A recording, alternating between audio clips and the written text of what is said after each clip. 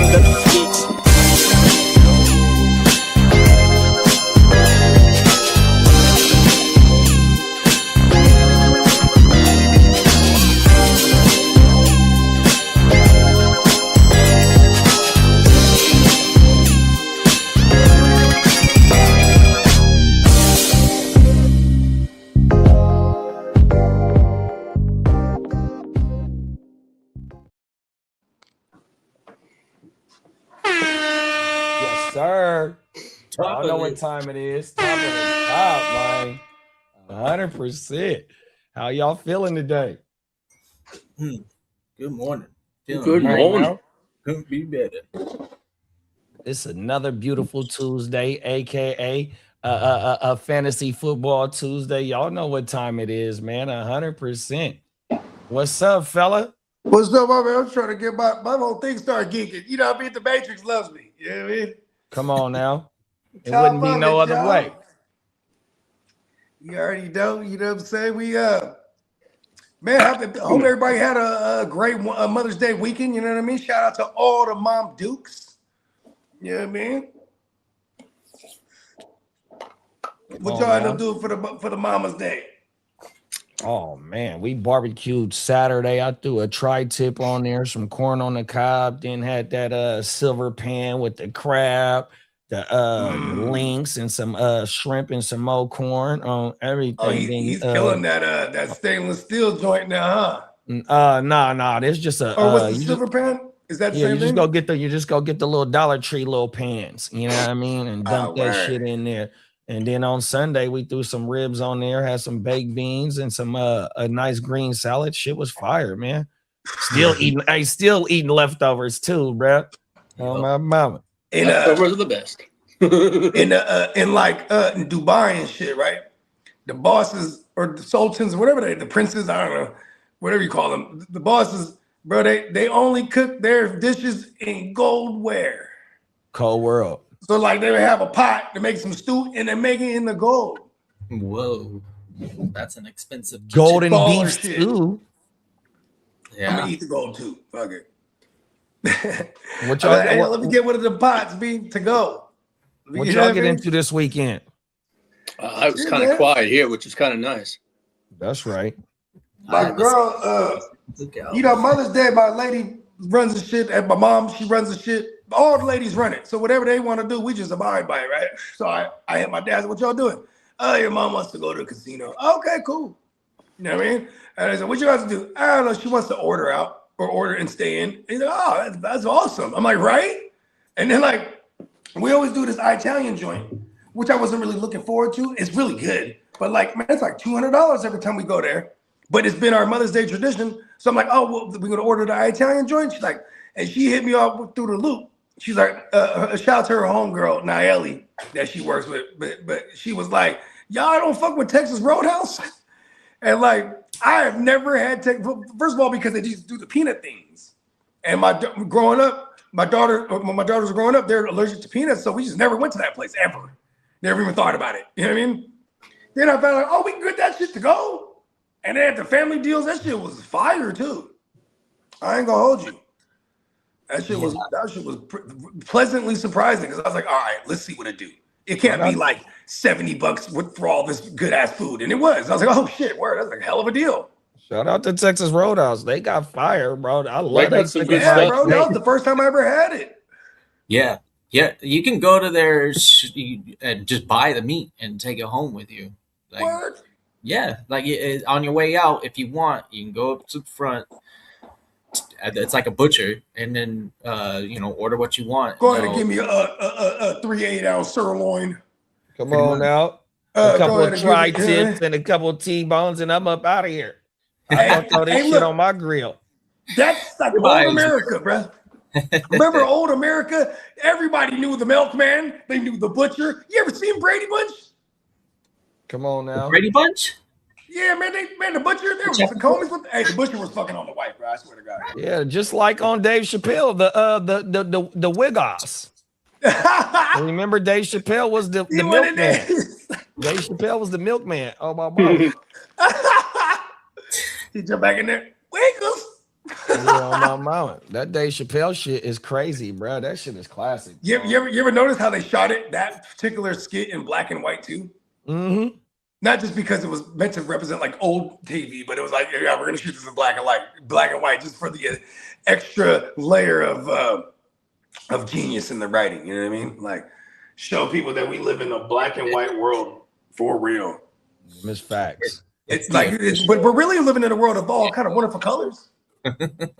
Beautiful colors. Just like today, what you look up in the sky, hopefully across the 50 states, it is spring lightweight about to be getting into summer, so it should be beautiful through all these 50 states. So if you look up, all you're gonna see is clear blue skies and that sun beaming wherever the fuck you at. Wow. Or in LA, you're gonna see some smoggy ass skies.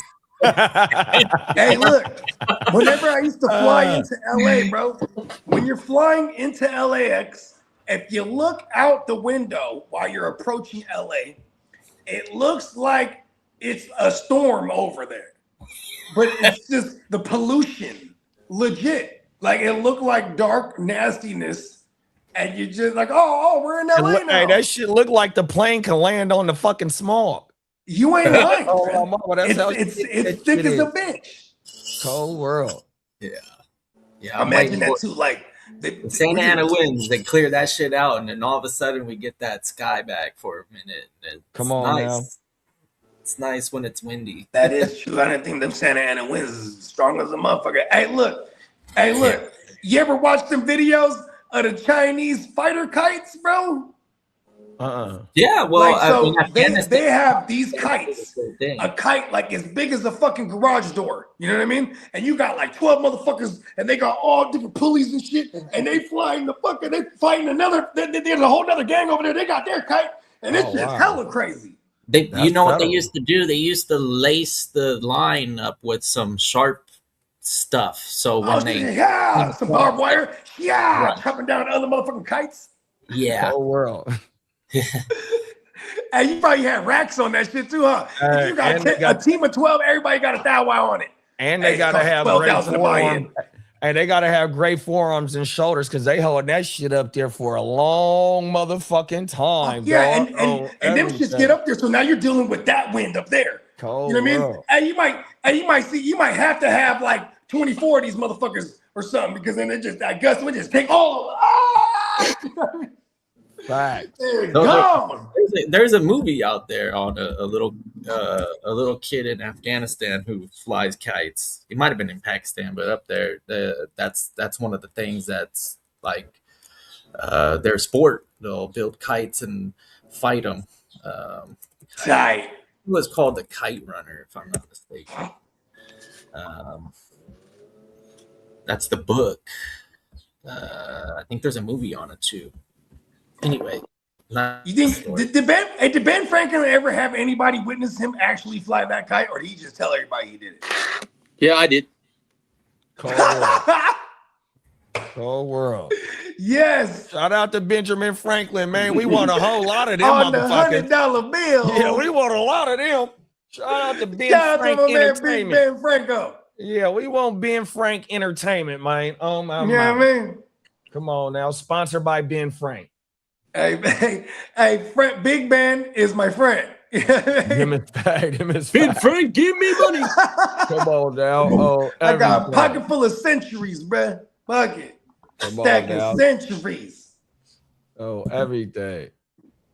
Well, let them know what time it is, man. Man, you already know.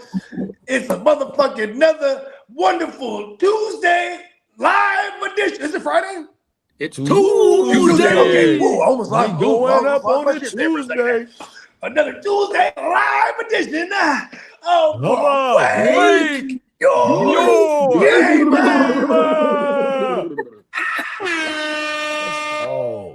Jamaica.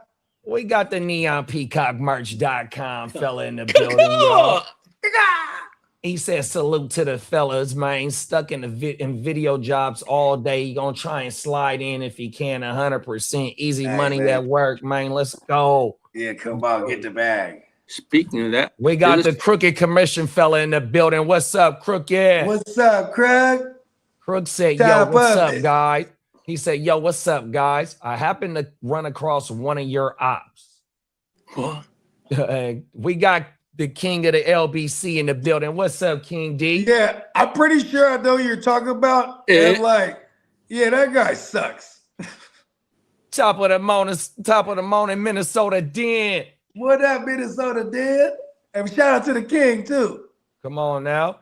Crooked said, you always said they were out there. I finally came across their channel. They recognized my name and connected it with you guys. See, you know what's so funny is because that guy watches our content. Like it's his favorite show. So like he careful, and he's the guy that will go and like pester people in the chat. Like, so he would know Crook's name because Crook has been on the show. He's in the chat. You know what I mean? Yeah. Yeah, it's funny. Top of the morning, Albert. What's up, Albert? I'll tell you we this got much. prime time Derek in the building, mine. What up, Derek? Anybody that tells me, hey, Bogey, such and such be saying this and that, you live rent-free in his head. No, nothing's for free. Where's my money? You know what I mean? Well, as I would say, new soup for you.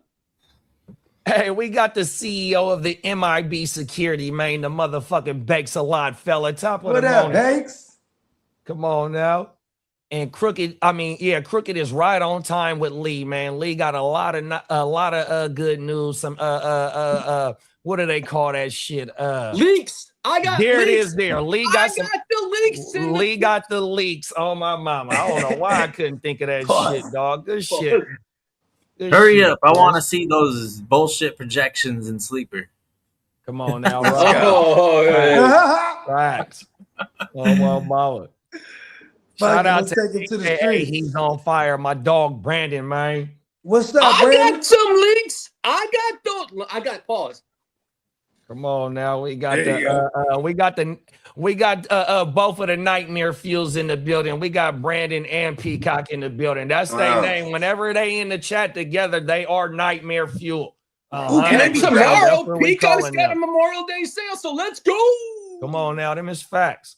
Talk that shit. You want to drop the information for the sale real fast before we get into the news? Let me grab it and I can pull it up. It's 40% off tomorrow, starting tomorrow. I believe it's 10 o'clock in the morning.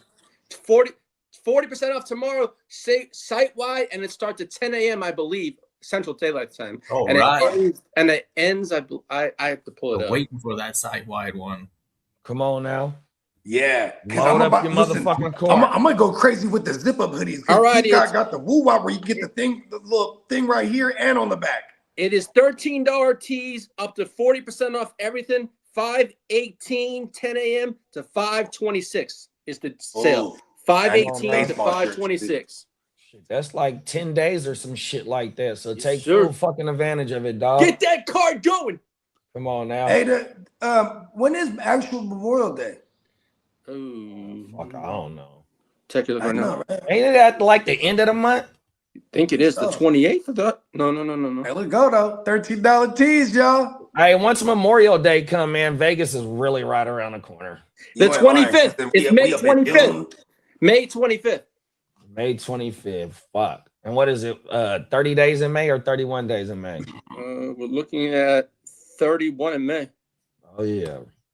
Oh yeah. The first of the month is almost here. We're right around the corner. We're Oh, exactly 100 days to Las Vegas. Let's go. Oh shit. Today's the 100th Tomorrow day. will be in double digits. Oh sir. wow. Cold world, Lee. Look at you. Yeah, you started the day off right, bruh. I ain't mad at you, fella. Come on. Let's get into Shit, this shit. I'm already in the double digits because I'm about to be. We Yeah, gonna be there because you're day there earlier, the day baby. early. It's 99 day. Yeah, you are. Yeah. Come on, see, there it is. There. Yes, sir. Wow. Come on now. Oh my mama. Here we go right here. Bake said, I fucking laughed out loud in my car. Fucking kid, if be nice to you, you gonna make me crash. Shout out to They're Bake. making a weak ass sleeper projections. Come on now. Fact. Here we go, bro. Talk your shit.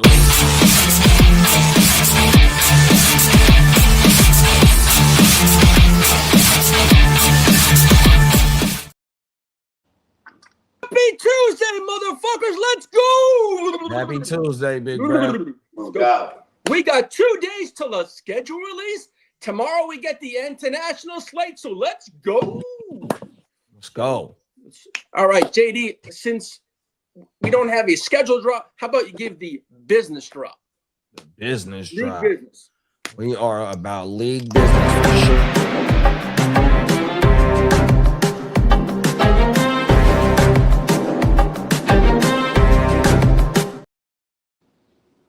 That tomorrow, Wednesday, the international slate will drop for all the games.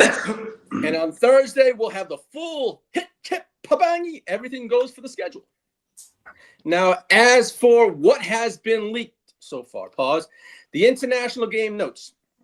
This season, a record 9 international contests will be played across 4 continents, 7 countries, and 8 stadiums. So let's go. This should be fun. Now, as for the NFL, is expected to have Saturday games in week 15, 16, 17, and 18 this season, and then continue with the Saturday games during the wild card and divisional rounds like usual. So that's 4 games in the motherfucking week, ain't it? Exactly. Monday, Thursday, Saturday, Sunday. That's 4 games. Exactly. Them motherfuckers is trying to take Tuesday, over Wednesday, shit, Thursday, dog. Friday, Saturday. Now, as for Brandon, Hey, that's the and slap. You know what I'm talking about, right? Yeah, them is facts. Oh my Yeah, what's mama. her name? Is that Denise?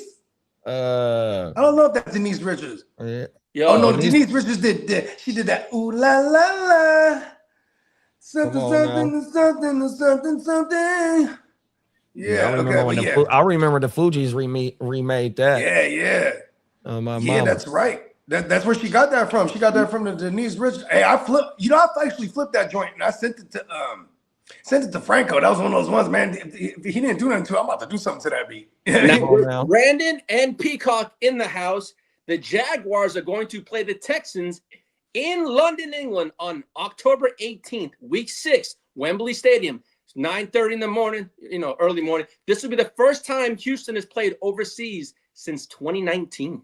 Yep. And I remember I was in Hawaii during that game. Yeah, the NFL blessed they motherfucking asses. Yeah. They ain't had to make no trip in the last 7 years, 6 Yeah, years. 6 years. Cold. Yeah. My Look, bad, cold. I remember that game because that was Candlestick's wedding when we were in Hawaii. And so it's a Saturday, right? And we all play fantasy together too, but we're all turning up too. And I was like, they're all sitting their lineups. And it's like 1 o'clock. And I'm like, shit, this game finna start in like 2 hours. I'm just staying up. You know what I mean? I was like, fuck that. Because the London, when you're in Hawaii, you're 3 hours earlier than the West Coast that's time. right. So it was like, bro, it was 3 in the morning. I'm like, shit, I'm about to watch this game right now. And then I'm all hyped for the game. Then I'm watching the game. Oh, yeah, it's the London game. You know what I mean? They're like, shit. Then the other game started. Then I'm up all night. I'm like, fuck it. Coaching. The reported opener looks like it could be this. The Patriots are reportedly opening the season against the Super Bowl chumps, Seahawks, on Wednesday, September 9th. Why are you calling them chumps? That's your favorite team. The Seahawks? Pause. That's not my favorite team. It's all good. You love them. Hey, I'm staying far away from that shit. You love them. What? I don't love it. You got any JSN, Lee? What's that? You got any JSN? No, I don't. Do not. In redraft, yes. Dynasty, no. You already drafted some redrafts? No, I have a keeper league that I kept JSN. Other than that, I don't have them in Dynasty. No. Now, hold on, Lee. Hold on, Lee. Yes, sir. Cricket said, yeah, just a Memorial Day show possibly, so I can jump on with the Playmakers. We was talking about bringing the Playmakers show back too, bro, because we can start doing our trivia and shit, you know what I mean, to start getting tuned up and shit, you know what I mean, bring the Playmakers back. So facts, Crooked.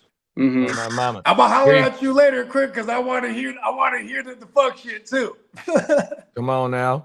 Yeah. Brandon said, I'm guessing the Texans play the Chargers in LA within the first 3 weeks of the season. Brandon said he don't want to go over there. Fuck that. No thanks. Let's stay home, bruh. And then, what do you guys think of the Jags in year 2 with Liam Cohen? Taking a step back. Yeah, me too, because now everyone knows Liam Cohen as the head coach. They know what to expect. They know how for them to maintain them being the playoff team, we need T Law to maintain what he did last year. And then with them losing, who they lost, they only lost Devin Lloyd last year on their defense. Did they lose any other key pieces? They lost Devin Lloyd. They paid what's his name? Trevion Walker. Those were the two guys that they needed to take care of, and they basically told Lloyd when they didn't pick up his 5th-year option last year that he was gone, so he's gone. Then there's I think they lost someone in their secondary, but I don't think he was notable.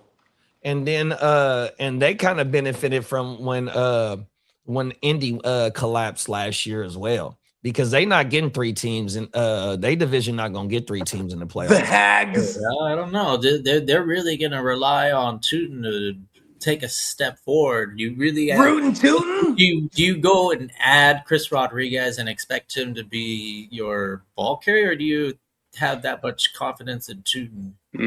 I think they ride the hot hand. Somebody during training camp, somebody gonna get the crack at the lead dog 100%, because we seen, even though they took Tootin and Allen in last year's draft, they still allowed fucking Etienne to go ahead and get ran in the ground, and hold on, Lee, and they benefited from it. Not only did they bring in Chris Rodriguez, they brought in one of my favorite running backs, UDFA. His name is Jamari Taylor out of Virginia. He's nasty. So when me and Lee did the Senior Bowl game, he was popping at the Senior Bowl, the practices and the game as well. So it's a crowded room over there. So I think Coach Liam Cohen gonna give that running back room whoever get the hot hand, bro, on everything. Yeah. And like, I guess there is, because he had Chris Rodriguez in college running all crazy, everyone, loves the idea of him there. I like that Tootin is going into year 2 of this system. So I still think I'm putting my money on the rootin' Tootinist. Rootin' and tootin'. I got Tootin'. To answer The fastest gun in the side of the city. but I guess I have to wait because running backs is harder to move right now, especially when they're young.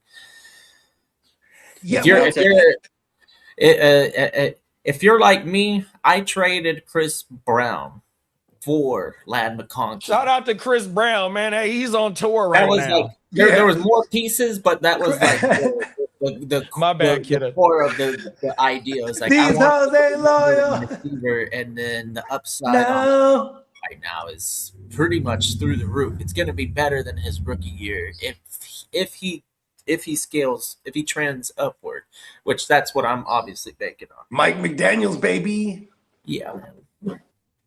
Somebody's got to get the actual. I'm always with that, bro. Flip the running PPR back for a receiver. I'm with I that want all the day. PPR targets for McConkey. That's what I'm expecting. And then he can develop that into whatever he chooses with the moves he uses on the field. He could be a game changer. Let's see him get better than what he was in the rookie year, and then I'll feel confident in my evaluating wide receivers. But I think McConkey's got that in him where he's going to have a much better season than his rookie year, and it's probably going to be this season. Yeah, what the McConkey take is that they can't bring back OG. OG is another reason why it hurt his value last year. Hey, look, I ain't gonna lie to you. 100%. If I ever saw Keenan Allen, OG out targeting by like 8 targets, and Ladd only had about 5 less targets than what he had in his rookie year. So it was highly inconsistent, and due to the lack of great offensive line play, fucking Keenan Allen with his low ADOT, he was the beneficiary from balls coming out quick Herbo last year. So that's kind of what killed Ladd's value. So if we don't get no Keenan and they go with what they got, and I think they are going to go with what they got just based on them taking Thompson in the 4th round, he's going to make the team 100%. So they're going to go what they got. He's fast as a motherfucker. And they don't need Keenan Allen because, like Lee going to say later on in the show, the tight end that they just signed, there's no need for them to bring in Keenan Allen. Exactly. So they pass catchers is set, dog. So I love the McConkey take Gang Green. Yeah, in the PPR format especially, that's kind of where I mentally keep my focus on wide receivers is the value of them and the PPR. Buying some back pipes. But if you look at it, Keenan doesn't fit this system because it's all about speed and size. Keenan doesn't he's have the old. speed. Exactly. He doesn't have it. He's lost. Hey, Lee, if you ever run into Keenan Allen, I want you to punch him right in his forehead. You know what I'll tell him? Get the fuck out my squad, you motherfucker. You have two pass catching tight ends now. You're going to run a lot of 12, potentially 13. Exactly. So who's going to be the receiver on the field? I can only see McConkey being the obvious choice, being the only receiver on the field in a 3 tight end set, especially if they get to run the ball. This regime McConkey's going to be the only one that I think can stay in that scheme where you put him in motion, you direct traffic, and then you give him a ball when it's instinctually in your advantage, and you let him do his thing, and he's going to have at least like 3 or 4 attempts to at least make a man miss a tackle, which he's very good at. One thing I want to add is just, if anybody is in the league with me and doesn't like the lad, I got it, bro. You know what I mean? I'm gonna shoot the offer. You know what I mean? That's how you avoid him going up the middle too, because that's what you're afraid of, because he isn't built to go up the middle. So you bring him. He gets hurt by the turf too. Yeah, you give him short yard and let him try and get that after the catch, and then eventually he's going to get that 1-on-1, and then he could get you there. Yeah, I'm going. I do going like the amount of 12, hopefully, on this season. Like a poor man's white version, or not a poor man's, like a white, lesser durable version of St. Brown. Yes, like I feel like we can get 1,100 yards and like 100+ catches out of Ladd on the high end. That's the exact probably ceiling that you could expect. Yeah. Oh, Peacock. Lee's obsession with international games needs to be studied. Like we don't care. Peacock, it's my other motherfucking country. Let's go. We getting ready for the World Cup. That shit's starting June too. Fuck that. It's USA, man. USA. Hey, Albert said it's gonna be the Seahawks versus the Bears opening night. Now I have seen a scheduled. Hey, look, I ain't gonna hold you. Nobody wants to see the Super Bowl rematch again. That shit was whack as fuck. Doesn't match up because they have Denver playing in this one that was leaked, right? Denver and the Kansas City Chiefs, but they haven't announced a site for it yet. But the one that came out, it's totally wrong. It's fake. But we're gonna wait till Thursday. All these leaks. The only ones that are confirmed, I can say right now, that are confirmed games for this year are the 49ers and the Rams in Melbourne, week 1. The Cowboys at the Giants, week 1, Sunday Night Football. Week 1, Chiefs Broncos is the first Monday Night Football game that has been announced. As for the Cowboys and the Giants that were announced yesterday, the Lions at the Bills are week 2, first Thursday Night Football in the new Bills Stadium. There you go. Ravens Cowboys in Rio, week 3 announced. Eagles at Cowboys Thanksgiving. Those are the 5 games that have been announced that it's going on. So, yeah. So that's that. Now, as for the Cowboys, they have the 4th hardest schedule in the entire league. The Bears have the toughest schedule in the entire league. And the Browns have the easiest. Shout out to the. Hey, I'm glad you said that. That's my pick to win the division, bro. That's a damn good pick. That pick's gonna stick. I'm telling you, bro. When we go to Vegas, I'm putting 50 lalas on them motherfuckers, dog. 100%. And you'll be counting those Benjamins on the way home. I hope so. Oh my mama. Hey, Derek said he wish he had JSN in the Gen Wealth. Hint, hint. Who got JSN in the Gen Wealth, man? He trying to get a trade cracking. I'm not a clue. And then Brandon said somebody going 8-9. Oh yeah, the Seahawks, I believe. Newsome, no ETN. Yeah, facts. That ETN, they damn near gave him $50 million, but Lee broke Jeremiah Love contract down, and he making more than him. And then Brandon said he wouldn't mind the Seahawks versus the Pats opening night. We haven't Derek seen. Shout out to Chris a Brown. Super Bowl rematch in about since it was like 11 years ago was the last time there was a Super Bowl rematch. Is that right? Derek says, "Shout out to Chris Brown. You caught me. You caught me when I said that, huh, bro? Oh wow, that shit was funnier than a motherfucker." That's what I thought Kidda said, Chris Brown, but he was talking. I think he was talking about Chase Brown. My ear, I heard something, bro. I heard completely different than what he said. Lee read that. Cricket said, "Fantasy question: how much does Njoku sign with the Chargers hurt Gadsden's value?" For this, well, I feel for this year it hurts. I mean, here's the thing: they have a fuck ton of blocking tight ends too, because this is Jim Harbaugh, right? So like when they go toward personnel, I don't think you'll have 2 route running, tight ends like that, unless you're in a clear passing situation, and maybe you do have both Njoku and Gadsden on the field at the same time. But here's the thing: it's like, the worst case scenario is that they do use both of them, and we can't start none of them for worth a damn, bro. Right.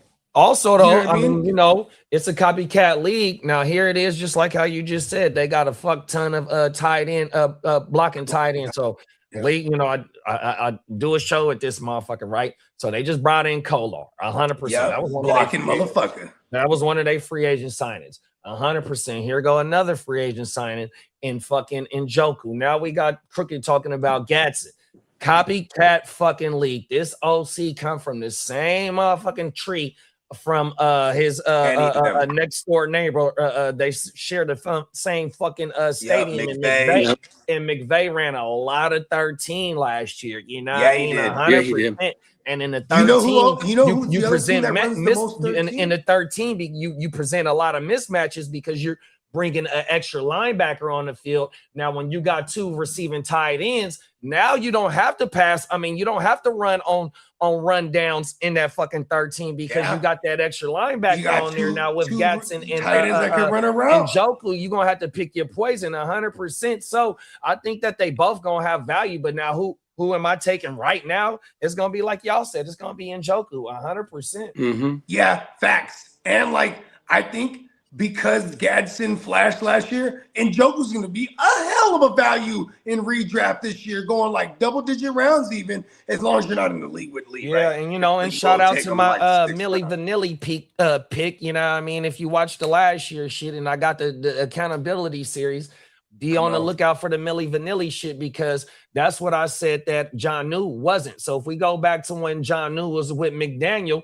that motherfucker out-targeted everybody over there, and Tyreek played 15, motherfucking Waddle played 16, and A-Chain played all 17, and A-Chain for them last couple of years, he has been the end-all be-all. But in that tight end system, and McDaniel is very friendly for the tight ends, and one of them gonna have a damn good season, bro. But I got Njoku for sure. So do I. But it's as they say, it's for 1 year too, so it's going to hurt Gadsden's value this year. That's for sure. Bake said, we continuing with the Chargers thing. Hold on, Bakes. Let me see.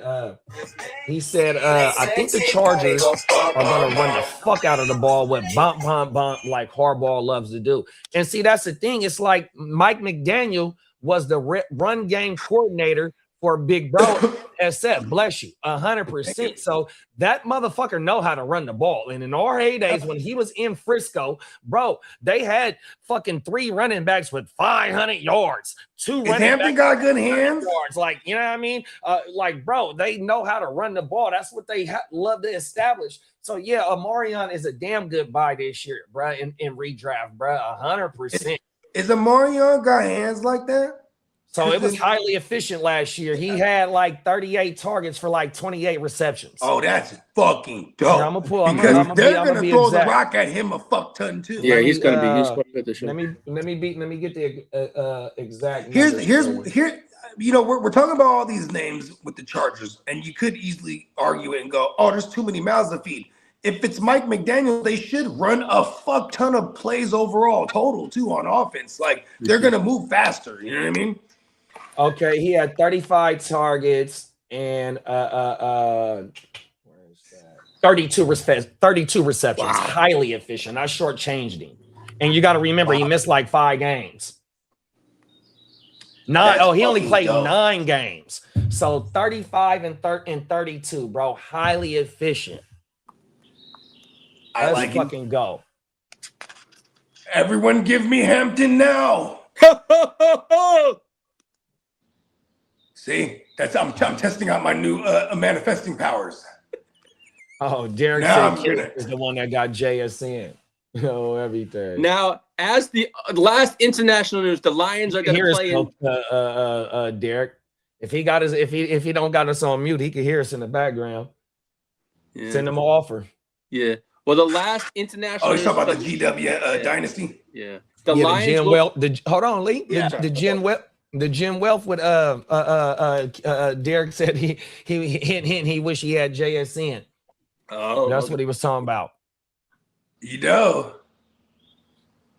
want JSN too now. We got a bid war. Come on now. Kid, I have land. Brandon said the Texans gonna get Keenan Allen. Go ahead and take the old man. Oh, that'd be fucking irritating. Hey, you know what? Somebody needs to punch him right in his forehead. Well, he doesn't have a hairline. Peacock said, you're right. His 5 head. Peacock said then efficient play action off that to Ladin, QJ. Yeah, that offense is going to be high powered this year. I feel like QJ is going to get traded for like a bag of chips, bro. Damn it. Cold world. Why are they going to trade him? He does have speed, though. They put $18 million guaranteed on him. I don't think they trade him. Oh, okay, word. He definitely gets behind defenders for sure. Pause. They're not going to trade him. They just gave him $18 million guaranteed. So I guess I'm going to retract my statement just a little bit. You know what I mean? Because I forgot he does have some speed on him. You're gonna need Now, speed. Hey, Banks said that Hampton is on the block in the gym. Well, so one of y'all come get him. I got too many of my boys over there. Pause.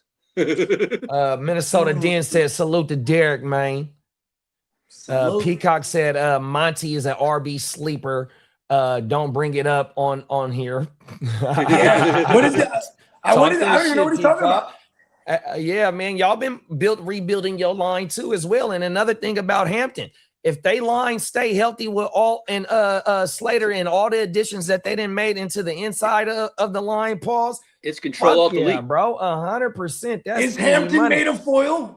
And okay, so look, we got shout out to Joshua Morrison. Joshua Morrison, we got the nightmare fuel in here, bro. We got Will Anderson and Danielle Hunter, aka Neon Peacock, and Brandon in here.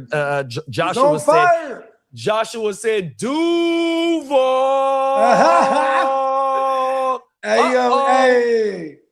Shout out to Josh, man. I think they say it like this now. They say Duval. That's how that coach say it, huh? Yeah. Duval. Yeah, He came in there and pissed everyone off for a second. Like, hold on, bro, you ain't even saying it right. Come on now. Now, the last piece of news I have for the international is the Lions are going to be the Germany team, and they're rumored to play the Patriots in Germany. That's the team that looks like they're going to head to Germany to play the Lions. We do know Fox is going to host that game.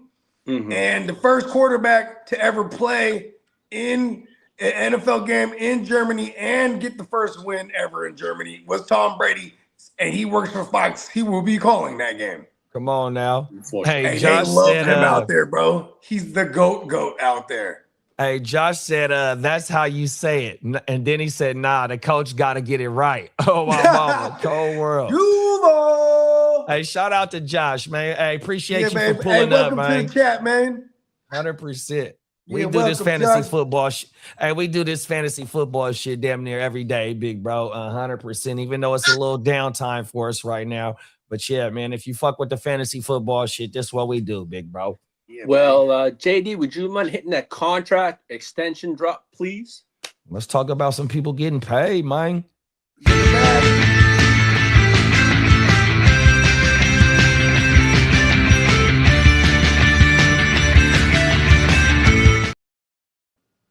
Well, the Broncos gave their GM, George Patton, a new 5-year contract.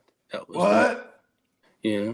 And we talked about in the last show that the Jets gave Breece Hall a 3-year, $45 million contract. Nah, I think we missed it. No, we ain't talked about that yet, yeah, buddy. We missed it. So right when we got off, because remember somebody in the chat said, Lee, did you see the news? And you was like, nah. No, it was during my show. You know, it didn't exist if I didn't see it. No, it was during my show. It was clock management. Yeah, that's exactly what I just said, bro. Yeah. Oh, my mama. So we didn't get a chance to talk about it on it. Nope. So break it down.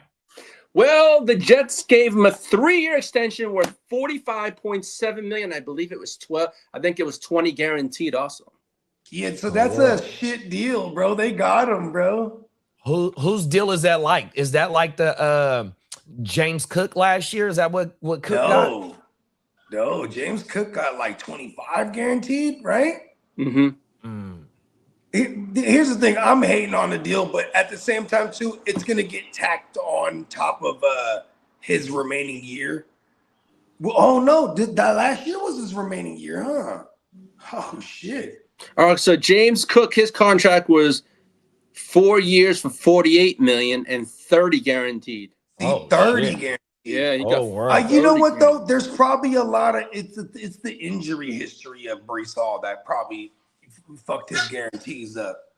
Hey, but you know what that tells me too, man? That he can get cut from them and get 20 off of them after a year, even. You know what I mean? Like say it goes all bad for them this year, they'll just move on from him. You know what I mean? Like what's the extension? 3 years? You said? Yeah, 3. So. Yeah, 3 years. Yep. Yeah, that's cold. Yeah, see, the thing with Cook is I'm not mad at that. I want to say Cook is only 26. A 2-year deal. Yeah, Cook is only 26, so he's still got some wear on the tires. Mm-hmm. Yeah, and Cook still had a year. Was it his last year when he got paid? Because I'm like, Well, he was a Cook second was round the lead player rusher too, that so he year. only had the Yeah. 4-year deal. So I want to say he's already. This is his 6th year. Oh no, he Let me wasn't pull the that lead up. rusher. He was number 2 because Saquon had 2 that year. But yeah, James Cook cashed out on his shit. Yeah.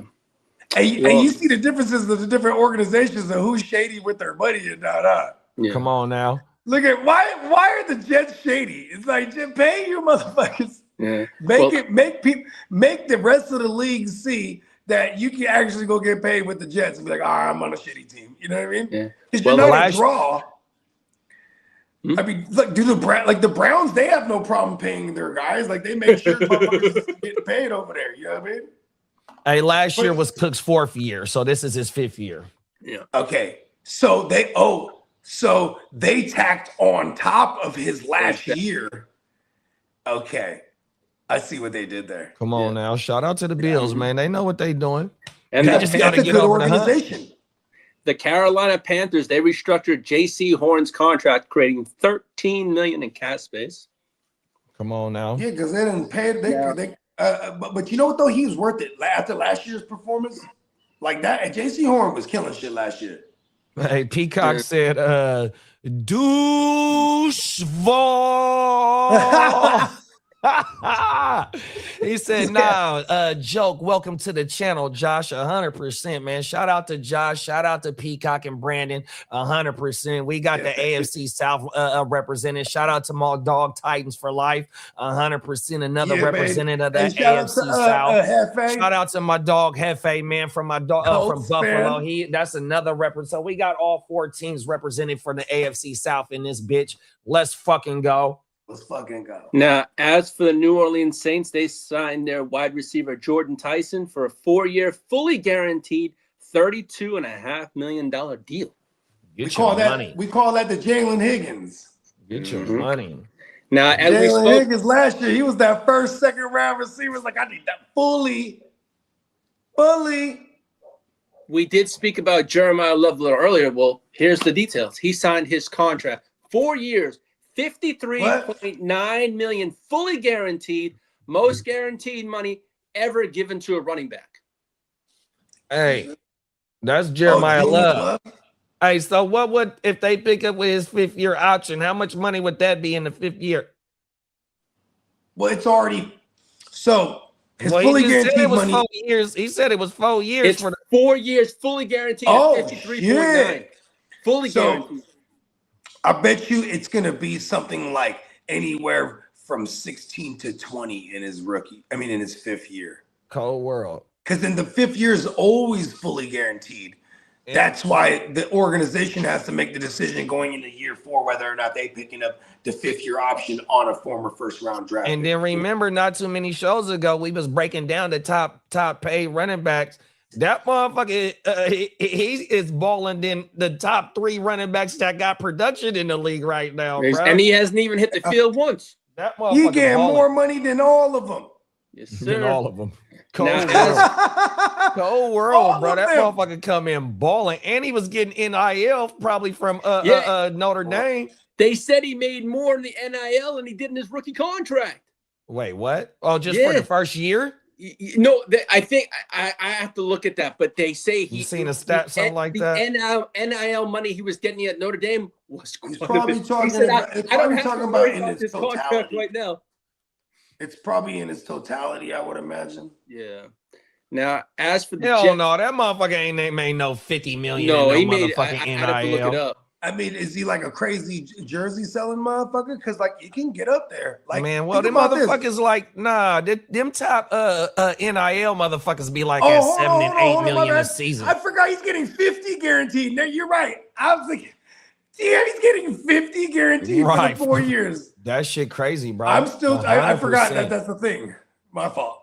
Yeah, I want to say like Arch Manning is like at 7 or 8 million. It might be Mo. A year. He might be at 10 on So at everything. 4 years, he can make away with 40 potentially. Well, I only remember him from last year. I don't know what he was doing the year before. Oh yeah, he was red shirted, right? He was probably getting 7 just to chill, though. Just bro, to for chill. real. Oh, my mama. I put on this red shit, blood, and get 7 M's. kick back. Oh, learn the playbook, son. Oh, my mama. Oh, Hey, you know who's the Manning that they talk about now? Peyton's son, bro. Marshall. Is that right? Yeah, Marshall Manning, bro. Eminem. Listen, this motherfucker Marshall Manning. is slinging it, bro. Also, Jeremiah I Love think he's about wasn't just 14 or making 15 NIL right now. money. He was also making money on his likeness in the video games too. So he's making money there in college. Oh, yeah. So he was making it on all the video games, his image, his likeness. So he was making like 4 or 5 times. Give me the manion. Yes, sir. So Run it. Give me the manion. now, as for the Jets, David Bailey, he signed a 4-year, $54.6 fully guaranteed, 36.2 signing bonus. Okay, I got it right here. That's so smart. It says Arch Manning had 6.5 in NIL last year. Carson Beck had 4.2. Jeremiah Smith had 4 million. DJ Lagway had 3.8. Lenore Sellers 3.7. Man, they pulling up in bust down chains and Raris and Cold world, shit, bro.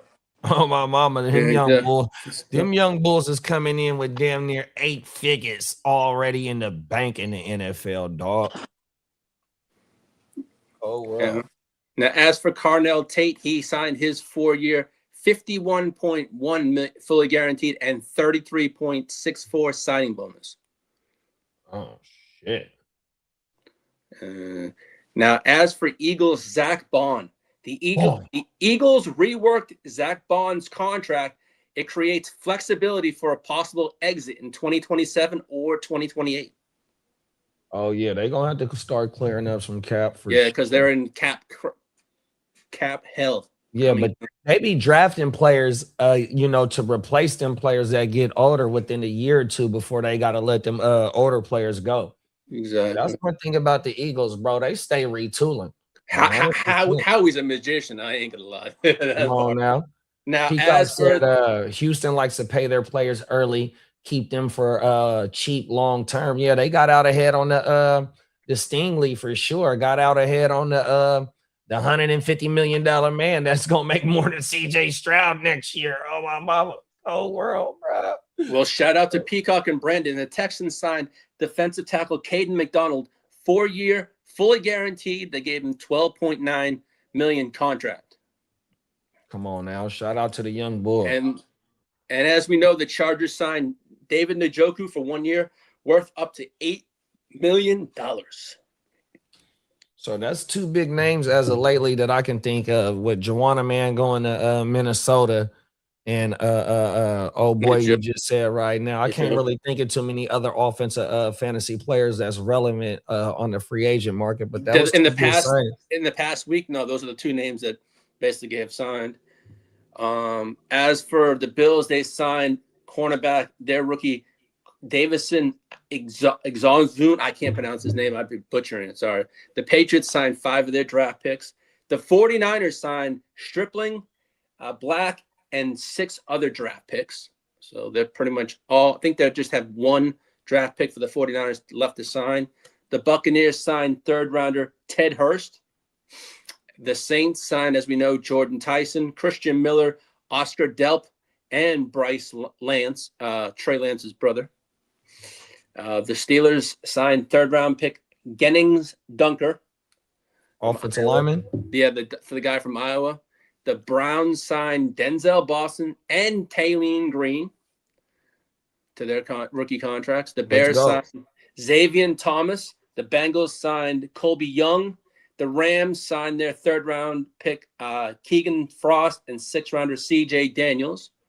The Texans also signed Evan Hull, who Peacock put in the thread a little earlier. They signed him yesterday or earlier today. It came out. So there, and the Chargers. Just the Xavier Thomas shit for Chicago. DJ Moore gonna have his vacated targets 100%, even though it was only 80 something of them bitches 100%. But they took Brown in the 3rd round. I'm kind of excited to see what they do, because that motherfucker had like 20 carries for 200 yards or some shit like that. I forgot exactly what it was, but he's a receiver on paper, but they was lining him up as a running back, bro, getting carries last year at LSU. And then also I hope my boy CJ Daniels makes the team, the 53-man roster over there in LA. That's a Hurricanes wide receiver, bro. That motherfucker nasty. He just got I remember you outshot. talking about him at the national championship game when we were on it. Oh my That was the mama, name that you mentioned the whole playoff run on my mama, but Yeah, you did. he got outshined by Malachi Tony. Malachi Tony, true freshman last year, that was damn near the whole offense because that motherfucker was throwing TDs. They was lining him up in the backfield, running shit out the backfield for him, playing receiver, playing punt return. Yeah, Malachi was shining last year. So yeah, I hope CJ does make the 53-man. And the Chargers signed second round pick guard / center Jake Slaughter. So our wall that is being built, they signed that. As the Giants signed Colton Hood to a fully guaranteed 12.8 $12 million contract and 5 guaranteed. The Lions signed Derek Moore to a 4-year, $11 million deal, and the Texans signed draft pick Kamari Ramsey for $4.94 million, Lewis Bond for $4.64, and Aiden Fisher for $4.5 million. All signed 4-year deals. So that's all that. Now, let's see what's Crooked said. Zion Thomas, gadget player. He will be valuable in leagues where you get kick return yards. Mm-hmm. Now, JD, you want to hit the trades, rumors, or speculation drop? What's the name of the rumor song? Why y'all? How it go? Listen to all these rumors. Look at all these rumors. Spreading. See, I'm fucked up. Some time to get away. Talk your shit. I can't even sing the song right now. I'm burnt out. For the Rams, they are reiterating they are potentially willing to trade for edge Maxx Crosby at the deadline if he's available and give up that 2027 pick. Wow, they going all in. They all go. And as for the Cardinals, Jacoby Brissett is currently viewed as Arizona's starting for 2026, 2027. Now, as for the Eagles / Patriots, A.J. Brown reportedly still has strong interest playing for the Patriots, even though what's going on. But this weekend, he has a meeting in Massachusetts with a condo place to buy a place in New England. He's reported he's going to buy a condo in New England. Hey, Boston is a beautiful city, man. You know, I mean, he just might want to have a nice little piece of real estate over there because, you know, the property value might be slowly sliding up, you know what I mean? And he want to beat the curve, you know what I mean? He just wants to beat the rumor mill. Hey, what's the over under on New England? No, what's their head coach name? Vrabel coaching this year. Now that you're speaking this, I was going to say, I was on the phone with Mark yesterday afternoon, and there's a report out in New England that if New England starts off 1-5 and there's stuff in the stands like signs that are being, Kraft said he has made contingency plans to get names if they start off slow of possibly giving Vrabel the rest of the year off to focus on his relationship and to clear his head to get and maybe come back in 2027, 28. Yeah, this is starting to be a super distraction. 100%. Yeah, and you know what I mean? And has he been made any public appearances for the team yet? He's been at the rookie camp. They say he was hands-on, pause. But hey, that's what Mark was telling me. But he hasn't had he hasn't taken no questions he hasn't in front of the had media yet or nothing. No. He's been having who's the guy that Wolf been doing that instead. He hasn't taken any kind of questions. No. Oh wow. Wolf's been doing all that. Now, as for the Broncos, Sean Payton quarterback situation, Sean Payton did not rule out adding another quarterback to Denver's roster. E.J. Warner impressed him during their rookie minicamp trial, and he may be signed. So that's about it. E.J. Warren? His name is E.J. Warren. Warner. I think that's Warner's son. Kurt Warner's son. Right? Kurt Warner's son? Okay. Kurt Warner's son, yeah. Peacock said they won't start slow. That means his job gonna be safe. Shout out to Orange Crush, aka Chase. What's top up, of the morning, Chase? big bro. Hey, Chase, man, you got the Chiefs week 1. Cold World starting to gate out strong. They haven't announced what stadium it's at, but hey, man, it is what it is. Hey, I'll be there with the Haterade watching the popcorn. Cold world. Cold world. Peacock said Vrabel being hands-on is a poor choice of words. You ain't fucking lying, bro. Them is facts. Exactly. Cold world. Now, Oh, my mama. as- Go ahead, read that one, Lee. hey, Chase, I agree with you on that, motherfucker. Fuck the Queefs. Cold world. Fuck the. But then again, as for the Giants, they still may leave. They're still going to leave the door open for OBJ before training camp. On that one, I ended up dropping him. I needed some space in 1 week. Yeah, I ain't mad at you. I dropped the one I'm share like, I had of him. No, OBJ, bye-bye. Now, as for the Ravens, several Ravens players are recruiting Stephon Diggs to Baltimore. Wow. Now, I know we did report about Mr. Old Man Aaron Rodgers and supposedly meeting with Pittsburgh on Friday in the weekend. Well, Old Man Rodgers stood them up this weekend. He never showed up. Oh wow. he was still at the darkness retreat, bro. No, he has his agent doing all the talking. He and they say he's in Pittsburgh. He just didn't bother showing up for the meeting. Oh wow. So the Stephon Diggs shit, bro. He's going to another playoff contender team. Yeah, 100%. I love that Ravens move because they took back-to-back wide receivers in Lane and Surratt, excuse me. Surratt from Indiana. Surratt, good looking, bro. 100%. So you bring in OG, who got jiggy with it the last couple of years, 100%. He still got gas in the tank. Oh my mama, I love to see Brad in Buffalo or with Patty Mahomes. 100%. I love to see that. I'm trying to think. As for there's something rumored that a lot of the Tyreek Hill news has died down, and especially with the Chiefs, they are not touching that. They're not going near that. They said right now. That's the last I saw of that on the Tyreek Hill stuff. There's been no surfaces about his name at all lately in the past 10 days at all. I wonder, does that mean he's not? I mean, well, he hasn't released nothing publicly of him working out or anything like that. No, I've seen no videos because I follow him on social media and I haven't seen anything at all. Yeah, but I bet you he's working though. Oh, he's probably yeah. Well, shout out to the Ginger Ninja, his Minnesota Vikings. They're going to have a quarterback competition, a true competition between Kyler and JJ McCarthy. It's over already. Don't even start it. Now, as for Kevin O'Connell, he will be very involved in the Vikings GM search. So he ain't going nowhere. It wasn't his fault that they let Darnold and dumbass get up out the door. Oh, everything. Now, as for the Colts, they have an Anthony Richardson situation. Shane Steichen avoided any kind of questions about Richardson's future with the team. Damn. So Coach doesn't even want to because Riley Leonard went up in that thing, started slinging it. Is that man? He was running all over them motherfuckers. Well, hey, Riley Leonard was coming up out of Indianapolis, huh? Before Mendoza. Nah, he come from Notre Dame. Riley Leonard came from Notre Dame. Okay. So who? I think who you're thinking. I think who you're thinking about is Curtis Rourke, which is our third string quarterback. Oh, yeah. He's the one that was at Indiana before. Yeah, he was the one that was. Yeah, sound like they cutting something up. As my neighbor, he's getting dentist work done. Come on now.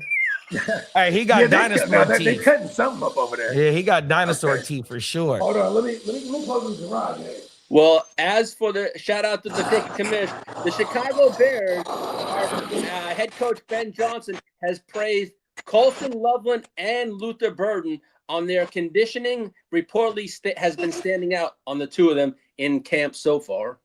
Let's go. We need that's big fantasy points right there from us right there, man. We need them two young brothers play all 17 games, get deeper into the playbook 100% so they can just get unlocked this season. Fuck a year 3 breakout. We need a year 2 breakout. Now, as for the Seahawks, assistant GM Nolan Teasley is among the top GM candidates around the league for the Teasley, eh?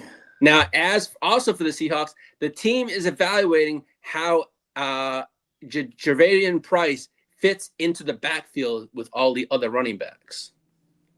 Easy, right in front of them in the depth chart. Sir. He elevates to the front of the line. Front of the They took class. him in the first round. Come on now. Oh, everything. Right to the front of the line. Come Now, on as now. for Hold on, Lee. Let me get through these comments real fast. Sure, no problem. Banks said Tyreek is working on getting his name clear with the NFL HR department. He got too many player personnel. Well, he just paid off an OF model. And then What is Crooked that? said, What? "What An happened?" OF model? Tyreek just paid one off because he took him to court. Oh shit! Cold world. Hey, Crooked said he liked hearing about what you just said about Hey, Loveland Crooked and Eye. Burton. That's why I said shout out to Commish. Come on Now, as for Taylor Green, the team believes the Browns believe he has unlimited potential that has been untapped, and they're looking forward to untapping that stuff. Man, if he make the 53 man, bro, that fucking says something. Because if they let him get to the practice squad, anybody could get, bro. You feel me? So He's look, undrafted? no, they took. No, him in he the was fifth. drafted. This is the Who's quarterback. This is Oh, his the name is cornerback. Taylor. Yeah, his name is Green. Taylor. Yeah, on my mama, that motherfucker 6'6" with 4.3 speed. He got the metrics of Megatron. Mhm. You know what's going to happen, bro?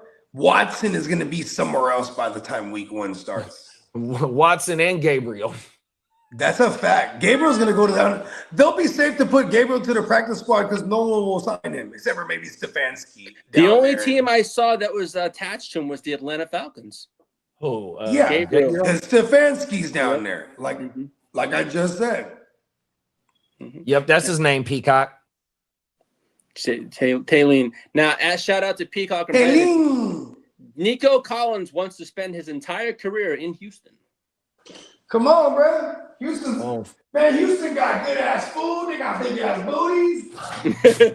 Houston Nah, is dope. As for the Tampa Bay Buccaneers, shout out to JD and the University of Miami. Defensive end Ruben Bain Jr. Head coach Todd Bowles says Ruben Bain Jr. already looks like he's in mid-season form. no days off. That motherfucker mad that he mad that he slid to the 15th. Yeah, pick. he was a little heated. Oh, what the He didn't fuck? even put his hat on. He just put the hat and didn't take the picture. Come on now. Oh my mama. He was just ready to go to work right when they called his name. Now, I as like that energy. As Come for on the now. Eagles quarterback, Jalen Hurts, he's more open than ever to playing under center and using play action in the 2026-2027 season. I love to hear that because that means Saquon gonna get back to what he was doing the year before. Mhm. I ain't saying he That going means you're going to have to run a 2K. significant amount with him to play action. Yeah, 100%. Now, Oh, as no. for shout out to Bakes, the Raiders quarterback Fernando Mendoza has been practicing and training with wide receiver Jeremiah Smith, training together in Florida since they Who both does? live down there. Yeah, he's been training with Jeremiah Smith. They live in Florida. Caleb Williams? Oh, okay. Nah, Jeremiah Smith. Jeremiah Smith, the number one pick that they think of wide receiver from Ohio State. He been training with Caleb Williams? No, with Jeremiah Mendoza, Smith. with Mendoza. Well, Yeah. with Mendoza. I was Yeah. trying to figure out which quarterback. Because Fernando he Mendoza. referenced it to Crook for some reason. So I have assumed he was talking Nah, about- he said shout I out to said Bakes. Bakes. Oh, I'm so off today. That all would good. totally make sense. It's all good. And you know what's crazy? Is that mean, hey, Mendoza, like, go ahead and go throw it with Jeremiah. Yeah, that mean the motherfuckers is number going one pick overall. exactly. The motherfuckers is going 3. The motherfuckers is going 3 and 14. But they gonna lock that go. bitch in, The bro. Browns, step aside, Browns. We're getting over first round picks. Step aside, Jets. Oh, everything. Hey, Oh, look, world. these motherfuckers a lot of them is going to be looking for quarterbacks anyway. So, like, here's the Bro. thing: Kirk Cousins. Man, fuck that. If you need a quarterback, in next year's draft and you got the 1-on-1, that's probably a Keyshawn Johnson move, bro. They are Yeah, taking but you it. just If you got the take Jeremiah 1-on-1, you ain't Smith. trading out of that bitch. Oh my mama. That And they want to motherfucker. make sure of it too. Hey, look, they be on the little Ouija board talking to Al Davis. He's like, "Get me Jeremiah My Smith. Ouija, are you with me? Come Ouija, are you with me? Now, JD, Hey, that's how they hit got him. Henry Ruggs. They had the Ouija thing. He said, get the fastest guy out there. JD, would you mind world. hitting that injury drop, Hey, but please? see that. Hold on, real fast, Lee. This Problem, that thing though. Like, see with the quarterback shit, right? If Jeremiah Smith play all his games this year, like what is the regular season? 12, 13 games, and it's about another 4-5 piece in the playoffs. It would be like 15 if that motherfucker total, play all them motherfucking games, dog.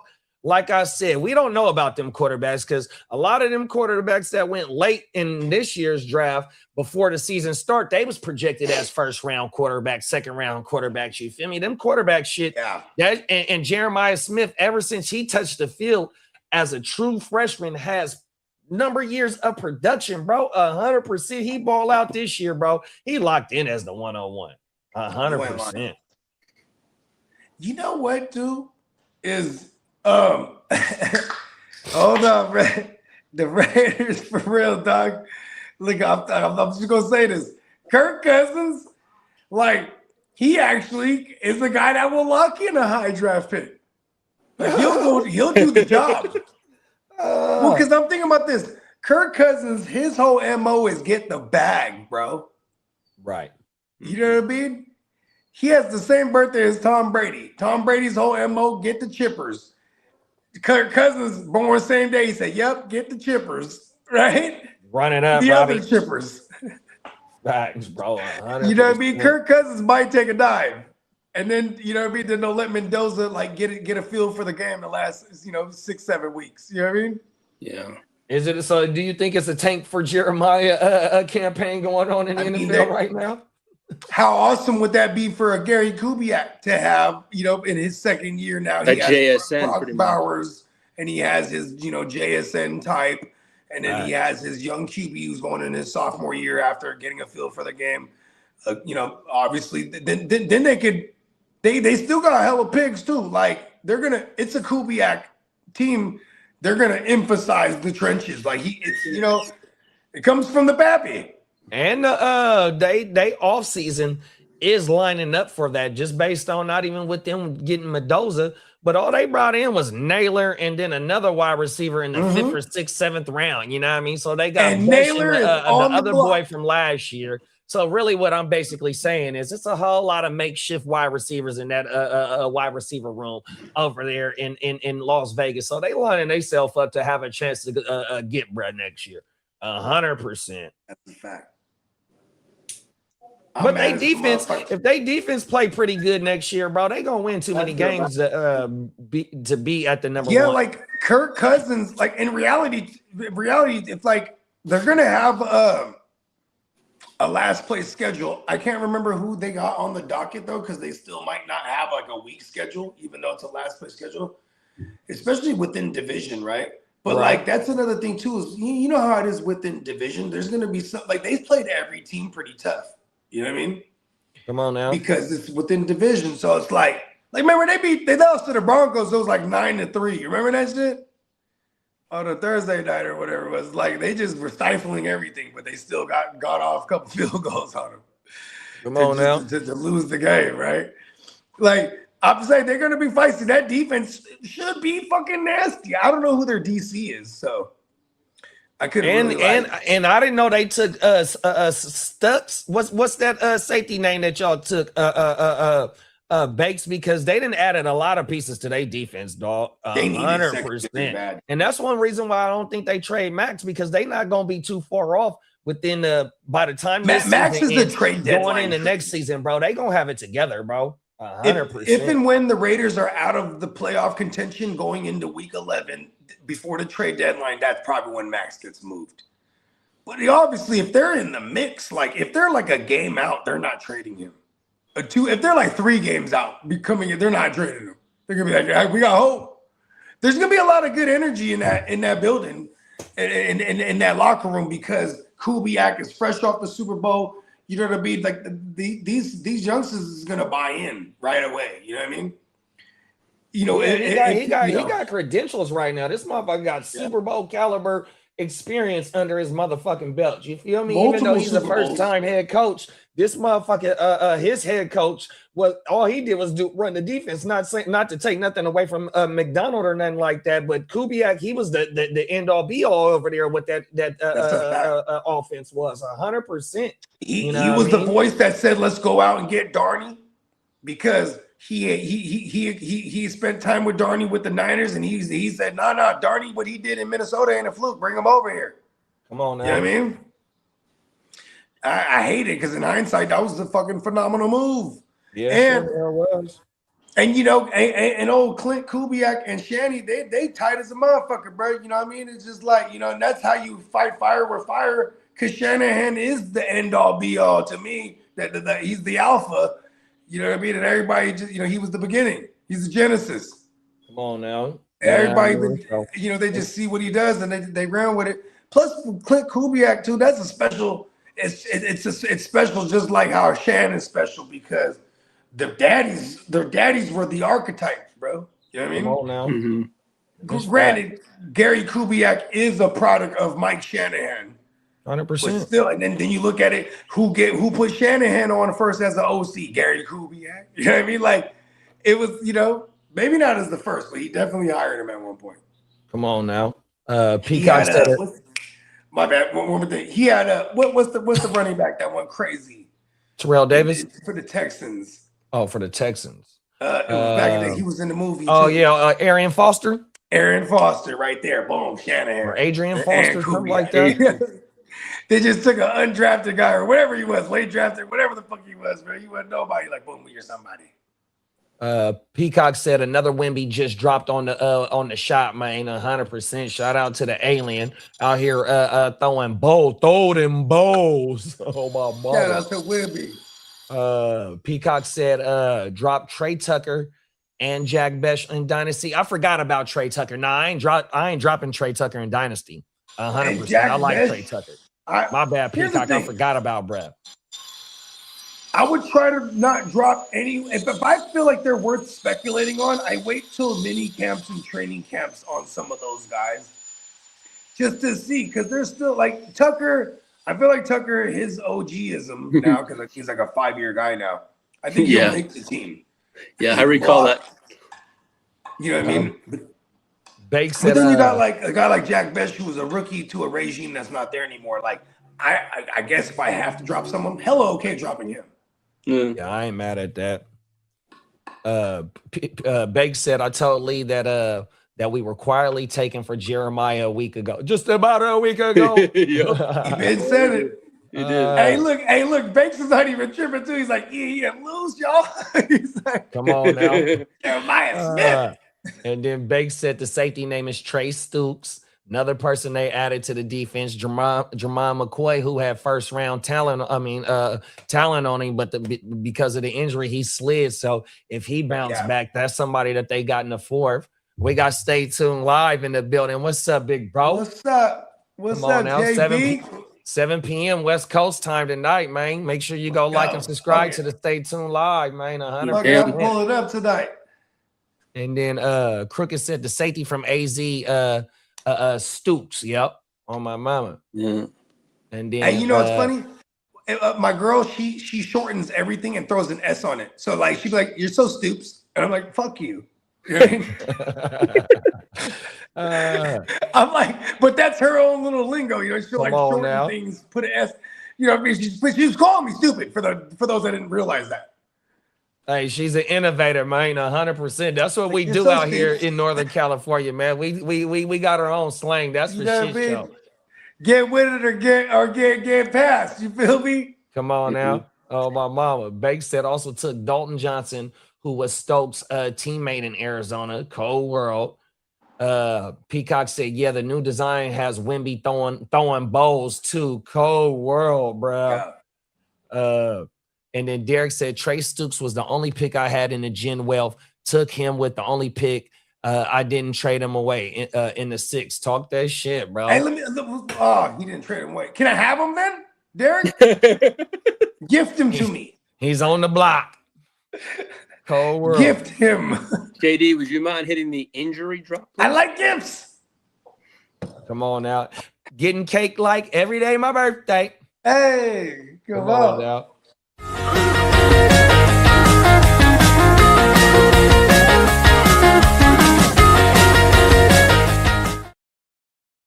Shout out to Chase. Well, the Broncos, Bo Nix and his crooked ankle could be ready for June minicamp. As for the Colts, Danny Dumbass may participate in 7-on-7 drills during OTAs. Now, as for the Texans, Tank Dell, he is cutting, running, but not fully healthy or fully cleared to do anything else. But he is running and cutting. But they figure it'd be better. That's damn good. That's damn good news. You know what I mean? 100%. Hopefully we get to see Brad this year. Oh, everything. And then you said Danny Dumbass is gonna be ready for 7-on-7. Yeah. Or OTAs, you said? For OTAs, yeah. Oh, wow. And as for Zach Charbonnet, there's no current timeline for his return. And what was that, an ACL that he had? Or was it?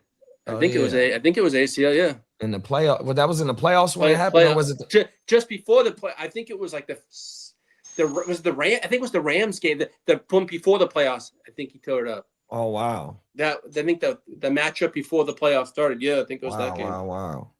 Yeah, and see that's the thing right there. That motherfucker ain't got no timetable for an ACL, but Kittle's they thinking Kittle gonna be ready for week 1. Man, get the fuck out of here. Now the Bears made a sneaky. Kittle's on the block. Come on now. Hey, that's a smart. hey, that's a smart move, Bogey. Get his ass up out of there, bro. Oh, everything. Hey, listen, you better man, get right what you now. can for it. Yeah, I know Tank will play it. No. I know Peacock. I know he's gonna play this year. I'm just saying. Yeah. And then Bake said, if you know me, you owe me. Bogart Scott free. Come on. Hey, look, now. if you know me, you owe me. I said, what did I say? They call me bogey. What did I say? I says I'm origami with the paper. That's what I said. Come on now. I'm origami with the paper. And you want to hear this new one? Said, Tank will play this year. Yep. Talk that shit, bruh. Hey, listen to this one right here. Yeah. I just wrote this one today, actually. Well, I was working on it this morning. I started yesterday, but I said, follow my lead. I am the one.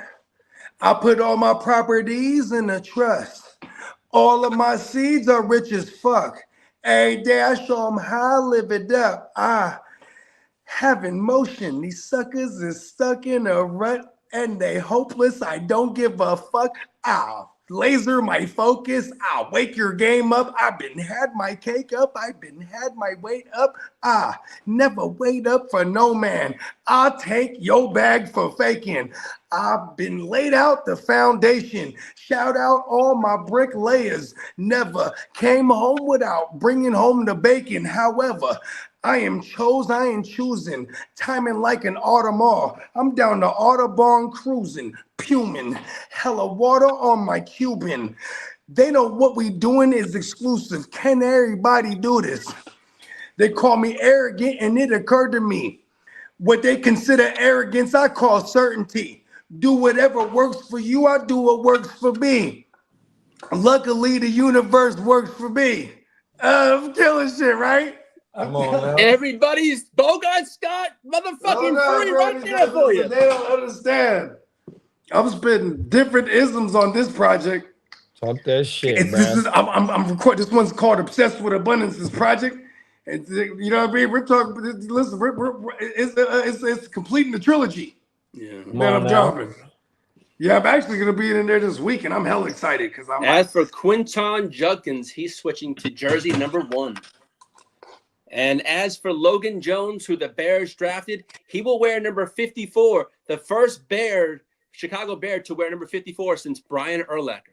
Let's go. Disrespectful.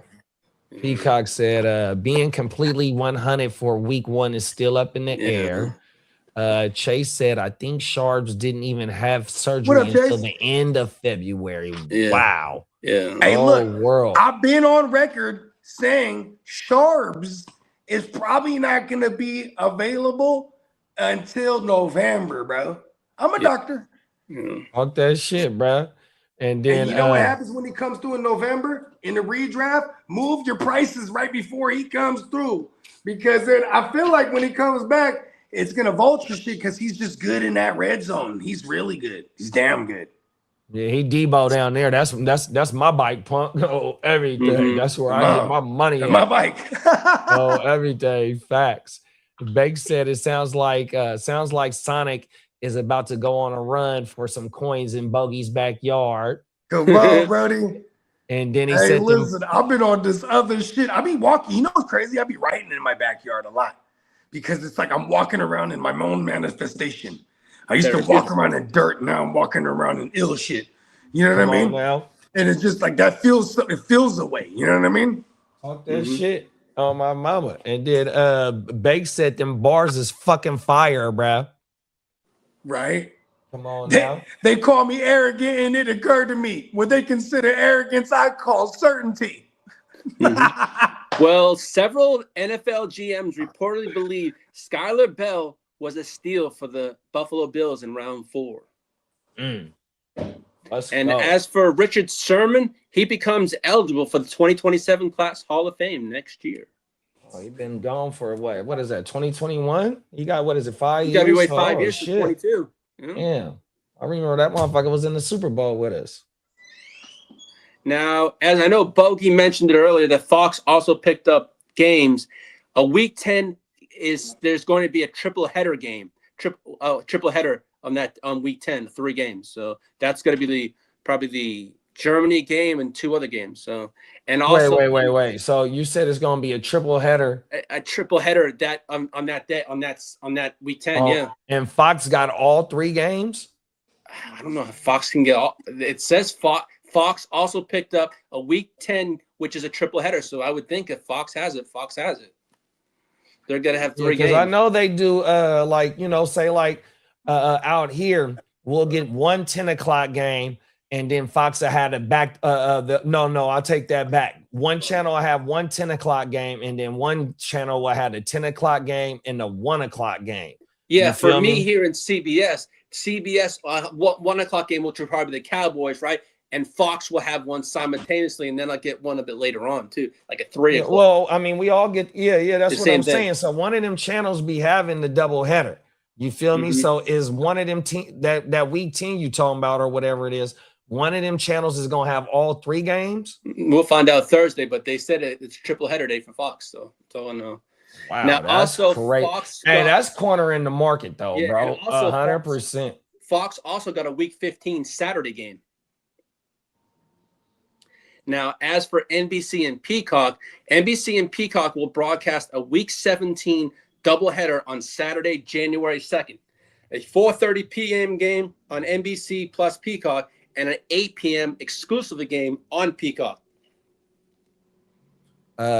Peacock said, I remember Keon Coleman, wide receiver, don't mean a damn thing. Skylar Bell going to be an afterthought.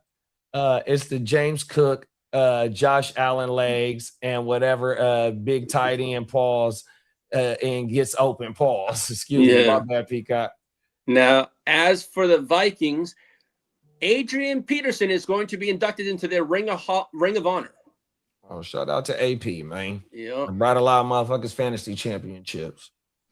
Yeah. So basically, that's all the news I have for today, folks. And we will, as I said, tomorrow we'll have the international slate of the international games and who's playing who. And then Thursday, we'll have the whole kit and caboodle, and I'll break it all down on Friday morning. Facts. Appreciate you, bro. It's a comment in here for your motherfucking ass, though. Slow down a tadly. I can process all the rapid fire news. Okay. Gotcha. I'm trying. I'm trying to get there better, Peacock. Trying. What? You done ran through that motherfucker for the last couple of shows, bro. We gonna get there though, man. But you gotta remember, bro. You gotta let it breathe, bro. Yeah. No. We gonna get there, man. Yeah. 100%. And that was the ear to the motherfucking street.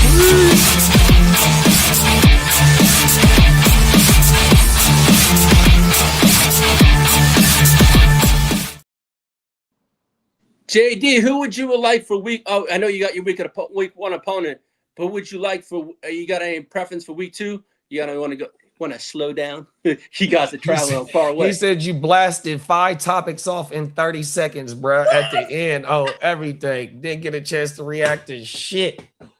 Oh my mama, it's all good. Everything. Hey, to answer your question, though, Lee. Hey, we don't pick who's on the schedule. We just play. Oh my mama. So I don't give a fuck who we play week 1, week 2, week 17. As long as we play in the January and hopefully get to February.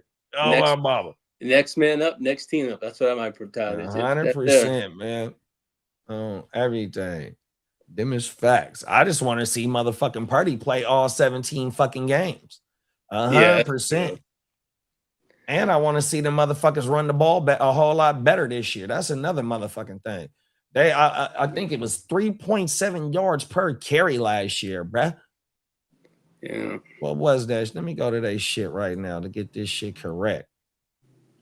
Because I know CMC shit was at like 3.7, 3. What's that? Is what he averaged. Let me look and see what the team did, bruh. Fuck. That's one of them the belly means with bruh eating a banana talking about I'm gonna drop a dime. Oh, everything. I don't like that shit. That's good shit. Oh shit. That's passing. Oh, here got a Russian right here. They was 24th with 1,817 yards. That was 24th in the league. Don't say the yards per attempt on this bit. Oh, here we go, right here, 3.8. They was at 3.8 yards per attempt. Yeah, we need to be floating around 4.3, damn near 4.5 yards per attempt. 100%. That shit was whack, bruh. And if we go back, this is 2025. Let's go back to the next year. I'm gonna share the screen with y'all. Oh my mama. Let's see. That's one thing about the staple of the Niners offense, bro. They are predicated on running the ball, bro. But they couldn't do that last year. They had to use CMC as the WR1, the motherfucking running back, which couldn't take no pressure for Kittle. I mean, not Kittle, Purdy, to be able to get that play action going because they couldn't fucking run the ball 100%. Then he getting beat up, turf toes and all types of shits. Here we go right here for 2024. My bad. Hey, you know it'd be my move. It was 4.7 just in 2024, bro. And CMC only played 5 games in 2024. Is average depth the target? Nah, this is the yards per attempt. Oh, yards per attempt. That's what I meant to say. Rushing I'm sorry. attempt. We're talking about Rushing attempt. And then when we go to 2023 in the Super Bowl season, it was 4.8.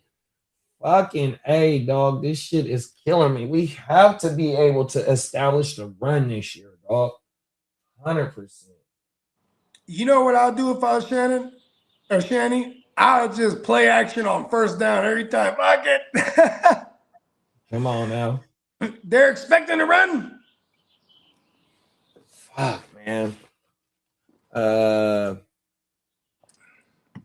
I'm just very happy with what we're paying Brock for what he's giving us. Because for sure. We at least get to see this one out without it hurting the organization as we go along. Like, look at this, bro. We just took care of Trent again. Look, we're like, all right, fucking full old guy mode. Like, we snapped into it. But, bring Greenlaw back, too, while we're at it. Like, fucking full old guy mode. Win now. Everyone is telegraphing it. Yeah, no, that was facts. And you know what else is telegraphing it, too, though? What else is telegraphing they full win mode right now within this year, probably next year as well, is that they look how much money they under the cap space. I just seen that they damn near floating around 70 million, bro. Yeah, I think it's like 67. 67. 6-7. Shout out to Derek, man. 100%. That shit crazy, bro. They trying to swing for the fence somehow, some way. Yeah, come on. And you know what? As we fucking should. You know what I mean? It is kind of crazy because when you're looking at recent history, right? Like we're in 3 decades plus from the last title reign. You know, we're up there with the Cowboys, and you know what I mean? Like recent history, it's been ruled by, you know, the Chiefs, the Eagles have been in the mix, right? We've been in the mix. We just haven't won one. In our recent history, we've been in the mix. You know, we've been to three bowls in the last 15 years, 14. So, you know what I mean? I'm not going to complain as a fan. I just want one of them.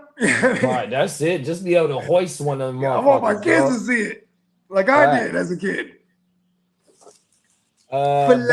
Bakes, I got a stat for you because I'm about to do a video coming up once I get out after my accountability series about CMC. So there's been back-to-back years where he's went over 350 combined touches, and that was in Carolina. Then he had the hurt season. Then he came. We got traded. We traded for him in 2022. Then here I'm gonna pull that up. Damn, I hate to give y'all some insight on this new video I got coming, bro. But Banks, this shit. So he's due for another back-to-back season, bro. Oh my mama, and he only had a low 300 in touches. I mean, rushing attempts last year. That's why I brought up about the yards per attempt. So when we talk about his career, it's not the next year that he falls off. Here it is right here. So in 2019, he had 287 rush attempts. No, in 2018, he had 219 rushing attempts and 107 receptions. 2019, 287 rushing attempts and 116 receptions. Then it was 2020 where he only played 3 games. 2021 he only played 7. Then boom, 2022 he played 17 games with us, or we traded for him in 2022. So he played 17 games. He had 244 rushing attempts and 85 receptions. 2023, 16 games, 272 rushing attempts and 67 yards. 2024, I just said that he only played 4 games. 2025, 311 rushing attempts and 102 receptions. So if we go back to 18 and 19, he did it back-to-back years, but he missed. He played 10 games in 2020. In 2021 and 2020, he played a combined of 10 games. Then in 22, played 17, then 16. Then in 2024, only played 4 games. So what I'm trying to say is, it's not the one season that he does it. He has back-to-back seasons as his career says it right now. Because I've already studied this. I got this shit as a video coming out, bro, on why I'm not afraid of drafting him this year. 100%. Peacock said, went with a small turkey original sandwich. Got a 2 p.m. video coming up soon. Oh, yeah. Got to go ahead and fill that gas tank up, my mama, with some good protein. Everything. 6 album. Facts. Yeah. What I was talking about is Bake said historically, CMC regresses the year after he carries the ball like a workhorse. That's why I sold him everywhere I could this year. I ain't mad at you. But it's back-to-back years that has happened for him. He's still 29 with an Achilles tendonitis. He has to get stem cell shots to maintain. Hey, keep them stem shots going. And as history just showed, here, I'll share the screen too. As history just showed, you're going to get one more year out of him. And hopefully it's still a high production year because history has showed that he has done it back-to-back years. Share the screen. So here we go right here. 17, 18. That's over 350. 18 and 19. Both of them years is over 350 plus touches. Then you see 2020 and 2021, 10 combined games in 2 years. Then you got 22 and 16. That's over 300 touches. Then in 2024, he doubles back with only 4 games played. And last year he played all 17. 100%. And if we get any help in the running game, which another motherfucking running back to help alleviate just him doing it all. And if we get any consistency out of our wide receivers, it's gonna help, bro. He don't got to be the all end all be all in the offense. 100%. You only got like 10 games out of Kittle last year. You feel me? My mama, bro. That's why Jake Tonjes was relevant. 100%. So if we get anything out of anywhere else on the offense, bro, it's gonna help CMC on top of what we're looking at right here. Oh my mama. CMC just had another kid, got to do some research on his research on RB production in childbirth and years. Come on now, talk that shit. Hopefully it's not like how how when them boxers say they be training for fights and they be going, you know what I mean, without months without getting shooting at the club and shit like that. So hopefully that's not what it is. Oh my mama. I don't want a helped CMC. I ain't mad at you for that, big bro. Oh, my mama. Oh, everything. But nah, I understand what you're saying, especially for Dynasty. But the only reason why I'm bringing this shit up is just that based on, you know what I mean?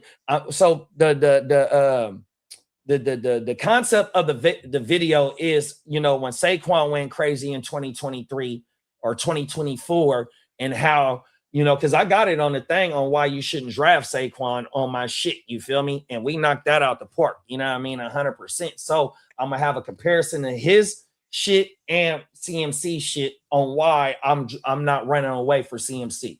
You know what I mean? But I still got to finish up my accountability series on everything. So trying to cook that shit up on my mama.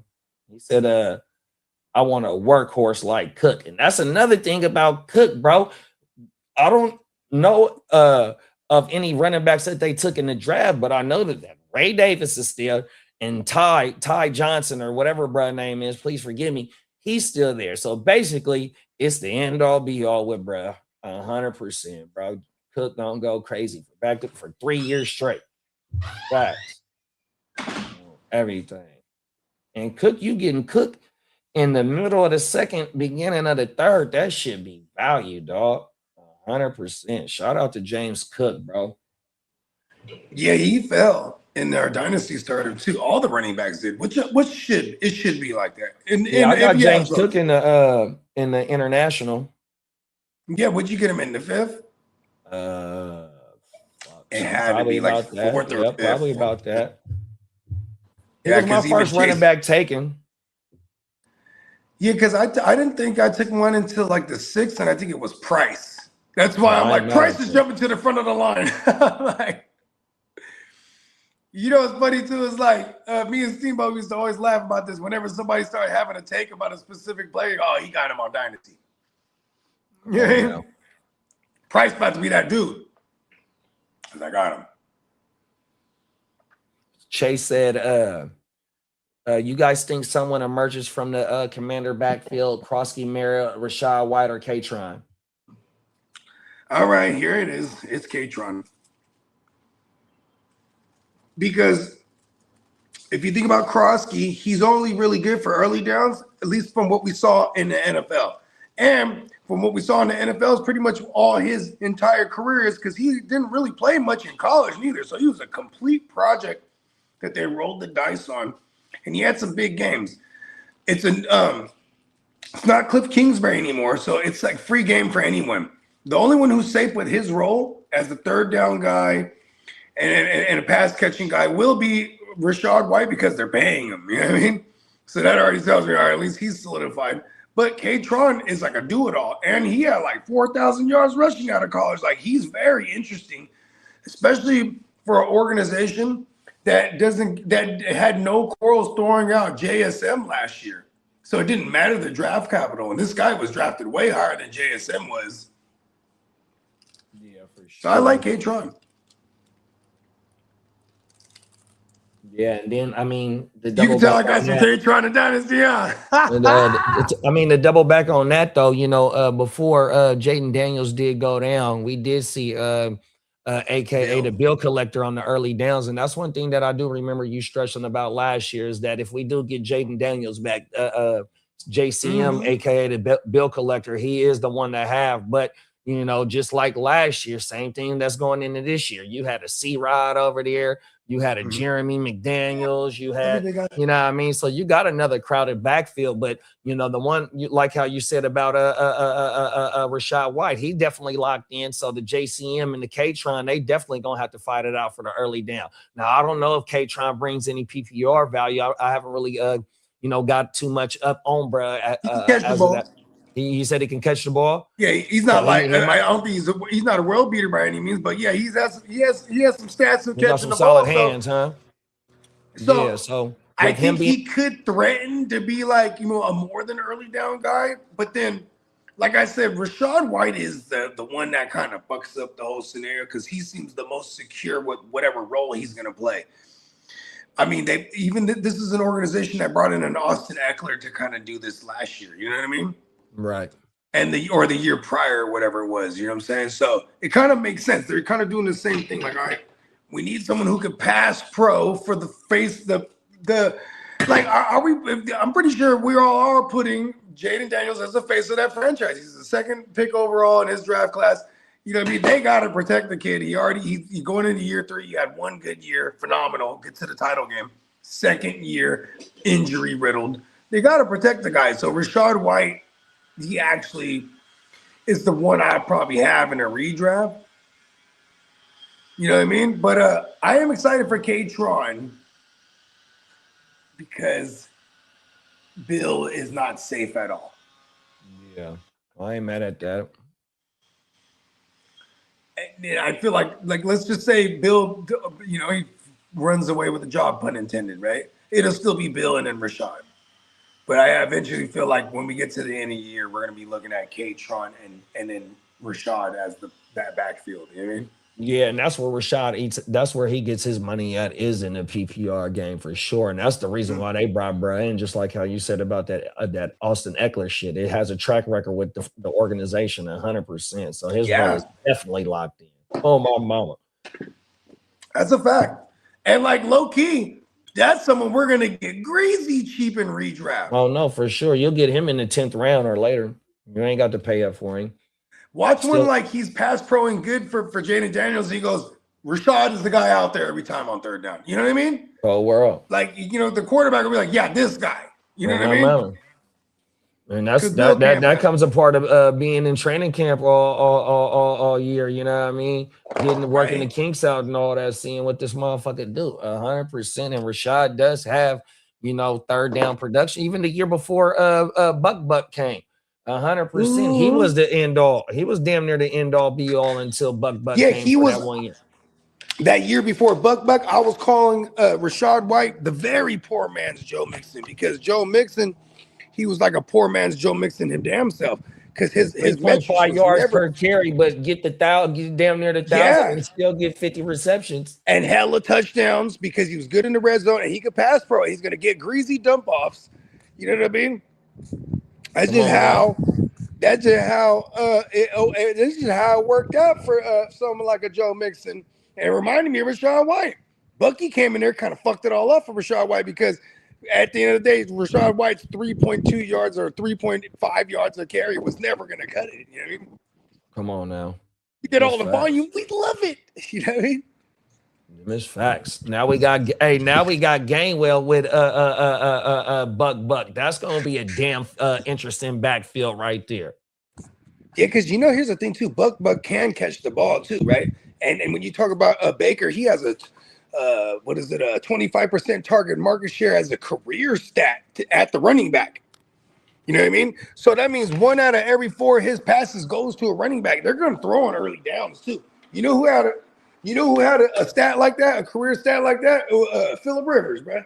Phillip Rivers will throw, and you look at all of Phillip Rivers running backs. Shout out to LaDainian and Darren Sproles. Yep, Darren Sproles, Danny Woodhead, all of them. They were all catching the ball because this was also something the quarterback did. So that's why I like Baker where he's at, and I'm okay with Bucky. And people are so scared of Bucky. We're getting Bucky late this year, Brody. Yeah, I, even if I don't get Bucky, I'm taking Gainwell. Taking Gainwell later. Gainwell had 74 receptions last year, dog. That shit is ridiculous. Remember Gainwell with the Eagles too. when he was with the Eagles, Swift was not a near target because they were like, Gainwell's our guy on third downs. Yeah, but they didn't see. I broke that down in my Saquon video last year. They have a track record of not throwing to their shit. Miles Sanders was like the last motherfucker. Well, no, Swift. So Swift did have maybe a 40 target season. Swift and Sanders had over a 40 target season, but that's not shit in the Eagles shit. And even Saquon with his first 2 seasons having a 1 season with 1,000 and 1,000, and then going into week 10, I think he got hurt, but he was damn near finna do that shit again. His 2K season, he only had like about 30 receptions. And how I just talked about Gainwell having 74 receptions last year, the year when they won it with the Super Bowl. Gainwell was on that roster, and he didn't do shit in the PPR game. And that's because I've tied that back to Kellen Moore as well, 100%. So, yeah, it's been I've been deep diving 100%. So a lot of that shit in Philadelphia has been because of the threat of Jalen Hurts. You got Jalen Hurts who averages over 10 rushing TDs per year, over about 100 and something rushing attempts. So you're taking away from what the running back also provides as well, bro. 100%. Do you know off the top where they at on the totem pole as far as like total plays ran on offense? Because I feel like they don't run a lot with the way their style of play is. Run the ball, slow, fucking drain the clock, you know what I mean? Boom, push, right? Like, this is what they do. I'm like, they really don't go fast over there, huh? Well, it tells me Jalen Hurts' team pass plays per game is at 31.3, and that's 27th at the position. So that's at the bottom of the league. And then I could tell you how many attempts. See, and that would tell me that if they're running the ball more, and that means they're running with success, because they also have a good defense. A lot of times, a good defense to me is going to correlate with more pass attempts if your offense is playing from behind. Obviously, right? You're going to abandon the run. So they do have a very decent defense, but I'm like, why isn't Harry Roseman seeing what's going on in the league these days? Like, all the good teams that run up the scoreboard, the ones that have the good, watch when the Texans offense starts clicking. It's going to be a wrap. My thing is that, and I'm not an Eagles fan. I love you, Dan. You know what I mean? There's beef between us. Shout out to the Ignorant Thinkers podcast today at 5 p.m. West Coast time. They're not the opposite. But so I'm finna stand up for Hurts. You know what I mean? And, it's the off season, so I got beef with every team. But, I'm going to keep it a stack whenever I can, bro, 100%, especially if I know what the fuck I'm talking about. Kellen Moore got to Jalen Hurts. Shane Steichen got to Jalen Hurts 100%. So all that bullshit that they be talking about, like Jalen Hurts can't do nothing, with them 2 offensive coordinators right there, bro, he got the most out of them motherfuckers. And one was a Super Bowl win, and one was he outplayed Mahomes in this fucking Super Bowl that they lost 100%. So my thing is like, look, bro, somebody can get to that motherfucker, but them other motherfuckers, Patullo and all the other motherfuckers, man, hey, look, bro, sorry for you. Like Lee say, no suit for you. No suit for you. Up out of here. Kellen Moore got promoted to a head coach after he had Jalen Hurts. Shane Steichen promoted to a head coach of what he did with Jalen Hurts has been with a new coordinator. Fuck what they be talking about. Hurts is a good quarterback, bro. You got to get him with the right motherfucker, dog. Because Hurts he's been with a new coordinator. Too. Every year he's had a new coordinator. Mm-hmm. I never thought about that. You ain't lying.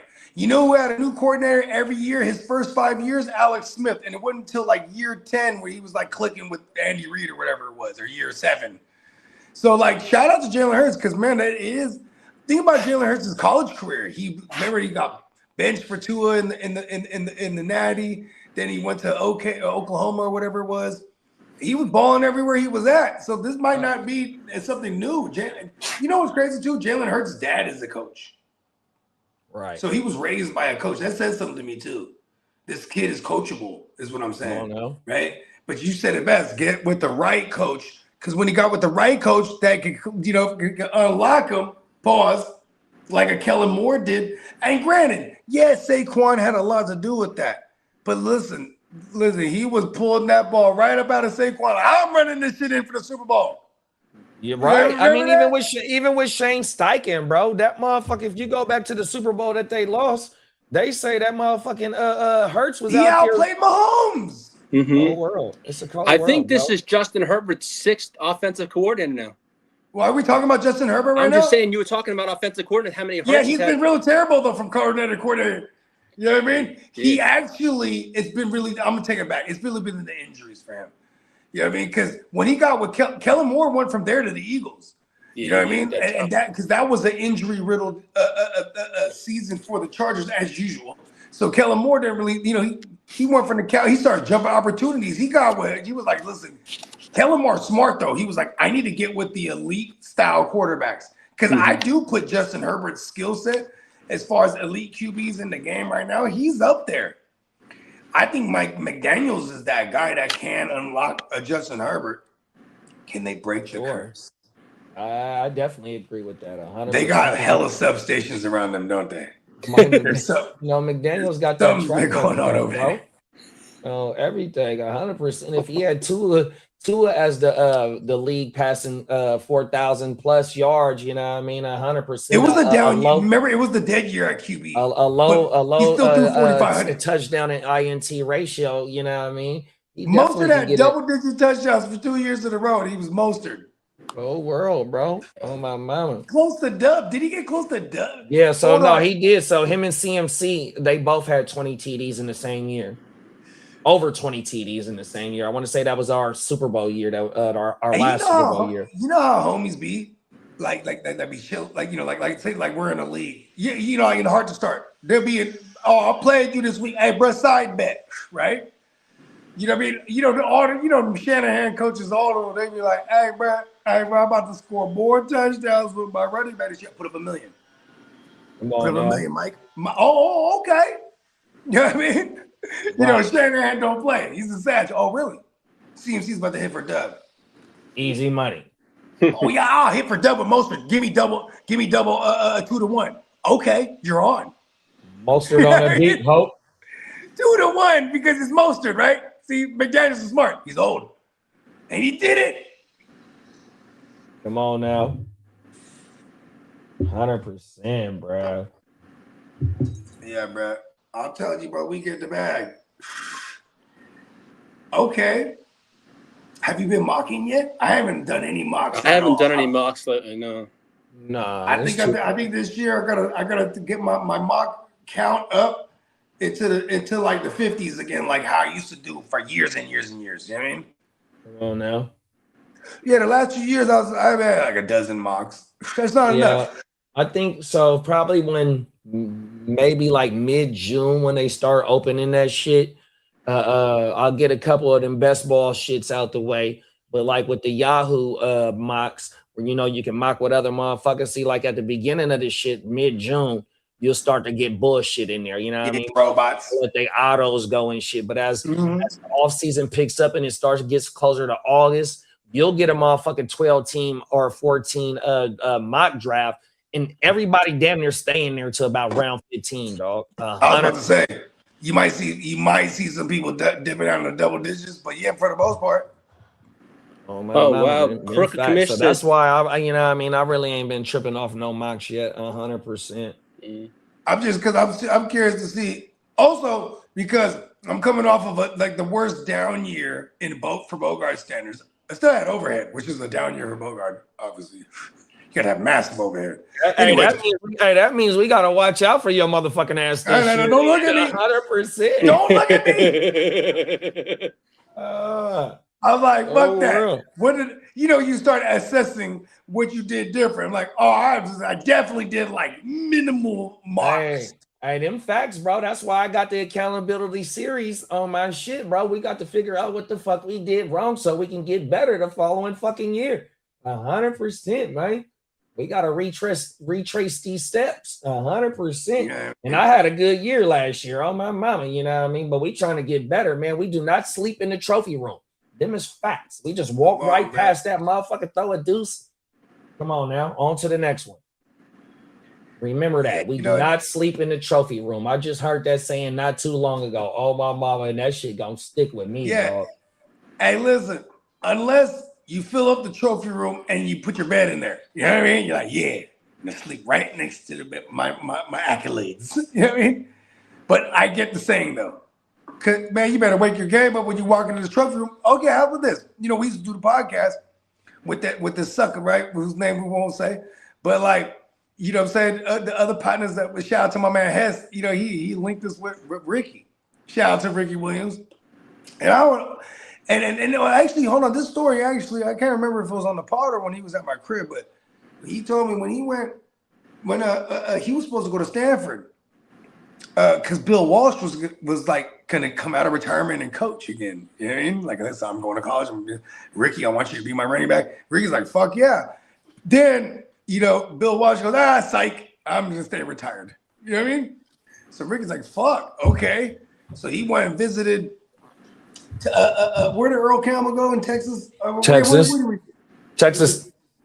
Texas? No, it's Texas. It's called Texas, the Longhorns. Yeah, the UT thing, yeah. So their trophy room, they call it the tea room, right?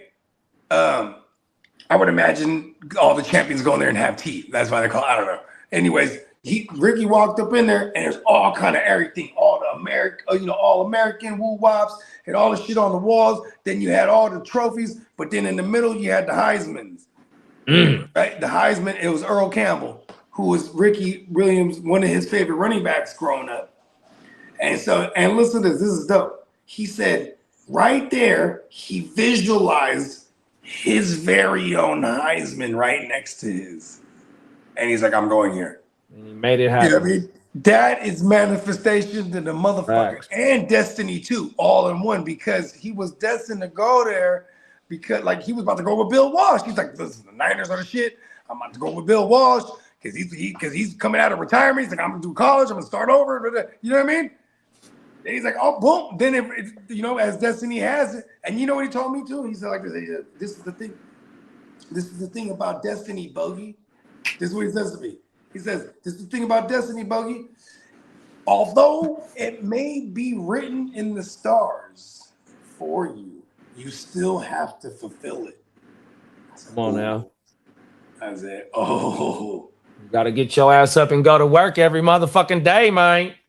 Come on, bro. 100%. It might be written in the stars for you, but you still got to go out there and get that motherfucker. Facts. Slow feet don't eat.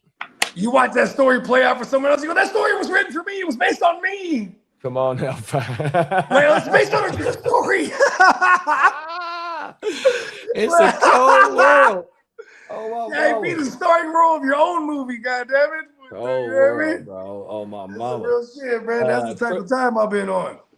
Crooked said, damn, y'all see Brandon Clark just passed away. He was a Grizzlies player, Memphis Grizzlies player, only 29 years old. Rest in peace. No. Definitely rest in peace to bro and his condolences to his family. Yeah, man. My mama. Yeah, rest in peace, man. A whole life's ahead of him. See, listen, man. In the last 2 months since March, I lost 3 family members. You know what I'm saying? Rest in peace to my cousin Junebug that was untimely. Rest in peace, Junebug. Yeah, rest in peace to my Aunt Rita. She rest in peace, Aunt Rita. 87, whole life, beautiful life, beautiful service too. You know, we sent her home correctly. That's you know right. what I mean? Then her son just passed last Thursday. Wow. Her youngest. And what was sad is he'd been fighting deep dark depression since I can remember, since I was like 12. You know what I mean? So he just but they were obviously hella close. And like I'm like, damn, well, you know what they said is natural death.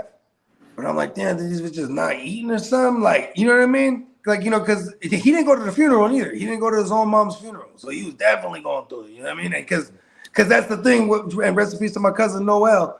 That's the thing. Rest in like, peace, Noel. Noel just been in the darkness. You know what I mean? Like for a long time. And like, and you know, as a kid, you just get used to that shit. Oh, this is Noel. You know, you're outside just walking, doing laps. Like it'd be like 100 degrees. He's wearing a parka. You know what I mean? Like he just don't give a fuck smoking cigarettes. No, he doesn't talk to nobody. Wow. You know what I mean? And I talk to him, but he'd have a different voice. Like, oh, hey, CJ. And I'm like, oh, what up, Noel? You know what I mean? Like, well, before he'd be like, what up, bro? Like, you know what I mean? Like, it was like, oh shit. Now he's like, you know what I mean? It was like, it was different. So I still remember. I'm always gonna have fond memories of him. I'm very, very saddened by it because of the life. You know what I mean? I'm like, dang, he was like alone for a long time. But like, you know what I mean? I'm like, it is crazy. So you know what I mean? Well, you know, everybody live while you alive. I'm just gonna say that. Talk you know that talk, big bro. Them is You gotta facts. live while you alive. You know what I mean? Come on now. You know, I've been echoing this for a long time. But shout out to Prime One. He said, because we got mutual friends that know my cousin too, or he got a mutual friend that knows my cousin Junebug. Oh wow! And like he was like, bro, he's like, when Junebug passed, bro, it's like a switch in you, bro. Like it was a paradigm shift for you. I had to look this up. What's paradigm shift? This smart ass motherfucker, right? He uses big words, paradigm shift. I was like, oh, you know, in an event that sends you on the path of you know, that path you're supposed to be on. Like, oh shit, you know, that realization. You know what I mean? That paradigm shift. Oh shit, bro. You know, mine was like, oh shit, man, we gotta live, bro, right That's now. federal. I didn't know what the paradigm shift mean. I think I've heard that before, but it's a pivotal moment that changes. It's a pivotal moment that makes you open your eyes, hits you with the epiphany, whatever it is. It's that paradigm shift in your life where you're like, oh shit, I gotta walk this path right now, bro. AKA, what's the name of this show? Wake your game up, bro. Something that'll wake your motherfucking game up. Shout out to the paradigm. I've been wake that game up. Come on now, fuck yeah, bro. Oh my mama. You know what I mean? Because that's that shit, bro. You know what I mean? Like, that's why, like, you know, minuscule shit that I'll be like, man, the motherfuckers is tripping. But I get it. Some people deal with, a lot of people deal with mental health issues. So I don't want to sound insensitive to that shit, but I'm just speaking to I guess, to myself and the ones that feel me on this. Like, you know what I mean? Like, I'm not tripping off little shit that don't mean shit. You know what I mean? Like, I feel like I'm a god amongst insects when it comes to certain people that trip off little shit in life.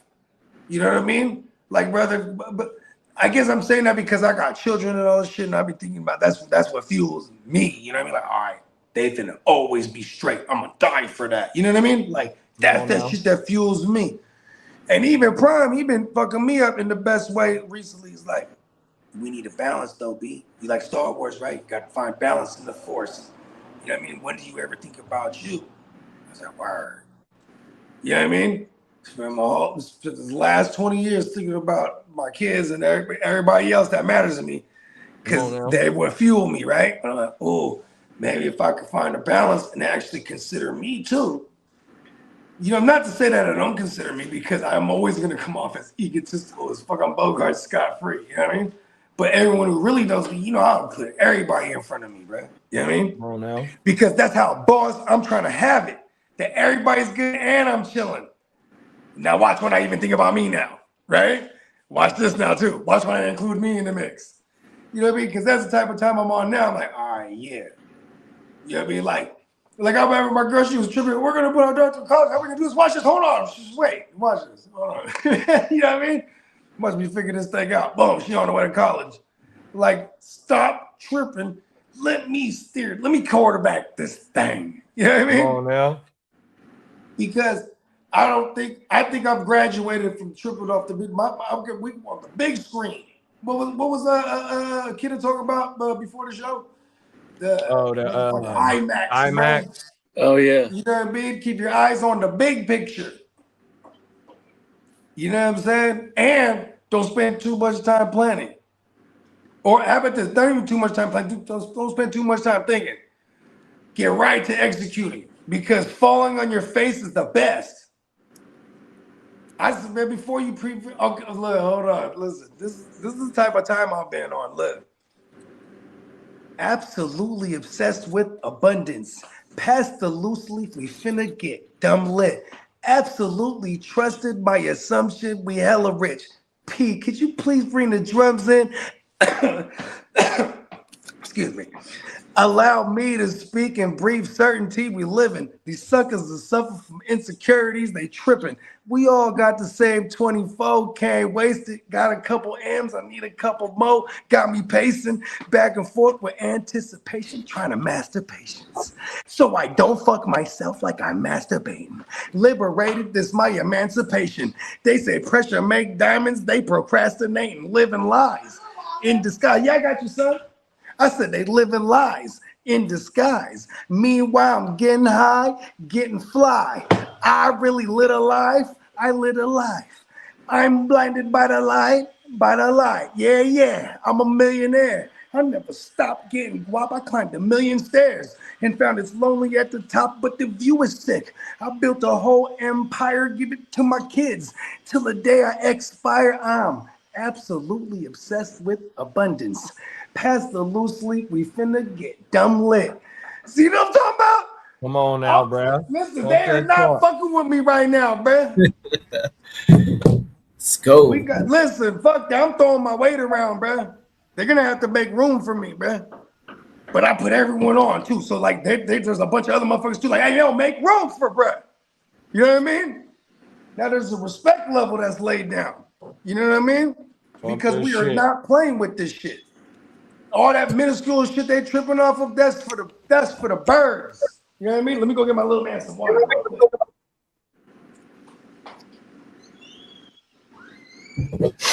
Oh, now. Allergies are bad today. Yeah, mine's been killing me, bro. I gotta go get me some spray from Costco, bro. I noticed whenever our grass is cut, it's game over for me. Ugh.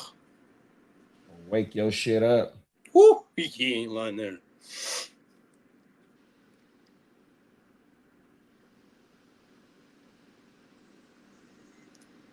Yeah, Bake said do some best ball pause on underdog if you want to mock draft for some potential money at the end of the year. 100%, bro.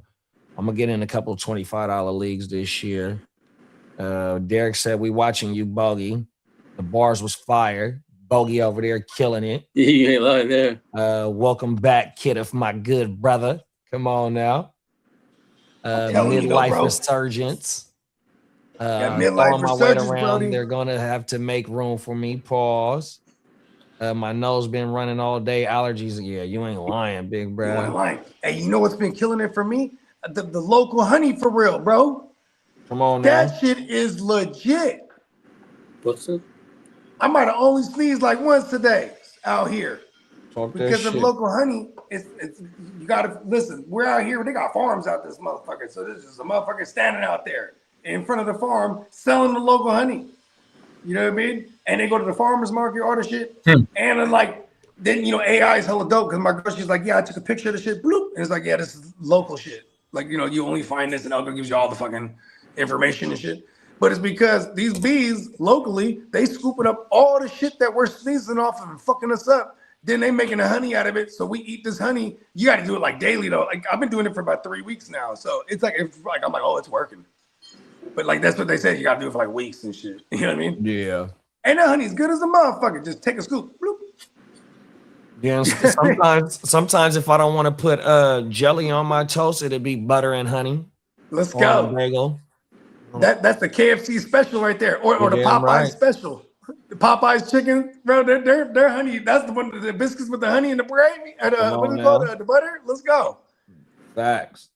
It's a Peacock said we got that agricultural burn smoke coming in from Mexico right now. Damn. So they just burn crops like that? Yeah, before the end of the season or something.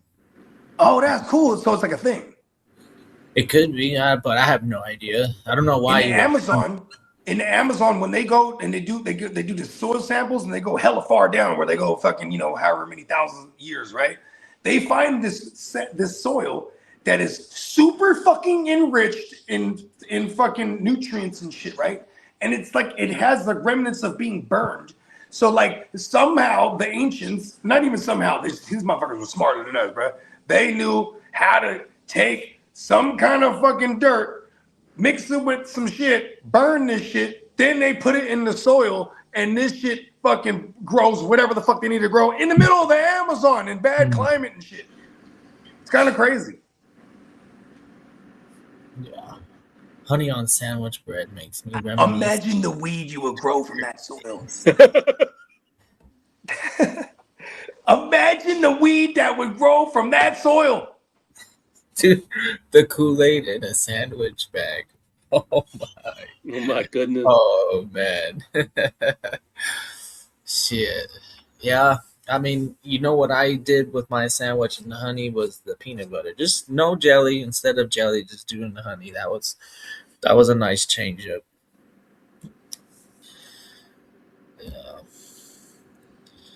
Yeah, but that meant that whole honey providing the natural environment allergens in a way that your body could probably like naturally be like immune eventually. That's interesting. I like that idea.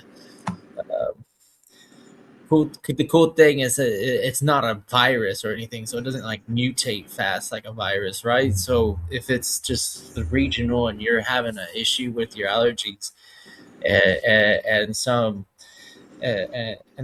farmers markets has got these local honey stands. Yeah, I'd be willing to try this out, test it. My bad. My son, he has these little kiwi birds, right? And he'd be doing like these little kiwi sounds and shit. Hey, the kiwi said, "Love you, Dad." I love you, Keys. Love you, Weez.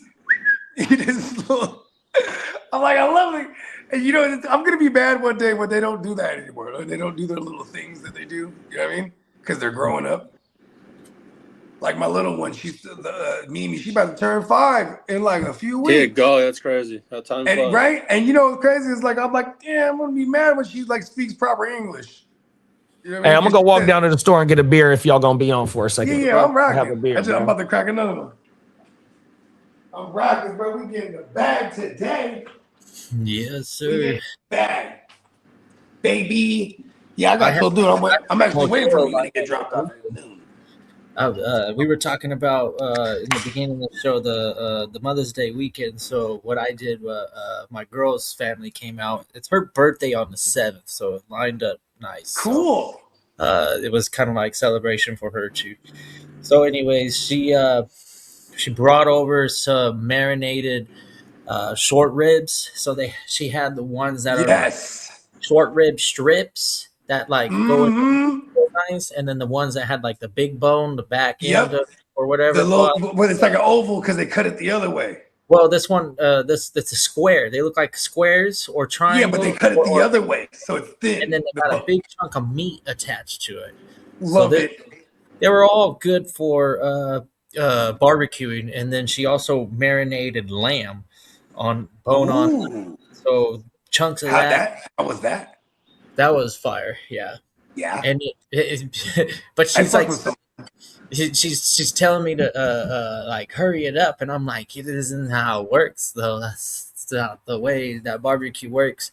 So eventually everybody gets hungry enough to be like, hey, making a stink of it. So I had to like start cooking stuff direct heat, and it didn't come out how I wanted it, but everybody enjoyed it. I guess the seasoning and all that stuff. Well, here's the thing: is like what's funny is people. You know who's not patient? Hungry people. Kind of tough. I needed to cook it a lot longer for it to get what is that? Tender. Like I wanted to get this shit tendered, fall off the bone and all that stuff. That takes some time. She's like 2 hours into it, ready to go. I was like, hey, look, shout out to my brother Candlestick, right? Whenever there's a party, that dude will be up at 5 a.m. already grilling shit that needs to be slow cooked. You know what I mean? Like, yeah, that's what I'm saying. It's like the other option from the grill is a slow cooker, which is also like in its name, slow cooking. So I'm like, I just want to do. You got to start hella early for the slow things. We in a slow draft. I know. They trying to do the fast draft. They were hella hungry. So when they walked in the door, you know what I had? I had unseasoned pork belly, which goes quick, right? You know how that works. I was like, hell yeah. fire this up. And because they're usually diced up too. Some damn pork belly. And then I Oh, also good. have a rack of pork ribs, which I could do that like half direct and then half indirect and make it happen with some aluminum foil and some butter and all that stuff. I could Yeah. do some magic and make it work. Yeah, But- we can freak it. Yeah, and make it somewhat tender and enjoyable. But these fucking big ass chunks of meat, they were so like ripping it off the bone. I was like, man, this is not my barbecue. She told me it's over. But also too, you take pride as a grill man that like where you're like, listen, this is not my style. You keep reminding people. It's Mother's Day, Listen. and she's the matriarch. And Exactly. I was about to say, bro. It's like, all right, let's go. We Mama. turn robot. Let's go ahead and pull this meat off, even though it's not ready. I made it look all pretty too, just to present it. It's like I fucking put a nice sear on it, got a nice color to it, pulled it off, made it look real nice for pictures. So that Let's was go. Hey, you know what's dope about Vietnamese culture? They like red. Like they'll just like they you know what I mean? weren't hating at all. They ate it up. So I did too. You know, it's just a little tough. You know, I wanted to make it a little bit. Yeah. And you know what a lot too with Vietnamese culture too is everything is fresh on the spot. Like you know what I mean? Like Yeah. We had like this for fresh. example, they'll cut all the meats. They'll cut it dummy thin. She And fresh it's fried cut up real these, quick like, too. shrimp chips. She fresh fried up these shrimp chips in the house, and then also did like a coleslaw. We'll call it a coleslaw just to give the example out there. And you dip it into the. Oh, it was phenomenal! Yeah, all I sorts like of. cabbage like a motherfucker, man. It's the fish sauce which ties it all together. The fish sauce is what's the flavor. Hey, look, there's something about that Vietnamese fish sauce, and then like whatever the protein with rice that we're eating, and you just got some fresh sliced tomatoes and like lettuce and It is almost refreshing, isn't it? cucumber. It's just dipping them fresh vegetables into that fish sauce is the fucking goat, bro. It is. Insane. Yeah, you can go to your local Korean grocery store, 99 Ranch or something like that, and then Yeah, shout out to 99 Ranch. I think that shit started out in the Bay, bro. It might start in LA. they've got to be popping up across the country. I mean, They're everywhere now. They I provide. remember all back this in like stuff that you 1996 can't going to get. 99 Ranch. You can't get 99 something- Ranch been around for a cool minute. But yeah, Right. they're every. Same thing with the Filipinos. They got one. H Mart. Oh, well, no, that's another Korean one. I don't know what the Filipino one is. The Filipinos got one. It's called Seafood City. Oh yeah, Seafood City for sure. We already talked. They got them everywhere now, bro. And you know what's crazy? Me and JD, we did a story one time because at them joints. So it's for those that don't know, it's a grocery store / supermarket / fish market. They So have you them in get fresh. And they got restaurants in there usually that are connected to it. But my point for bringing this up is because they'll have it on Friday nights, like once a month. It's a club. Like, Yeah. you can still do your regular grocery shopping, but it's a whole event. Like they got a DJ, the lights is out, but they got lights and shit. You feel me? I think the lights is on at the grocery store area, but it be yanking and shit. I ain't never been. If But you, I think do a if show you go one back, day. if you go into the channel history, you'll probably find a short or something created either on the Heart to Start or on the Gin Wealth, and it'll have a short. Oh, of and us. 100% there is one. Yeah, they'll have a short of us, and I think On it the was, Heart to Start. yeah, it was for the My OJ. bad. This shit hella loud. That But shit, that was- is that hella loud? I should close the garage. I mean, I can't quite describe the noise, but it is kind of I'm at the dentist's office. like some sort of noise. Anyway. It's just such a nice day, you know. You know what I mean? Be outside. I'm throwing on a button up. I mean business today. I'm like, fuck that. We out here, man. We are not playing this time around. Ever. I went with the Modelo rotation too this weekend. I had the Negras and the Hey, the brand Negros go crazy, bruh. the brand new Oro is what they call them, which is a light beer. So Yeah, you were. Oh yeah, you was fucking with that the other day too. Yeah, I I was look. I was at the Dodger game yesterday, and I saw hella people holding the Oro instead of the regular Modelo. So Hey, cause look at though, cause yeah, it has the same alcohol count, and it it's doesn't. light. It's a little bit. It It's does a it. little bit less. Yeah, Modelo. I think normal is 4.7, and this stuff is like Bud Light. I think it's 4.2. So this one Yeah, was. that's Bud Light's the joint. And you know what's crazy? I don't drink, This but was I a don't little drink bit beer less than a anymore. Bud Light. I don't drink beer anymore. I've been drinking seltzers like a fucking mad man. I couldn't do that. That they got too much alcohol content. I like to sit here and have a few. No, I get it. See, and me, I'm like for example, I wrote 4 songs in the last 3 days, right? Shout out to a case of seltzers, because I will sit here patiently over the course of fucking what day was that? Oh yeah, Mother's Day. I started drinking like at maybe noon, and then from 12 to 12, ran through a 12 and wrote 4 songs. And luckily, because all they wanted to do was just order food out, and we just send our oldest to pick it up. You know what I mean? Like we just deploy the oldest. Yep. Yeah, it was pretty I badass. need a new PBR. I've been drinking the PBR on a consistent rotation outside of that one Modelo weekend, but Yeah, I don't even know why it's just. Oh yeah, I know why I stopped drinking beers, because I was just like, yo, like I'll drink like a 30 in like 2 days. Like if I just bought one. Like say it's Sunday football, then there's a Monday night game, right? That 30 is going up easy. You know what I mean? it's a good source of calories if you don't eat a lot. See, I do eat a lot. Yeah. You know what I mean? And then like my A1C is like, 3.5 away from being pre-diabetic. I'm not having that. You know what I mean? And then I started thinking like, oh, okay, I gotta actually look at what the sugars are like in these seltzers. But because of the seltzers, I don't drink as much as I used to drink beer. Except for the other day when I was writing. I ain't gonna hold you. When I was in the zone. You know what I mean? They call it the flow state. And I'm not just talking about like rapping flowing. I'm talking about like period. Like for any creative that gets into the zone, they call that the flow state. You know what I mean? Where you're just like I wrote some crazy shit. Like, look at this. I don't do exhausted. I said, I don't do exhausted. That's for the weak. Even my subconscious stay building when I'm asleep.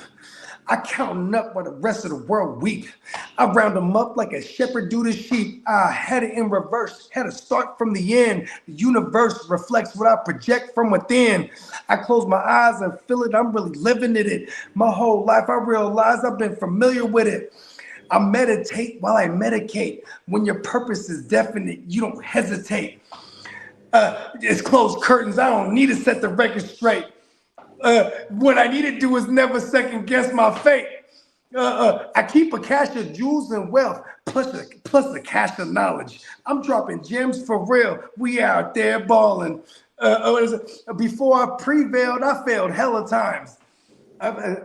Before I prevailed, I failed hella times. Now I get it with conviction. It was written, I'm absolutely obsessed with abundance. Past the loose sleep, we finna get dumb lit. Absolutely trusted my assumption, we hella rich. Me and Prime got this bitch jumping. See, I'm killing shit right now, dog. They are not fucking with me. And look at that. I just wrote that shit yesterday. I'm gonna remember it just like I've been spitting it for years, right? Because that's just how it is. I'm been dialed in. I feel like I'm just remembering who I am. Like, Well, you're God. relevant. Your relevance is the now. So whatever you're focused on, yeah, you got to finish that project. It's all about aspiring to achieve your goals. Yes. You're gonna hold on to it till it's a finished product, and then off to the new one. That's the obsession. Yeah, exactly. Like, look at. I can't even just drop a project. I gotta drop a trilogy. Right? You need to accomplish and then actually get the achievement. If you just leave everything on hold and never actually finish anything, what's the point? I mean, it's like the genius who has all these plans, and like Tesla, like they killed Tesla. Tesla was a perfect example. He was like, no, I'm gonna create and achieve and fail until I prevail, until the world knows my genius. They had to remove him. Imagine the other motherfuckers who've been got the answers, and they just talking about, I got the answers, bro. Oh, really? See, you know what's impressive? Results, right? Yes. Like results are impressive. You know what I'm saying? Like, I mean, people can be dazzled by numbers and things of that nature. Whatever the results entail, like numbers. I'm looking for like what the result is. Like, how dope is it? You know what I mean? Like, you know why? Here's the thing. I like to dress plain Jane outside of like the graphic tee bogey, right? I like plain Jane shit, but like there's gonna be some pizzazz. You know what I mean? I might get on a beat. This beat might be simple as fuck. Now I am motivated to go crazy lyrical on it because I'm like, the beat's so simple. I gotta be the fucking instrument. You know what I mean? Or the beat could be so fucking dope that I'm just gonna let this be. I'm gonna be the backtrack on the beat. I'm just gonna rock some smooth, simple shit. You know what I mean? And because we're all gonna be, possessed by the melodic nature of this beat that's so hard. You know what I mean? Like the approach is always gonna be different, but the intent is always the same. You know what I mean? Gotta make sure your intentions is pure. We got to be winning these fucking these battles and actually achieving these goals. We are not in it to lose. That's for damn sure.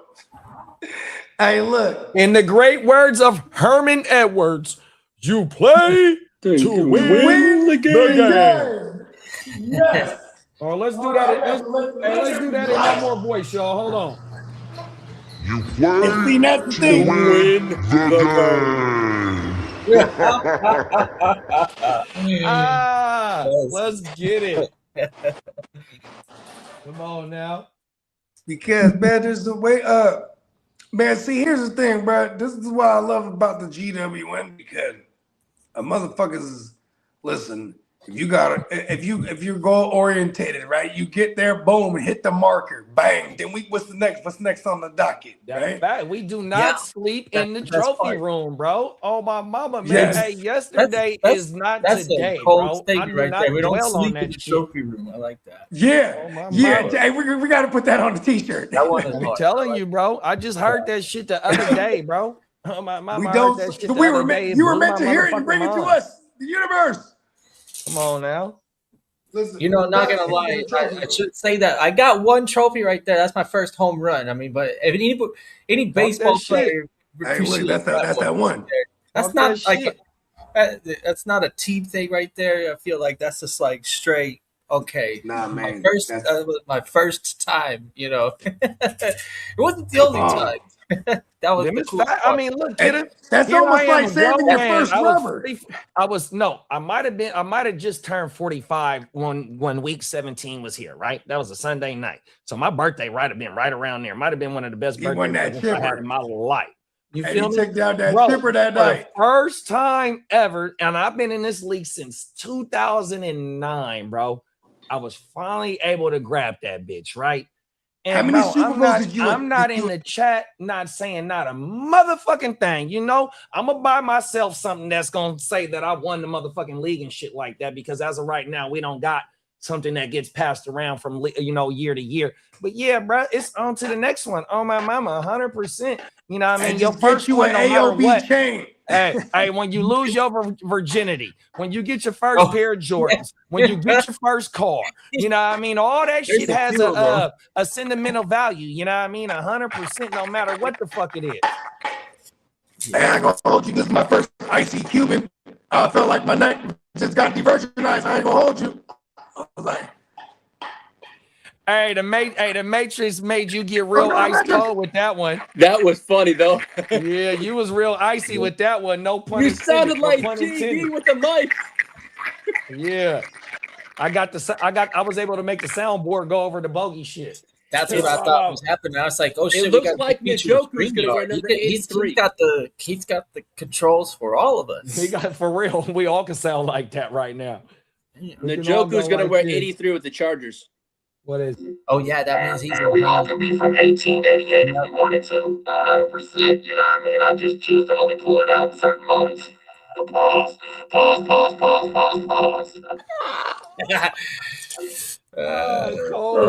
Cold bro. world, man. Team for the fucking onside kick. Come on now. Wow, Yeah, that's bruh. gonna be a nice weapon for McDaniels and Herbert. I think that's gonna be nice over there, having Gadsden and Njoku. I was surprised to see Njoku get lost a little bit over there in Cleveland, but maybe it was recovering from injury. Yeah, because the one Flacco year where Flacco took their ass to the playoffs and Njoku was balling, bro. He sure did he looked pretty healthy on the field anytime they gave him an opportunity to have more than 7-8 targets and make him turn him into completions. He seems to put a bruising on some of those linebackers. You know, it's big guy, tough to tackle and bring down one in one go. Pause. You know what school he went to, Lee? Who, Njoku? Yeah. I don't. Oh shit. Well, who's the producer of your show? You are. What school I like? You like the Where Miami. that motherfucker come from? He's a He comes hurricane, from boy. the U. Yeah, that motherfucker from the U, boy. You got a long list of Jeremy Shockeys, Kellen Yo, that name Winslow. rings a bell. Jeremy What's my boy Shockey, name bro. for the Bears? Why I can't think he called games right now on TV. What's that motherfucker's name? He looked like a Olsen? cartoon kid. Oh, Greg Olsen. Oh, my mama, Greg Olsen.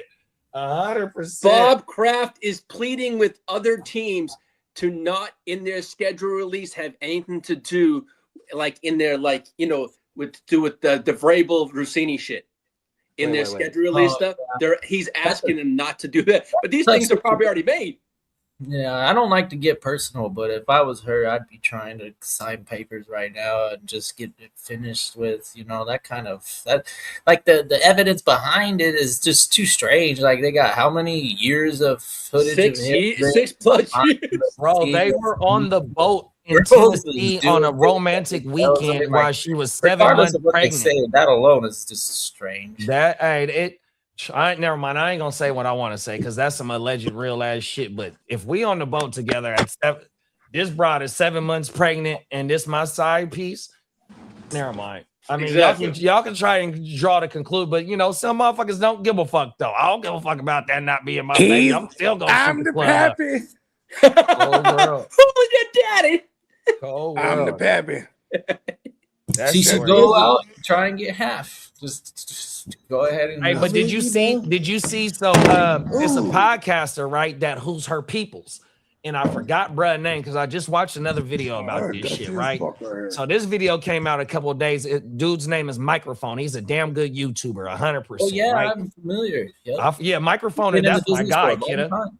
Yeah, that's my guy on my mama. So he got the 7-part series on this Oh, topic that right shit here, is right? so So bugs. not the video that just came out yesterday or the day before that, but Oopies. 2 days ago, what he was saying is that the bride got a homie that's in the podcast game or like in the media game, and what he was saying or alleging is like she felt to tell her motherfucking story because the way that she's being portrayed, and it's just only her looking fucked up and scandalous, not old boy getting the same amount of drawback or same amount of heat that he should be dealing with. You feel me? Just based on how society go. You feel me? So he's alleging that the bride finna come out and tell her story pretty soon. And that's why the Patriots are planning for this shit too, because they know something's gonna come out. That's why they're planning. For look at all that. You know what I just seen? I just seen the contract for them signing for the boat. Oh, that was out a week ago. That was crazy. I just seen that like the other day, bro. Yeah, that that's shit is crazy. That is For an the ball? interesting idea. Yeah, but for the one stating that- she set him up for failure by continuing this type of run, even though she's married too, right? Oh, Right. she's married and got kids. So this is- Nah, but hold on. Here's the thing, though, man. I She's could care been less about separated her, for her man for a minute. for his wife's sake, for Vrabel's wife. I would just See, this is why this is the stuff why that you can't polygamy like messing with works. in a relationship. Come on now, this shit crazy, bro. Yeah, On you gotta everything. go after half right now, and then move on, and then hopefully he can maintain some sort of focus on the football team. That's fair for everybody. But to be like sitting on this for the rest of your marriage, this is going to be a tough one. Man, I try to go in my backyard and I realized how OCD I am because that shit is hella bugs right now. And it was like, there's like dust flying everywhere. Like, oh, what the fuck? I hate going to war with flying bugs. Ground bugs are no match for me. I have everything set up for ground bugs. Hey, I want to say I just seen something buggy. It's either Bill Gates. Who the fuck is? I want to say it's Bill Gates because he's known for making medicine and shit like that, right? So it's somewhere. I don't think it's in the US. I want to say it's either in Central America or South America, right? Where this motherfucker got some farm. It's a mosquito farm, right? But what he's doing is he's testing medicines by using these fucking mosquitoes there. So I didn't really get too much into the video because, Bill Gates with the motherfucking theory of the COVID vaccination and all that bullshit. But yeah, he got a mosquito farm. And the mosquitoes be passing all kind of shit around. Mama facts. Cold world, like, bro. Cold when the world. motherfuckers go out to like Africa and shit, you like the mosquitoes over there to be having the malarias and all kind of shit, bro. Like, well, yeah, one of the things you have to get accomplished before you get to do that type of overseas travel is to get those vaccinations. Fact. Probably even the homies that's going to Australia to go play the game. You know what I mean? That's on the other side of the what is that? The equator, the bottom half of that bush, or however you want to call it. Like, bro, that shit different than a motherfucker. I bet you got to have shots to go over that motherfucker. Yeah, Southern Hemisphere will fuck you up for what it's worth. The sky spins in a different direction, and then it's like, come on now, bro, for real. Like Bogey always say, bro. Everywhere I think the water, that way, if it goes the other way. I forgot how he says it. Yeah, when you travel, one of the first things you gotta remember is to don't drink the local water. Just straight up, just drink filtered bottled water. It's not bad, but your body doesn't take to the local environment. Like, that's why I believe that honey thing. So for my sake, when I hear someone make a proclamation that the local honey will help you with your allergies, there's a lot of science that I believe would back that ideology up. 100%, because the bees think too hard about it, right? Exactly. It's local. They're doing they're hitting up the plants that we're fucking up. We're getting fucked up on. 100%. The local plants, that's what's fucking us up. So yeah, I don't care about what's happening in Arizona, right? I care about what's happening in right here in California. Oh my mama, in my region too. It's just like, you're not messing with my stuff, and I'm not messing with your stuff. Like, that local farmers market honey is widely available. You can go to any of them farmers markets, and I guarantee you one of them will have local honey. Yeah, wifey just said to me, you want to see what 100 pounds of honeycomb look like? 100 pounds? Yeah, I think this is here. Let me pull this. One of my friends in Massachusetts' parents used to breed bees. I just watched this shit. I watched it last week. Let me see if I can find it in my history. It was about 100 pounds, bro. Pull this shit up. Oh my mama. It was a honeycomb stuck. You know how, say, like, if you got 2 stories on your home and you got a balcony for your for your primary suite or some shit like that. So it was a honeycomb in an abandoned house or just an old ass house, and the bees had been in that bitch for hella long, and that motherfucker was pulling up almost 100 pounds of honeycomb, dog. Oh my mama. Yeah. Man. Yeah, right, Dennis. It's exactly that's exactly the sentiment I have too. I'm like, fuck, this makes too much sense. The next time I visit a farmer's market, I'm gonna make it a goal of mine to get some couple jars of local honey or some shit, and see if it helps me. Sometimes I have a problem with congestion, and I'm willing to admit it's likely to be because of a rain or some sort of like event that caused the plants to pollinate excessively. Yeah. For us out here too, it's these trees. We call them plane trees, but that's not the real name. I want to say they're oh, this shit always fucking draws a blank. That's because I ain't been at fucking work, man. Oh my mama. Fuck, what is the name? I'm gonna call somebody from work and ask them motherfuckers what's the name of these fucking trees, dog. But these motherfuckers, bro, when the wind blow, it got this little white little Cottonwood. Cottonwood. Yeah, that's one of them too. That's one of them. Oh my mama. It's another one too, bro. But them motherfuckers during when they just even during the whole summer, it don't gotta be when it's starting when the trees are starting to bring their new leaves. It can even be in the summertime when the leaves are already established. Once the wind blow, that shit fuck you up, dog. Oh my mama. Damn, I wish I remembered the name of that motherfucking tree. Yeah, bees are a vital member of your local ecosystem and probably for the whole globe. I want to say bees are found everywhere. Yeah, they got a documentary like how they do Shark Week, right? What is the channel that does Shark Week? Oh, they Mark got a Cuban? documentary on the bees. Yeah, bees are Yeah, vital. they got a Pretty sure how they're bees one are of for the whole world, the ecosystem. The bees play exactly. a real Yeah, big I think part. they're one of the more important species in the ecosystem to keep it like going healthy. They're like if we all fucking had like some sort of allergy to bees and all of a sudden started like treating them with disrespect and tried to annihilate them, we'd fuck the whole planet up if we were that dumb. You know? Remember, I'm old enough to remember when I was a kid where it was a threat that the bees from South America or Africa there were killer bees and they were making their way towards America. The killer bees. Oh, hell yeah. Oh, here we go right here, kid. It does say 100 pounds of this shit too. I found it. 100 pounds because I'm pretty sure that shit doesn't weigh a lot. It looks big, but it's pretty much hollow, you know? It's cellular. I'll get down a little lower, but let's get some smoke. It's more or less poop from a cellular level. Like they got some shit by like see some bees here, but get some smoke on them. That likely stirred them up. Oh, they're not bad.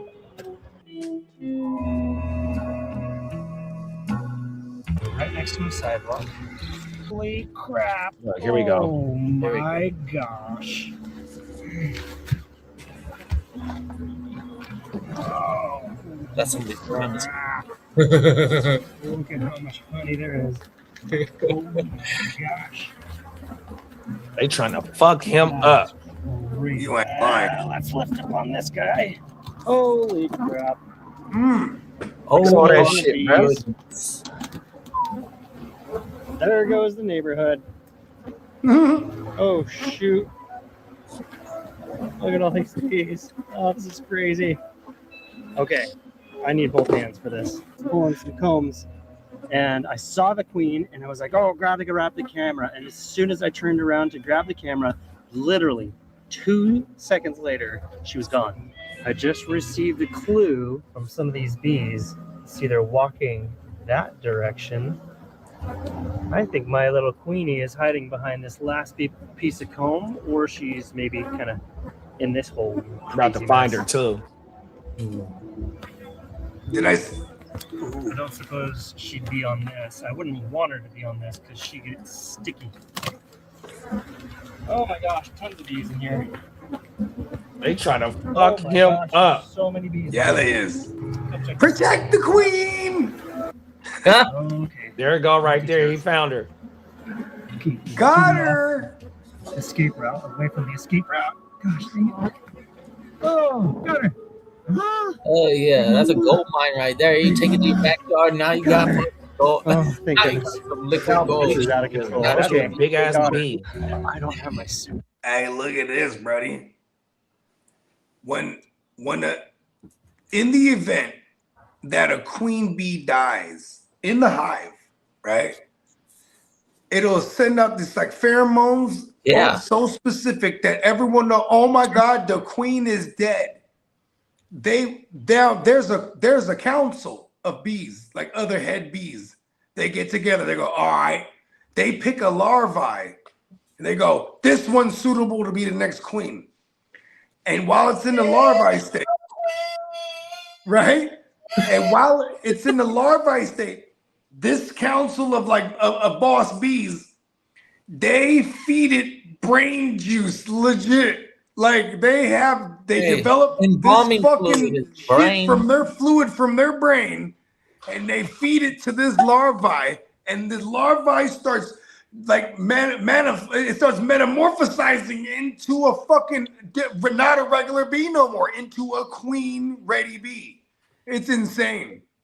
Come on now. Yeah. I think I might have sent that short like 2 days ago. That's why I sound like a bee expert, because I watched that shit like 40 times. I was like, I'm sending this to the group. Come on now. This is amazing. This is life at its finest. Yeah, and then it sent me down another rabbit hole. I found bruh.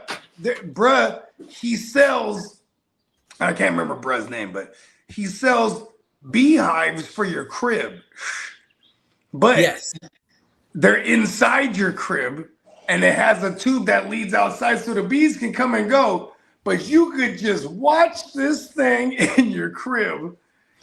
I'm not doing it, but this is for real ballers, though. Like, This for is the sake of balling, I might have one. But you get to see the fucking bees, dude. And Now, Bogey, is it a certain kind of honey? Because Catherine asked, she's like, I heard that, and I got very interested. Is it a certain kind of honey? it's local honey. Like, okay. And so where you're at in Texas, you go look up DSW, go find a local like farmer or whatever, or beekeeper that's gonna sell, and then for sure they're selling it, the local honey. And when you take a teaspoon of that every day, you will be, and you do this every year, you go buy a new batch, because you know what I mean, that when the seasons change, now they're back, the bees are back, they're getting them fucking, they're gathering up all the pollen for to make the honey for us to be immune to it. Imagine that's probably before we had honey on butter and toast.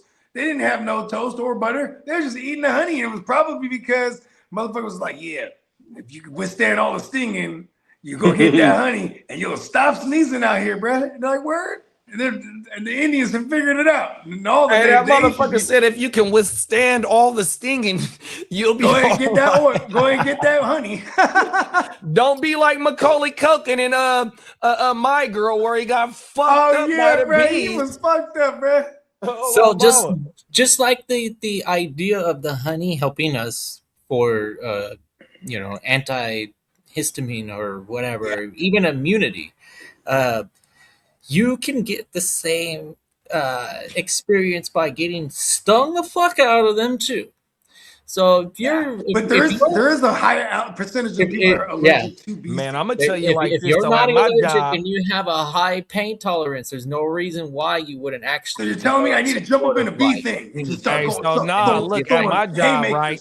The motherfucking wasps, they build or hornets, they built they shit in ground, right? So if you out there working in the field and it's a dry ass area, them motherfuckers be in ground, right? So we had for the city of Sacramento, you got the youth program where for the kids in the summertime. This is how I started off with the city. Is in my 9th grade year, going into my 9th grade here, they got a summer program to where you work in the parks, but it's just a youth program. So you work 6 hours a day for like 2.5 months, right? So before I stopped working, I had the fucking youth program at one of my parks. Stay over there doing one of the baseball fields, right? One of the motherfucking kids hit the fucking wasp hole. Oh, wow. No. Man, them motherfuckers came out and started fucking their ass up, bro. They running back over to me and all types of shit. Hey, them yellow jackets, they're for war. They're built And they for don't war. die. See, They don't bees, die. the bees, they'll die after they hit Yeah, you. the wasps Them don't. motherfucking The hornets wasps and them for warfare. man, bro, they stay fucking you up. Bees are honorable. That's They go why. out, they die for it. Wasps die are like, for I'm it. killing Like everything. ripping that shit out like a dagger is like got the serrated edges and just ripping that Yeah, out. They fuck you up. they got barbs. They got barbs on them. Yeah, one day I'm pruning some bushes by a park by the river, bro. And it's in the motherfucking summertime. But see, these motherfuckers in the summertime, they'll come out early because it's warmer in the summertime. As the springtime go, they'll come out later because they don't want to be out in the cold, right? So this shit is about 8:30 in the morning, bro. I'm and I got a motherfucking short sleeve on.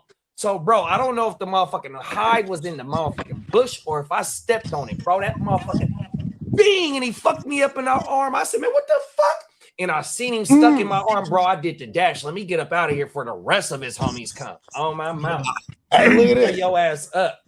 So when I first moved here, all this shit was dirt. And like, you know what I mean? And JD, you've been here when it was just dirt. But Come on now. So see these pillars right here, right? So I had the bug motherfuckers come out, they spraying, and the bug dude goes, hey, bro, that pillar right there, there's a wasp nest up in that thing. Is it that one? Or it might have been this one. It might have been this one right here. Yeah, it was this one. So in that little corner right there. You feel what I'm saying? And then they would just jump on up out of there. And he's like, listen, I got you. I said, word. And then he said, too, look, and you know, this is what's the beauty of chopping it up with people and you find out they're cool. Because then he just started feeding me information. He's like, look, they said you could call every quarterly or if you see something. So he's like, bro, this is serious. You don't want that wasp. It's your new house, bro. Call every week, bro. Tell them, come out here and I see some wasps. They'll spray the shit. Tell them exactly where it's at. I'll put it in the notes, too. I'm like, word. Yeah, so we got rid of that shit real quick because they was in that motherfucker. Nice. Hell yeah. I'm like, what? I just moved here. And he's like, nah, bro. He's like, they probably found your shit when it was being built and it just been in there. I'm like, ooh, kill them all. Kill them all. I remember when I first moved out here, people was like, how is it out there? I'm going to war. Well, with who? With all the insects. I was like, and you know what the bug dude told me? The bug dude, he put it in perspective. He was like, listen, they built the house on top of their ecosystem. So you in their shit. And I was like, oh, the bug guy's true. The bug guy ain't playing. Snakes and all that shit, all the wildlife coming out. Before you make a presence, you have to eliminate them because they're gonna make a presence before the.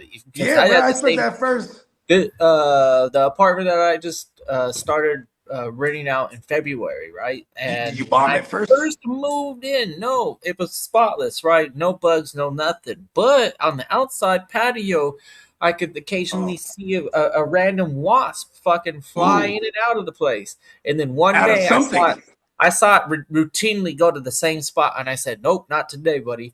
And I smashed it. You know that like little spit shit that they use to build their houses or whatever. Yeah. I just like I got the broom and I was like boom, boom, boom. Yeah, the little like hella mucus and shit. Little white. They said, okay, that's not the spot to be. And they found another one. I don't know where they went, but I was like, man, I got in here just in time because I feel like something bit me now. Hey, bro, at my job, right? We got to deal with that shit all the time because they be building their nests in fucking like the playground equipment and shit. They'll go up under the playground equipment and it'll be in the corners and shit, right? So we got this industrial and bug spray, right?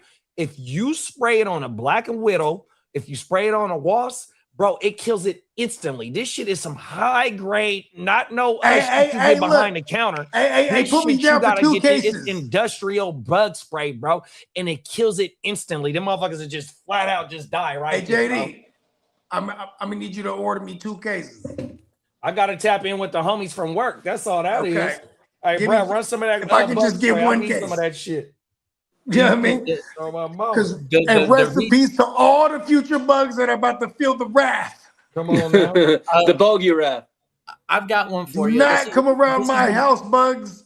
This is a new one for myself. The last place that I was living in, one of the reasons why I stopped fucking with it was because they started doing a lot of renovations in this building. It's a tower that has over 100 units in it. So they were doing all sorts of work and causing fucking all the fucking pests to do stupid shit. And all of a sudden, when I ain't never seen a roach, I'm seeing too many, right? So you see one, there's 1,000. That's the same. I get this stuff called Zevo. And guess what the fucking main ingredient is? Trip me out. The candy cane shit. Yes. Yeah, mint. Candy cane. Peppermint. Like the actual like stuff. So like they liquefy it, but it's the same principle and like it sticks to them and since it's crystally or something, it almost fucking like if you directly spray It's like bug. They call it bug barrier. It's like fucking piercing them like they're a bunch It of works for rodents as well too. I was like, think about this too because they're like, gonna it's safe sniff for that all bitch your up. animals. I was like, so you're telling me I'm like the stabbing rodents the don't like the mint motherfucker with shit like neither. 100 knives right now? They're like, basically, I was like, wow, that's Listen, so you knew how I knew that mint shit because I've been going to war with all of the bugs. I'm going to war, bro. You're like, you want to come fuck with this house? You're getting stabbed 1,000 times. Hey, you know what was crazy too? Hey, look at this. Anytime, like I was one of the last houses to get like my backyard done, right? Or my front yard. And because it's kind of funny, it's like the unwritten competition with your like other homeowner neighbors, right? It's like, oh, look at the house over there. They're getting their thing done. Hey, that's exactly. Hey, Bogey, that's exactly what's going on at my shit. My neighbor next across the street. That you already know, bro. Hey, remember I was talking about an old girl that my girl's home girl. She from Oak Park.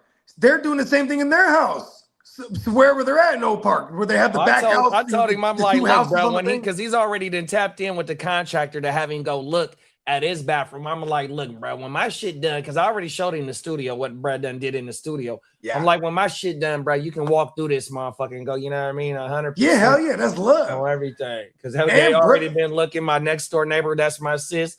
I want Brad to come. My mom didn't have inquiries because she's also helped design the house. You know what I mean? Matter of fact, they done with the downstairs of the floor, and all they got to do is finish our room. So the kitchen, the hallway, the living room, all the flooring is down, paint done. They about to be wrapping up within the next week or two. See, let's fucking go. Yeah, right. So going back to what I was saying, like when the motherfucking backyards and everybody's doing the shit, I was like, say it was my neighbor, right? Next week, they're getting the backyard done. I go, oh shit, they're finally getting the backyard done. But that first week that they're working on it, I'm going to war with bugs because they just chopped everything down. Yeah. And now the bugs is going crazy. They're just going everywhere. I'm like, oh shit, now I'm going to war with bugs. Oh no, they're coming over here. You know what I mean? And they're putting the concrete on. Like once I got the concrete, I was like, oh shit, hell yeah. You know what I mean? But I knew every time because imagine every time I chopped my backyard down after a few months, everything was going crazy for all my neighbors. I did it. Hey, I did it one time, and the neighbor came out and was like, bro, you gonna get I'm gonna get this, bro. I'm a professional at my motherfucking job. You ain't got shit to worry about. Yeah. Oh, my mama. He looked at the jungle. He didn't look at the jungle the same way I looked at it. He said, oh, there ain't no jungle. There ain't nothing but some weeds. You know what I mean? Come on, man. There's a whole jungle back there. I remember I used to be hella paranoid smoking a joint too. I'm like, oh shit. Like the weekend. That's like that shit that I left at your house in my sprayer, though. That's a cheat code. That shit kill everything, all the everything. Oh my mama. Hey, look, you know what's even crazier too? It's like now when I have my gardeners come through, my girl's like, well, why are we still paying the gardeners? If like all they're doing is pulling like some weeds here and there. I'm like, well, because they're also spraying that spray. They got some spray that they spray. Yeah. And I'm like, they spraying it on the rocks too, because them weeds be coming through the rocks. I'm like, what? Fuck these weeds. Coming through my black rocks. Holy shit. Facts. Right? I'm like, are you kidding me? Give me concrete jungle. I don't care. Come on now. See, here's the thing too. That's why I went as artificial as possible. I was like, look, we're about to live in the valley. I'm about to save my money on water and grass because we get fake grass that would be blinging forever. You know what I mean? You want to know what my utility bill is? And it literally blings because there's like my utility bill a month, on the other side of the grass. Hey, my utility bill a month is like $230, bro. Water, sewage, and trash is concrete about everywhere. Holy crow! I wish it was like that here in Texas. And I told him I'm putting rocks everywhere. I'm putting black rocks. And you know what's funny? You know me. Yeah. I don't play. I was like, I need these ill black rocks. I'm like, oh, I'm gonna get obsidian. Then I looked up how much obsidian would cost. Oh, we're gonna find something else other than obsidian. Because obsidian, I forgot, that comes from lava. You know what I mean? It's real baller shit. You know what I'm saying? You said your shit is more than $230 a month? Yeah. And that includes recycle, trash, and it's weird. No, that's pretty good if it involves all the other stuff. But you only got two people. You only got two people over there. So mine is garbage, sewer, and water. Yeah, sewer, water, recycle, and that's And it. we got solar panels, Well, bro. We in the technology recycle over part here. of our Let's garbage. go. Because you got 3 garbage cans. You got a garbage can, you got the green waste, and you got the recycle. So that's all we the got same 2. shit. Yeah, we got the trash and we got the recycle bin. Hey, listen. They told us we could get as many cans as we want. I was like, give me 8. My girl's like, for real? All those extras. You're right. That's excessive. It is excessive. But you know what's dope? They'll give me a fresh can anytime I ask, though. Because that's another thing, too. I be like, I'm so OCD, even my recycling bin is clean. You know what I mean? Because, you put the beer can, like, I don't know, I just have a thing that I do. I just, I'll take all the cans, empty cans, instead of crushing them, I put them right back into the empty box. Then I set it into the recycling bin. I'm kind of psycho. Hey. But here's the thing. It also comes from throwback when I lived in the east side, because this made it a whole lot easier for all the homeless to steal all my cans without digging through all my shit. You know what I mean? Yeah, exactly. They'll straight dig through all your shit. Like I even started putting it on the side.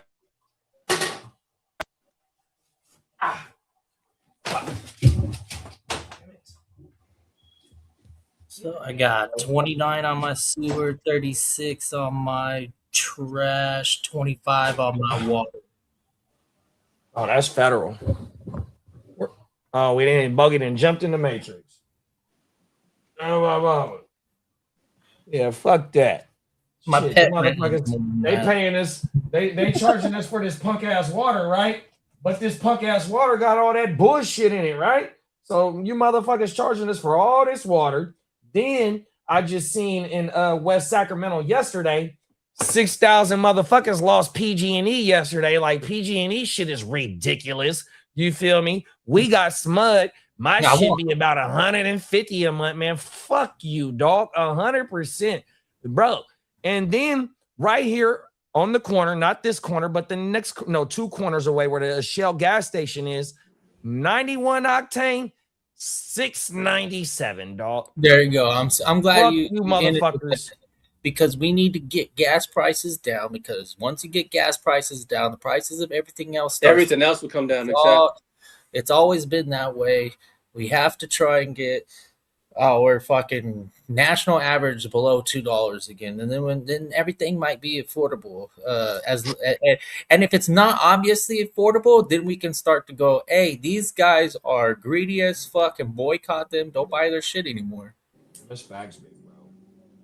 And one thing that because I had just seen, about the beef between Trump and Newsom about, because how much we're regulated and we don't produce our own gas, even though we can refine our own gas or refine gas or the oil or the crude oil that we buy, we have the capability to refine that though, right? But due to the lack or due to the regulations of us pumping our own oil, that's one thing that Trump and Newsom is beefing on. So I seen the other day. Now I don't know how much this is true though, but Trump has a proposal to suspend the federal tax on gas per gallon. Now I don't know how much federal taxes on per gallon, but I did see something come across my sheet to where he said he's thinking about suspending that federal tax is based on how that's the important one, because that one is the one that truly ran it up a minute for what it's worth, because they wanted to do alternative energy.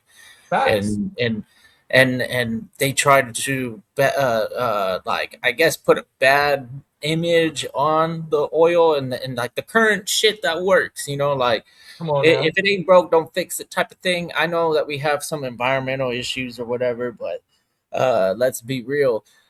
Intellectually, if we keep progressing at a rate where our science and technology figure it out, then we can become like efficient. But for what it's worth, there ain't nothing better than oil, and if we're gonna get better and advance, and it's probably gonna be through technology, and let our best sciences go to work.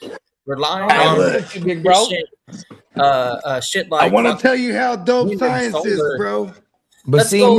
I'm just gonna nuclear. let you know right now, Fuck bro. I'm it. about to drop the That's mic. where I stand. I want to see some nuclear power plants on these right. rigs. I mean, look, I don't bro. want to I see mean, AI data for centers. I want to see nuclear power. and nuclear power is one of the cheapest renewable energies there is. You know what I mean? That's a cheap ass way. And a lot of these data centers are taking over old nuclear power plants because it's cheaper to run their data centers off these motherfucking nuclear power plants. Yeah, But those also, power plants were built for it. 100%, big bro. No, for sure. You know, bro, we live in the state of California. We have to be up on this shit. You feel me? Hey, you know what the 100%, because alien they be spaceships slapping is us over powered our by? head for this shit. Oh my mama. Hey, the alien spaceships is powered by that nuclear thing too, bro. That's Come why on they now. be showing up around No, the nuclear it's the plants. Like, whole universe is nuclear. come on, Cold world, that bro. shit is the motherfucking juices. 98% of everything is hydrogen. You know what's crazy? And, All right, look, I'm gonna get glad real. you said that, kidda, because bro, we just seen one of the little homies make some. He just fired up a Rolls Royce off of gas, off of plastic. We know they got hydrogen engines out there. Gang Green, use a motherfucking mechanic, right?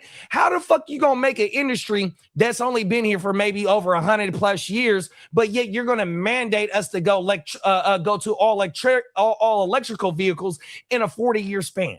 It's not gonna happen. You know You what know what's happens crazy? is that all of these technologies that are futuristic, there's still one thing. They're dependent on oil. Come on now. Facts. So Hey, look at this, Brody. oil market under control. We Hey, get I'm that gonna get $2 and mad all of a psychic. sudden the United I States gotta will get do a real little bit mushroom better on it, here. bro. Let me get psychedelic real quick. Look at this.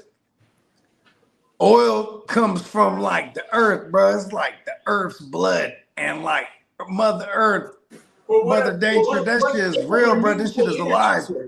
This shit is alive. It's almost like a motherfucking long agenda play of a bleeding Mother Earth for some shit that we don't even need to get energy out of. You know what I mean? Yeah, oil will replenish itself through eons. It takes a long time, but it is one of those things that. But you know who's gonna outlive all of us? The Earth is might not be as immediately impactful as the solar energy or wind energy, but oil is biomaterial just degraded into a fucking liquid goo. It's just the way we combust chemistry it. at It's its the way we finest, but I combust agree it. with It you though, fucks with kidda. the atmosphere. I agree with you though, kidda. As time goes forward, you know what I mean, we will start to be able to replenish the atmosphere by becoming more technological sound on how not to depend more on gas. But Hey, the look, thing imagine, is though, like imagine right, we get the technology but just see, to but the clone cold, hella but the trees. cold thing is that the oil industry is $1 trillion industry. You feel me? So just like how the pharmaceutical shit is, just like your fucking food industry, even though everybody gotta have, it's not gonna go nowhere. You feel me? Because it's too much money into it. You feel me? But as time goes on, just like how we got these hybrids and just full out electrical vehicles, them motherfuckers that know that they know how to make water engines and shit like that, it kills the motherfucking oil. It kills all the minerals from the earth because the water, you know what I mean? But we got to go get the zinc and all that bullshit to put into the electrical batteries and shit. But that's taken away from money from them people money because water, like you just said, 98% of this earth is fucking water, dog. I am water. Or hydrogen, to be specific. Hydrogen, 100%. Yeah. It's crazy, bro. So Yeah. if they really want to save the planet, bro, stop allegedly killing the people that's making hydrogen engines and recyclable gases and shit like that. You feel me? Stop it, bro. You motherfuckers want to destroy the earth on purpose and then only have a few people out here. That's what that is, but that's allegedly. Yeah, shit. If that shit is a true story, then news will be broke and there will be some sort of fucking like revolutionary war of know the fuck you ate, and I don't give a fuck about how much money you have or how many robots you got. We gonna go fight because that's probably how it would be in the end run. Terminator's not a fucking fantasy. That is a true story. I've seen how this movie ends. Robots fighting humans in the future. I think that like if the people, because we all like here in America, right? We know the motherfucking government lied to us, right? And we supposed to be the All the time. home of the free or whatever the fuck they say, right? And then you And got the them other brave. motherfucking countries. You got them other motherfucking countries to where you can get in trouble for saying the slightest fucking thing, right? And I don't even know how the fuck that's feasible, right? You feel me? If you got a mandible, and whether you can say words out your mandible or you got to throw up bilingual signs, you know what I mean? To say Don't what throw you up the got to wrong say. signs. You feel me? So my thing is like once we can really get to where, like, bro, you really my peoples, bro. Even though you might believe in a whole different belief or we not the same skin, like, bro, we all really peoples.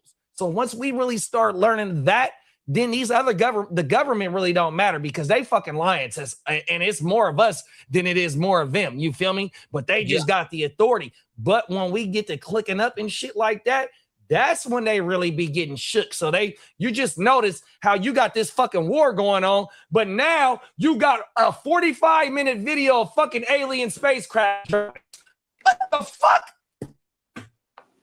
Those are shout out to my cousins. The world is waiting for the it. video for 45 minutes where it shows the alien, it starts off with a conversation from 1965, and it's only 45 minutes. You don't think Hold on, where is this at? This is real? It's on CBS News or NBC. I just watched that shit on Sunday. Sunday. That's my cousin. But it's a blindfold, bro. It's too much shit going on in the world to want to just think about dropping shit from 1965. You feel me? Well, here's the thing though. It's like it ain't no here's the thing, bro. They fucking kind of cover this shit up, bro. It's just like how Kurdistan about the Terminator. Hold on, bro. Just like how he said about the Terminator, bro, it's about to be like damn near World War III, bro. If they don't wrap this war up, bro, you gonna have other countries that's around that country getting mad. Bro, you got UAE shit where they damn near like kick back, bro, and they get bad because they U.S. allies. They innocent people getting fucked up just based on they not rocking with what's going on, but they not got no dog in the fight. You feel me? Hey, look at this. Crazy, bro. It's on a whole other motherfucking level. The people can only take so much. See, and this is what I was saying too. Is like as it pertains to how they feed us the information. This is why I was saying. Here's the thing, though, is because look at how we handled COVID as a human race. You know what I'm saying? That shit was not like people couldn't handle that. And this is why I'm using this as an example, is because if we had the definitive, they go, hey, look, here's the aliens, bro. They're about to show up in 17 hours. Motherfuckers will flip their fucking wig. And like, you had this dude, right? You had this dude. He's a aliens. He's an Israeli general. Rest in peace. This dude on his deathbed, he was like, yeah, there's a galactic confederation. He started talking all this crazy wild shit. You feel me? He was like, and then he's like, yeah, the Americans, we work with the galactic confederation. He's like, the Russians, they work with the reptilians. He was like, I was like, oh shit, this is hard. Because for me, someone who grew up like fucking with all the conspiracy shit and all the ancient shit, and then the guy dies because he's saying this on his deathbed, right? So they can easily write him off. Oh man, he was old and senile. You know what I mean? This dude, but he was a high-ranking, super official general in the Israeli woo-wop, bro. You know what I mean? And he was talking about how Trump knows and this and that. He was saying some shit. Oh, this is some recent shit. It's some recent shit? This is recent shit.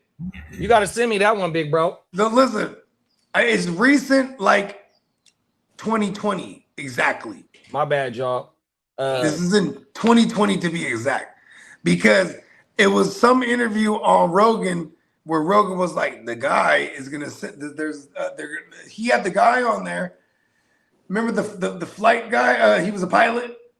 And he had that guy talking about his, you know what I mean, how he see the UAOs. You know what I mean? This is his eyewitness account of trying to chase these things down and how incredible they were. And he's like, and he's fucked up off of it. You know, he's like, yo, this shit's fucking for real. They just lying. 100%. And then they referenced this Israeli general that had passed. And on his deathbed, he was saying all this wild shit. So I went down the rabbit hole. So that was back in 2020. Shout out to Fornicator. Because for those who don't know, my guy Jonathan, Smoking Jay in the GWN leagues. Smoking Jay, he's on that hype, and he's a military guy. He's a Marine. He's my age, so he definitely. Shout out to the fornicator, man. Yeah, man. Shout out to the fornicator. And it was me and him. We were hell on this hype. We had this podcast. We did a couple of episodes. Oh, it was on his joint. It was only audio only. It's called Smoke About It. You know what I mean? Because that was my little saying back then, bro. Let's smoke about it, bro. Where you just blow I'm and glad, talk about wild bro. shit. Fuck it, bro. We gonna do one OJ a week now. We finna bring that bitch. And we're bringing it back. Hey, and that way, Nelly, you know what I mean? Nelly can come on, you know what I'm Paul. Yeah, we need to get Nelly on. Start getting our other homies, because we got other homies that love to talk about this shit, bro. Papa Guru loved the OJ, you know what I mean? We gonna bring that back at least once a week, bro. On my mama. Let's go. We gonna bring that shit down, man. Hold on, I'll be right back. Let me go see what. We'll get caught up in the comments because they over here talking that shit right now too.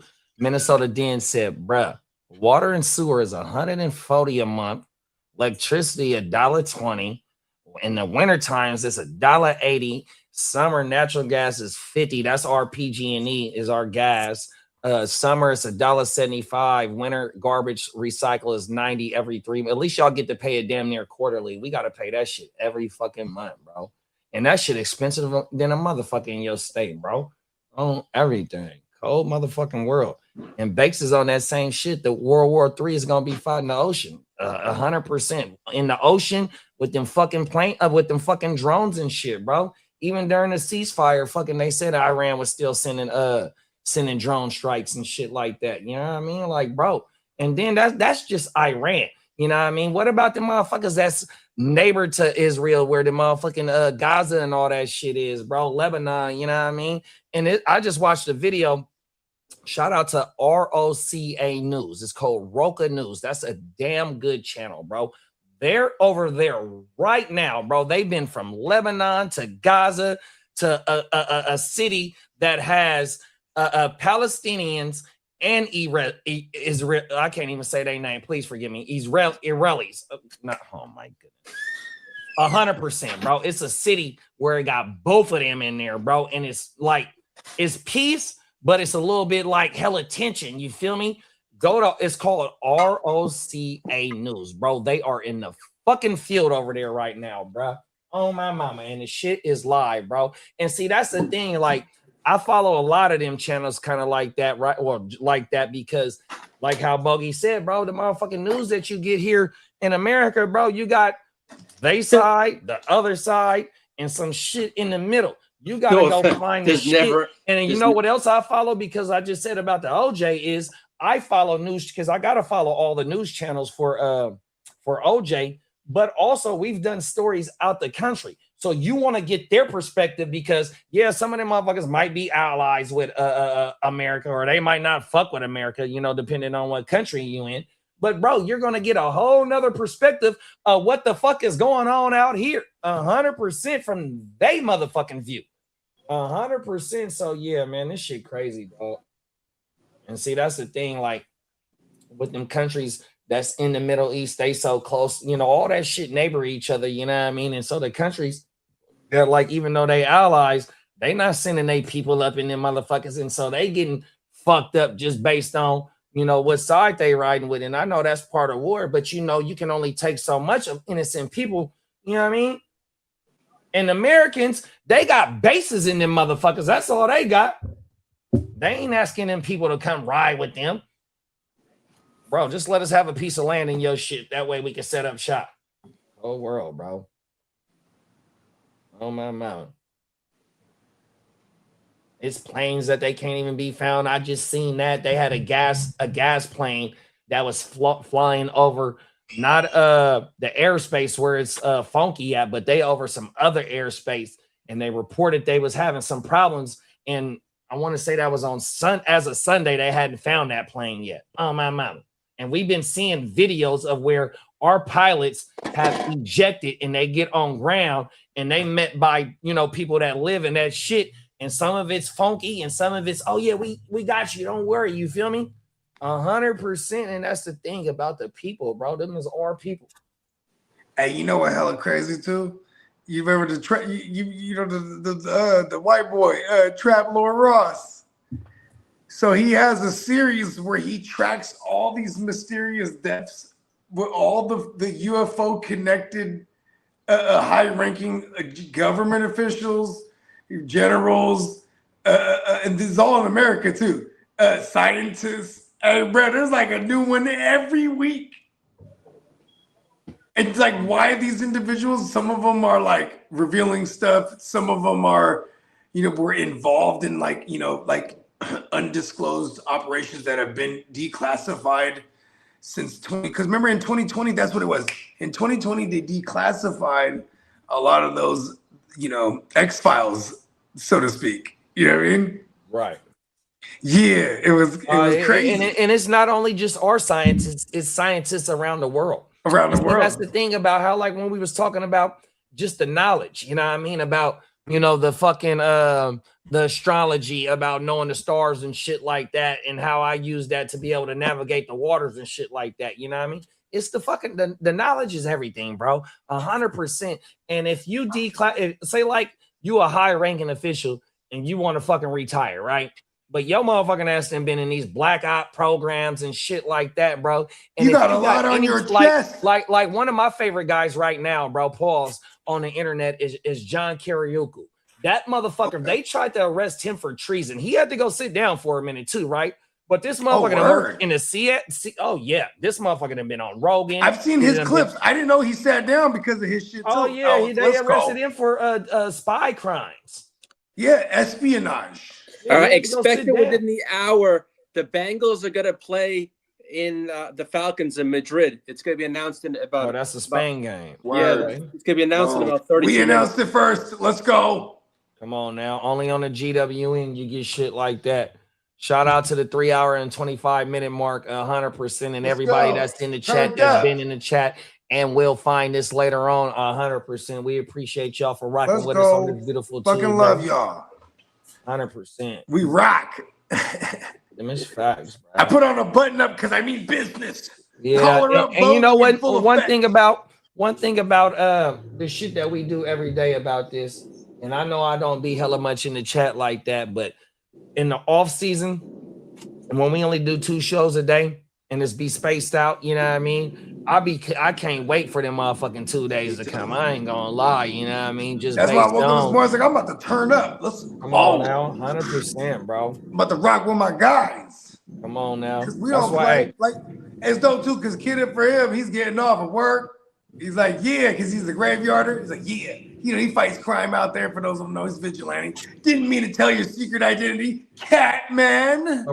Anyway, you know what I mean? It's just dope because the dynamic, even Peacock, he's like, man, I got depots this morning, but so I can't jump on, because if he would, he'd be at work making a double bag. You know what I mean? Come on now. He's like, listen, man, Ed jumping because we just rock. Shout out to Bakes. Bakes said the revolution will not be televised. Use a code, motherfucker. Them facts, big bro. I need that in a bar. You know how I'm gonna flip it? I don't know how I'm going to flip it yet. The revolution will not be televised. And I'll auction it off to the highest bidding streaming platform. I got to figure out how to rhyme this. Come on now. And every man's warned. The revolution won't be televised, but I'll bid it off to the highest streaming platform. There it is. That's the thing. See, that's the thing about what a lot of the music that you've been sharing with me lately is, Bogey, you on your grown man shit. You know what I mean? You've been on your grown man shit. But I love what I'm trying to say is that you're trying to give game. You've been giving game, but just the game of right now. Say like what the youth. Say like if it's a 18-year-old, 20-year-old that happens to stumble upon your shit, he gonna be like, yeah, this OG right here, man. He giving game to life, bro, on how to be able to maintain for life, bro. 100%. Like, say he just had a little wee tyke himself too. He's a kid having a kid. Right. He's gonna relate to what I'm talking about because I was a kid having a kid, and then I grew up. We always tell my daughter, we grew up with you.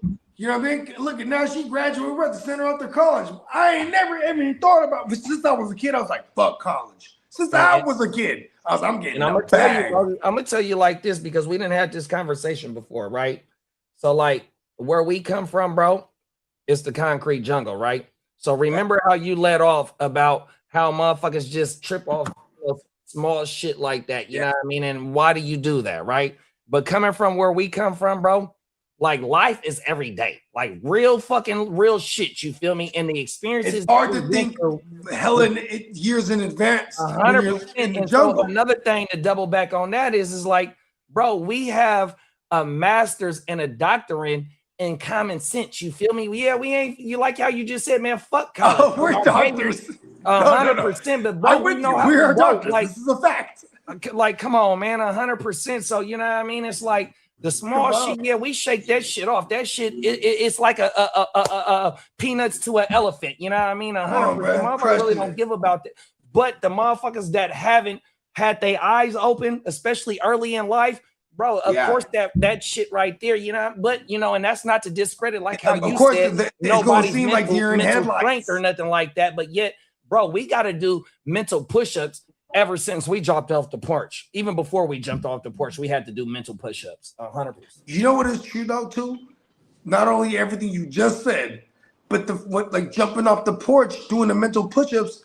It's like, how do we know which mental push-ups to do? Because either you were learning it in real time, or you were also laced too. And that's the thing too, is because we were definitely laced, 100%. Whether we were actually being told directly or watching. The ones who were getting laced by, you know what I'm saying? Because and for those that don't know, just for layman terms, when I say laced, like somebody telling you how to approach things, you know what I mean? Telling you what it's gonna be like. Hey, look, when you're out there, whoa, this, that, and the third. Look out for X, Y, Z, and you're gonna be all right. Hey, look, if this happens, whoop, don't say nothing. And you know what I mean? You get laced with these things that are instilled in you. 100%.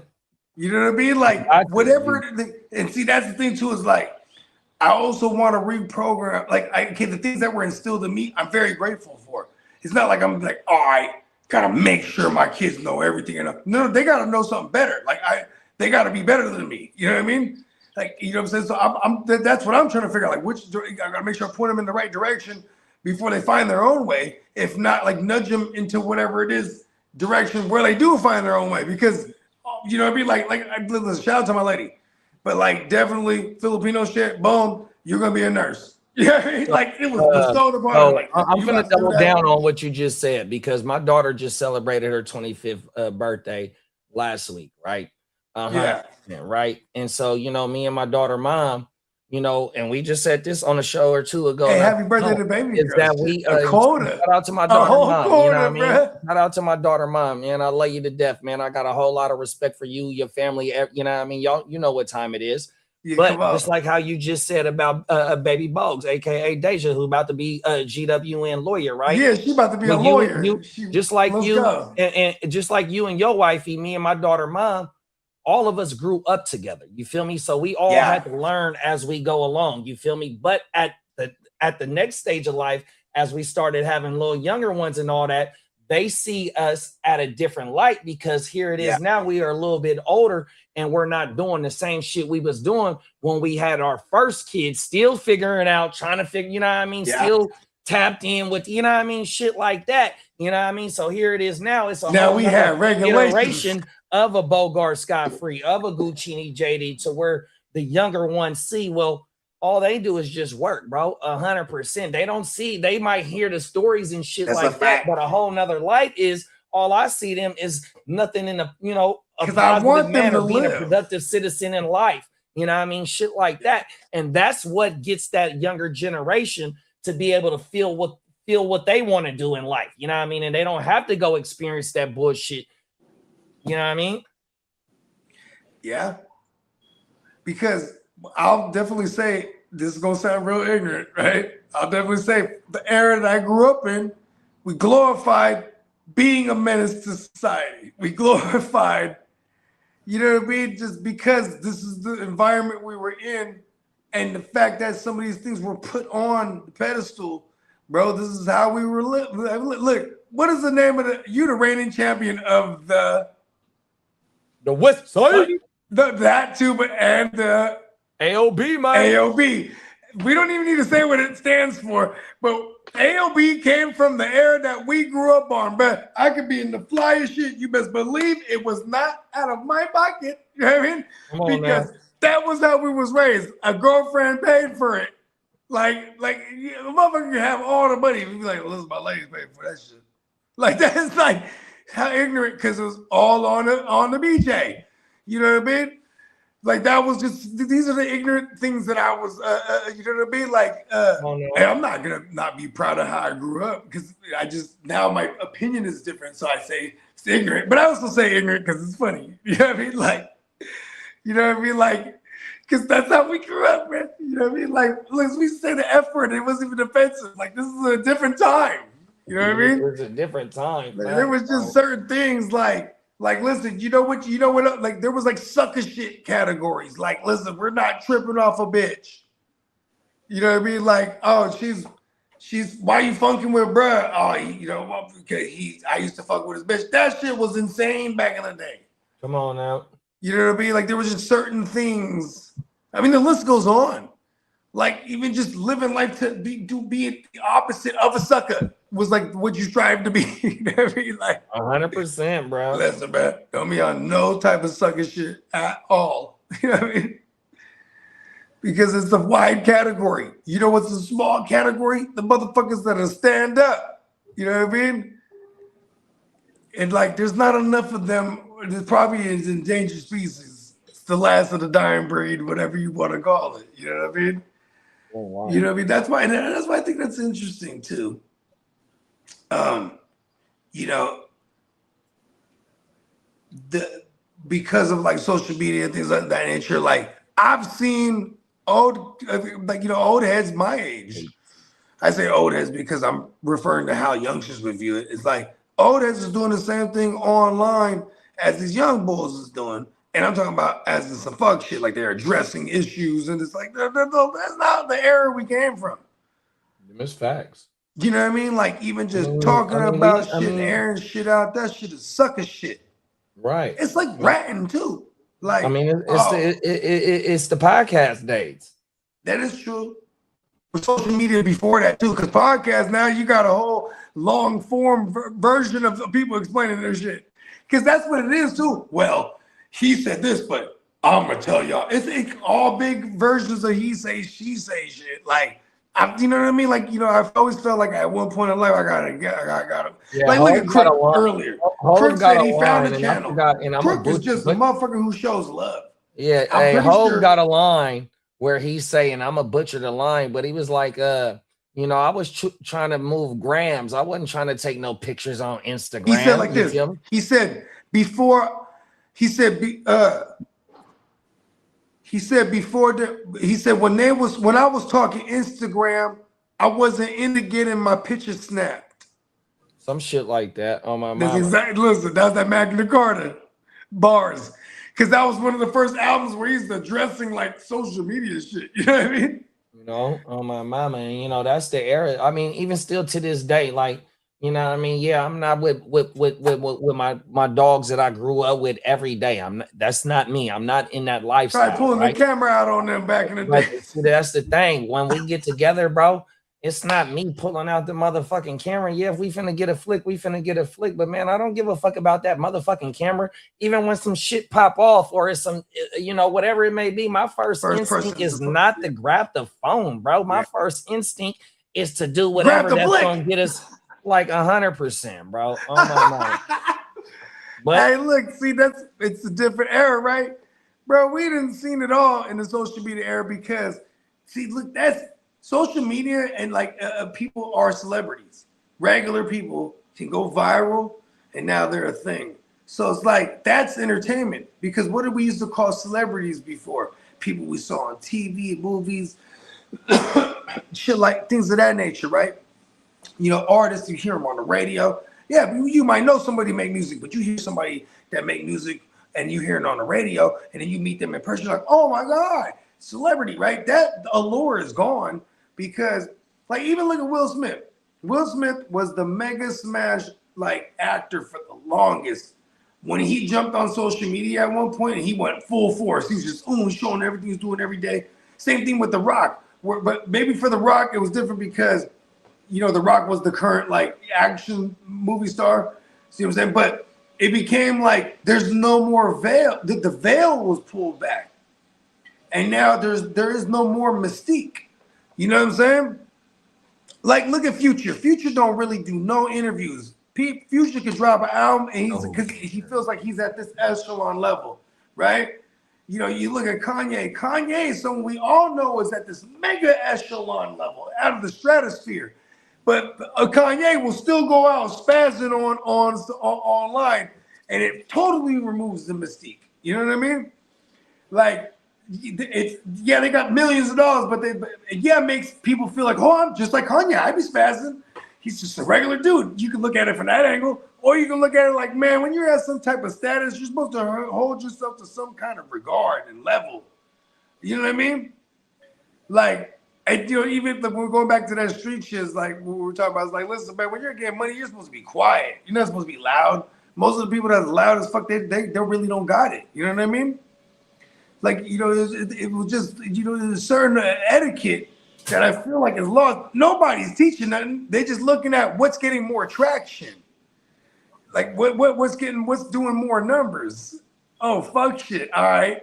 You know what I mean? Grown men is doing fuck shit now. That's crazy to me. Yeah, that is crazy, big bro. But you know what though? So rest in peace to Big JD, man. 100%.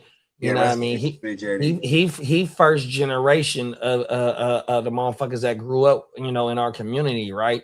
And one of his early sayings is, bro, it's always gonna be motherfuckers in the community that was doing shit that's his age, same shit that they was doing when they was teenagers. It's a cycle. That's crazy to me. And me and my dad is 30 years apart. So what am I, 45? So he would be 75, 76 this year.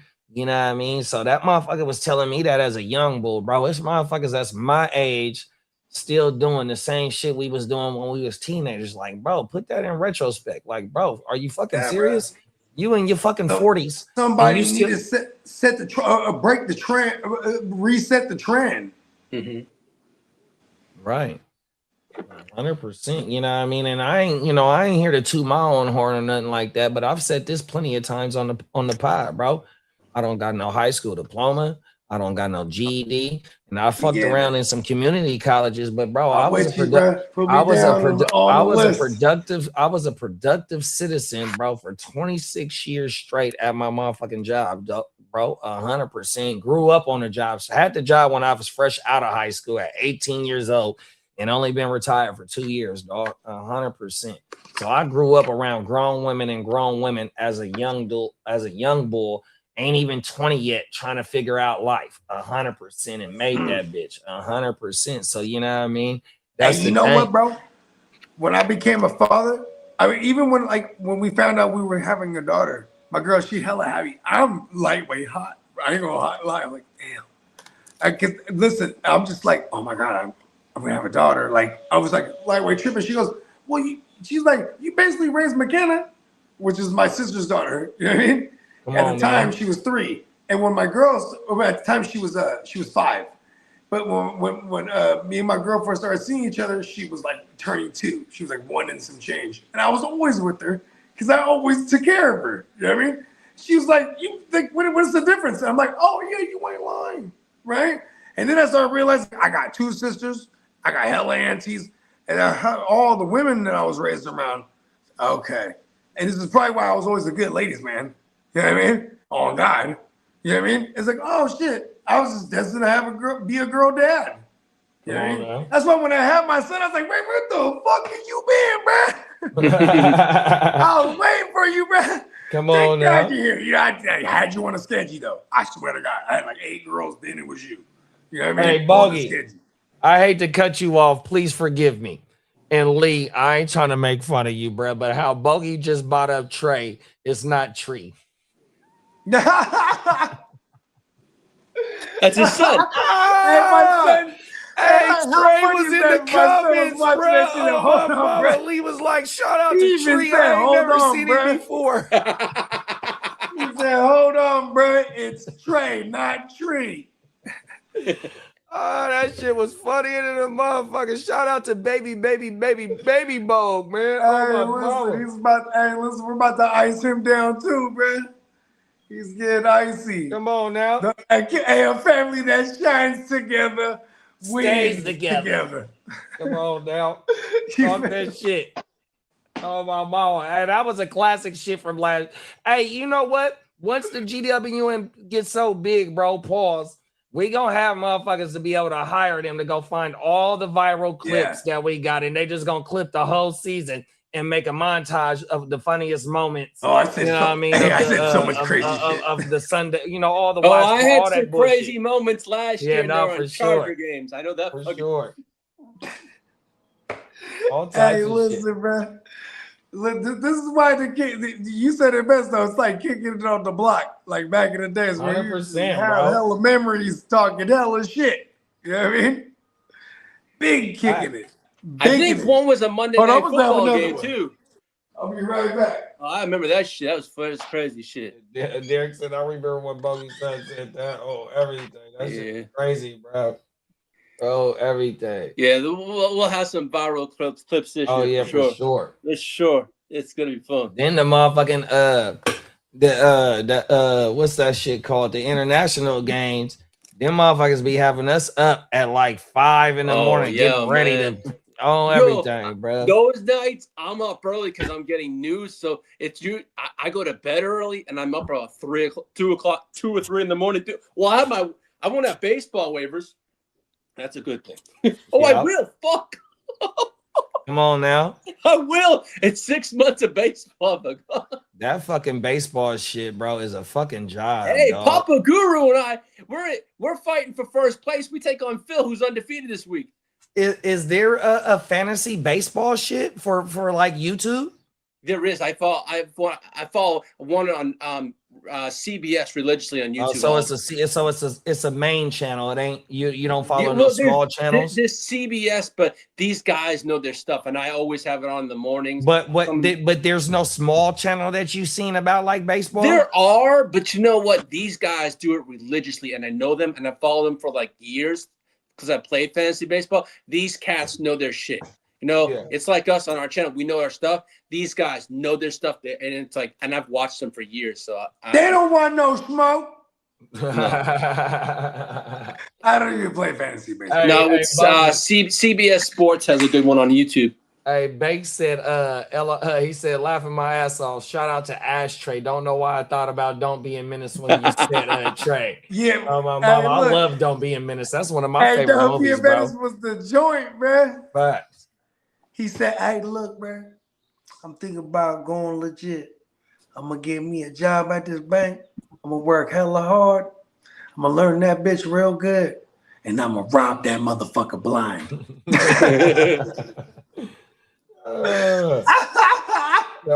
They was burnt out in that motherfucking movie, bro. Oh, everything. That motherfucker had the bride on the ground, bro. He put the hot sauce on the bride toes. He had all types of shit coming out the refrigerator for the bride, doing some other freaky shit. Oh, cold world, bro. He's like, what do you say? What do you say when you meet a nice man? That's my dad. When he finally got up in that thing after like several hours of foreplay, he finally gets up in that thing. Ha ha! Right, real quick, boom. You know what I mean? Bam! Shoots his one shot. She's like, a second later, I'm pregnant. I'm pregnant. For real? How you know? Man, 11 kids. You don't think I don't know? Cold world. Remember, she lined up all 11 kids too. That one scene. Oh, my mama had hella kids, his bro. dad was like somehow look younger than him though. Oh yeah. Oh, my mama. He was like a 4'5" motherfucker. Oh, my mama. All right, he got dropped off at the Hey, he got dropped off at the Boys in the Hood house. Oh, my mama. Oh, word. That's right. That's a nice little callback right there. Yeah, that shit was hilarious, brother. That's classic. Hey, Bakes, use a fool for that one. Oh, my. Hey, Bakes, I can't wait to see your motherfucking ass, bro. A couple more months. Just like you motherfuckers that's on camera. Derek, you too. And 100 days. That's Is in the Bakes chat, gonna man. is Bakes reserving some Bakes more can- time to spend this go around? I mean, like we got a I pretty hope so. I mean, kick-ass he spot. usually does spend a weekend there, but he's with the wifey and stuff, so I get Yeah. But yeah, hey Banks, come rock with, because you know what I was thinking too. I'm about to holler at Banks when I got off the show too. Same thing, I'm gonna holler at Crip. But because I'm like, because Banks, Banks, he's like a sauce. Hey, name a sauce right now. Banks will put it in the chat. This is how you make the sauce. Like this guy be whipping some sauces up. I'm like, We got you like might 3 kitchens for you Yeah, to fuck around so- with. So we got 3 kitchens. We can have like a battle of the Yeah. chefs. Hey, I'm gonna double down on what Bogey just said, because one day I was talking about learning how to make the spicy mustard the spicy mayo that they got at the Japanese steakhouses, right? And Bakes was like, JD, don't worry about it. Rah! Bang. Oh, Right look out at the kiddo. off the rip, Talk off the your dome shit, piece. kiddo. This is how you make it. Talk your You shit, know what I kiddo. mean? I need that. Hey, look, I'm on Bakes' team in the chef battle, Come on now. which is you know what I'm saying? That's just me there. I'm the hype man. I'm not even cooking. I'm just the hype man. Bakes, listen, let's go. We got And a the kid. cam- and the- Hey, and the we camera got shows you JD's rolling. gumbo. no, I need the ceviche, Bogey. You're doing. I'm doing the you're so- ceviche. Yeah, you It's don't real get to easy. just kick back this. Nah, fuck that. We ain't gonna let him just kick back. We've been hearing about Yeah, this listen, ceviche I'm doing the bruh. years ceviche. and years. It's that shit real easy. Come on now. And the on my mama. ceviche. It's a hot day, man. That's the best. And here's the thing too with the 100%. ceviche. Love the ceviche. It's like I like the avocado, refreshing type of. like I'm like a stick. The hard part of the ceviche is just like when you get the avocados, because like I cube up the avocados, just like I cube up. Excuse me, Bogey. I'm gonna need a head count because my sister has a bakery in Arizona, a fresh bakery, and Mabry's gonna pick them up and bring them to Vegas. So I need a head count. Oh, dope. Wow. She's a nurse, right? And she does her own homemade bakery. And Mabry told me it's about Can we go 5 minutes dealer's from his choice? house. So I Can need we go dealer's choice? I don't think we ever go wrong with dealer's choice. Come Yeah. on now, them is facts. Yeah, like I want the signature. What's the signature maneuver, right? Give me. Whenever I do a new joint, before I go, like say I go to a restaurant and I go, all right, if all those fails, I do bacon cheeseburger, because no matter what, they're gonna kill that, right? Because it's a bacon cheeseburger. So then I go, hey, what's the shit here? And they tell me what it is. I go, oh, that sounds good. Let me get that, right? You know, like what's the joint? Like, why do people come here, right? Yeah. Give me the dealers. Give me the baker's choice. Hey, Lee, I would say at least 20 people though.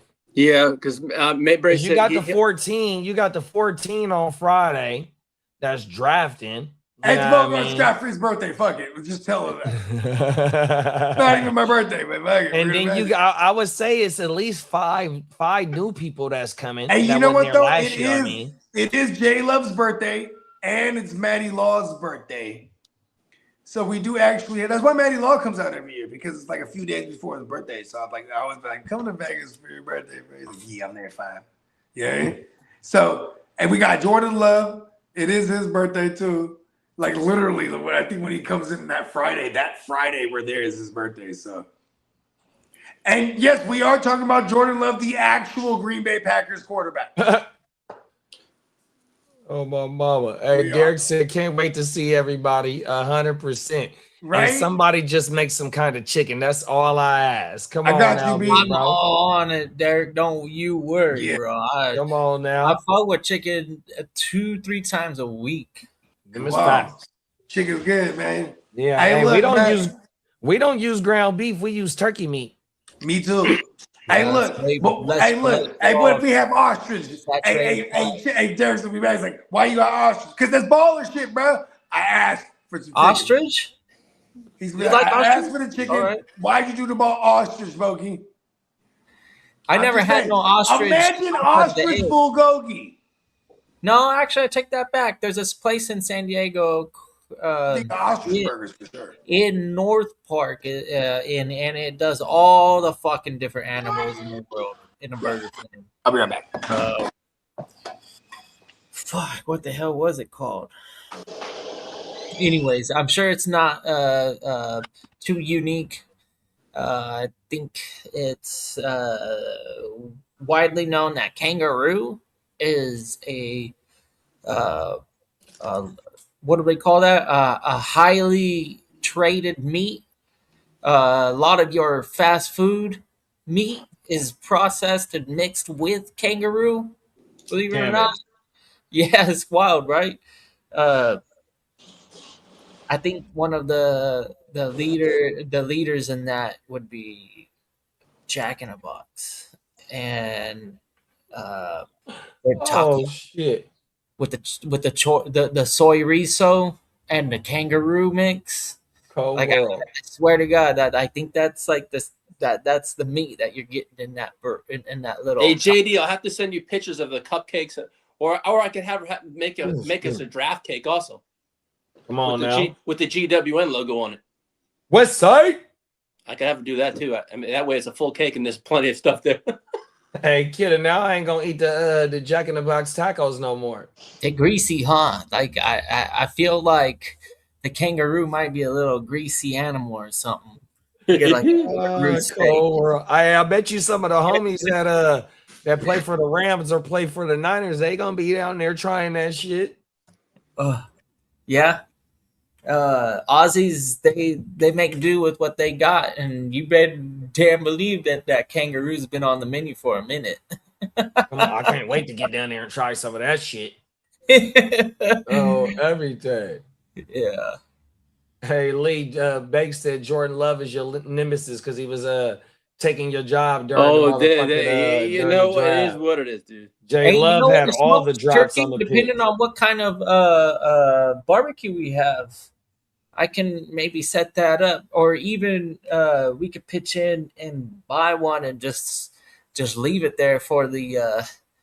Or I know somebody's got a vehicle if they want. You know, we can get something and then have somebody take it home with them.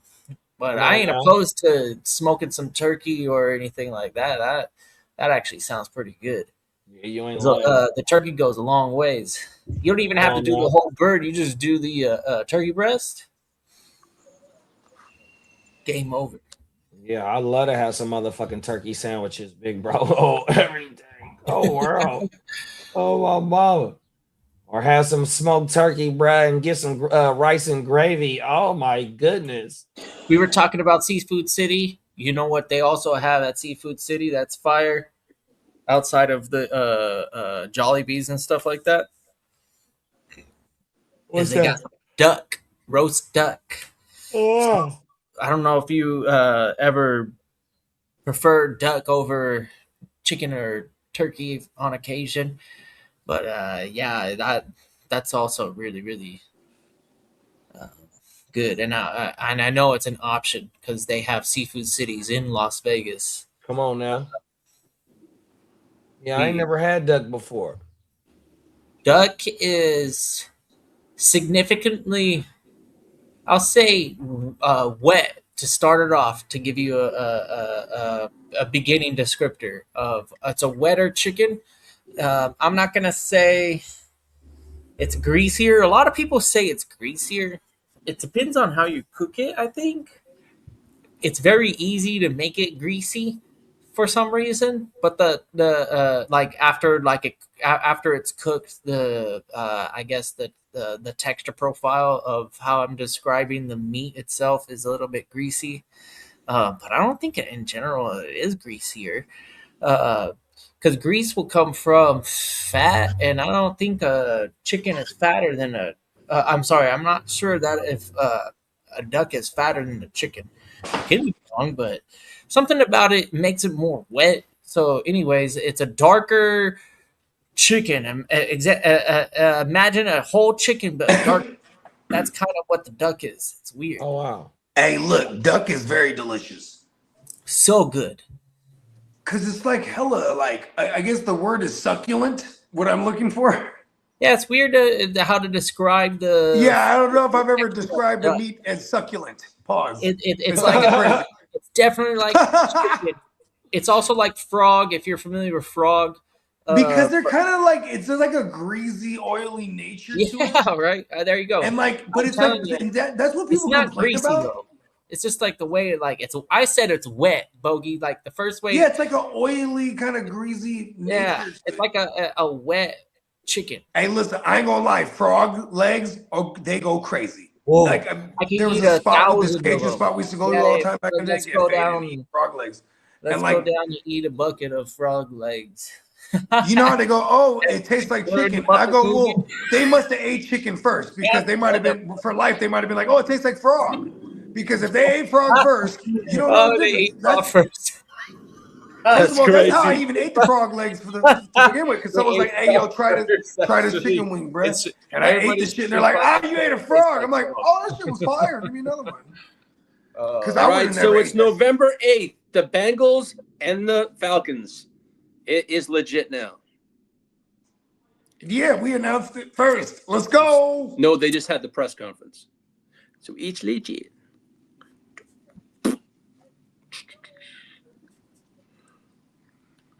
Got friend down under.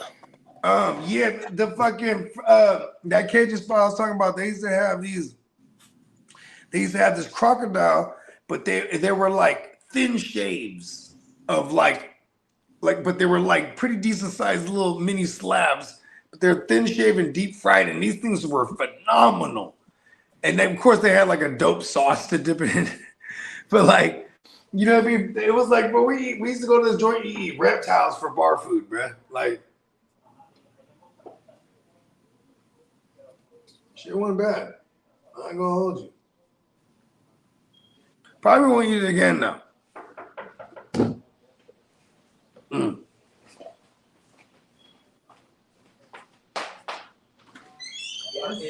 If y'all hear some kind of like noises in the background, that's been my short ribs. I don't know if you guys can pick it up on my mic. Probably not, hopefully, but I'm doing some marinade and everything's in the bag, so I'm sloshing it around. Trying to defrost it and marinate it all at the same time. You know how that is. What I do is I'll put the plug in the sink and fill it up, not like all the way up with water, but just enough. Throw all that frozen meat in the bag. Not even hesitate with the marinade. Hopefully you haven't been keeping your meat frozen for too long, but you just fucking throw that marinade in there and slosh it around, let it sit in the water for a little while. Man, I need to get that fucking grill going because it's getting late and I'm going to work at 11 o'clock at the night, motherfuckers. So I don't want to stay up all day doing this shit when I got to go to work. But I was like, I got motivated when I was telling you about my weekend at the Mother's Day. And then of course the matriarch, it's her day too. Of course, she's hungry. She wants that shit ready and on the plate right now. I gotta try to do it, but it just didn't come out the way I wanted it. So I'm like focused in on. It's like, you know what? I'm gonna do it right today. I'm going to get that shit on that grill. I'm going to marinate it with my stuff, and then I'm going to go ahead and set that out and let it cook and do its thing and pull it off when I want to pull it off. Yeah, you have. I love it because I'm the same way. It'll bother me. I got to do that right. I got to redeem myself. Like, I got to redeem myself real quick because that meat was way too tough. Get that bad taste out of my mouth. Pause. Yeah, I'm like, never in a million years would I give this to people on an average day. Or any day, you know, it's like I remember this one time. I don't have people over to the pad too often, and it was such a good time that we've already got arrangements. I'm gonna have an actual dining room table to sit on this time, and I made it work, you know. But the next time we got a family function, there's gonna be some more comfortable arrangements, and it's gonna be a bit better. Yeah, it's not. Yeah, hosting is dope. The next time, she's like, "Don't worry about seasoning or cooking or preparing or any of that stuff. I got you. Just come over, you know." But she was adamant. She was like, "I want you to cook my food." I'm like, "Okay." And then when I'm cooking it, she's like, "Now pull it off. No, hurry it up." I'm like, "Oh shit." No, I get it. They put the pressure on you. Yeah, I'm like, "Well, it's not ready yet." I'm just like giving you the honest truth. Like, I know. Yeah. I know. Well, see, you want to know how okay, Lewis, here's a cheat code. Here's a cheat code. See, here's the key to hosting too is like when you got the long waiting woo wops, and then you got the females, they trying to like, oh, hurry it up. Oh, the kids are hungry.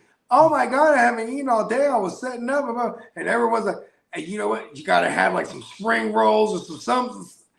Well, if you deep fry some egg rolls or something like on the side in real time while the other thing is cooking. It's just you keep them at bay. You know what I mean? Yeah. You know, my physical setup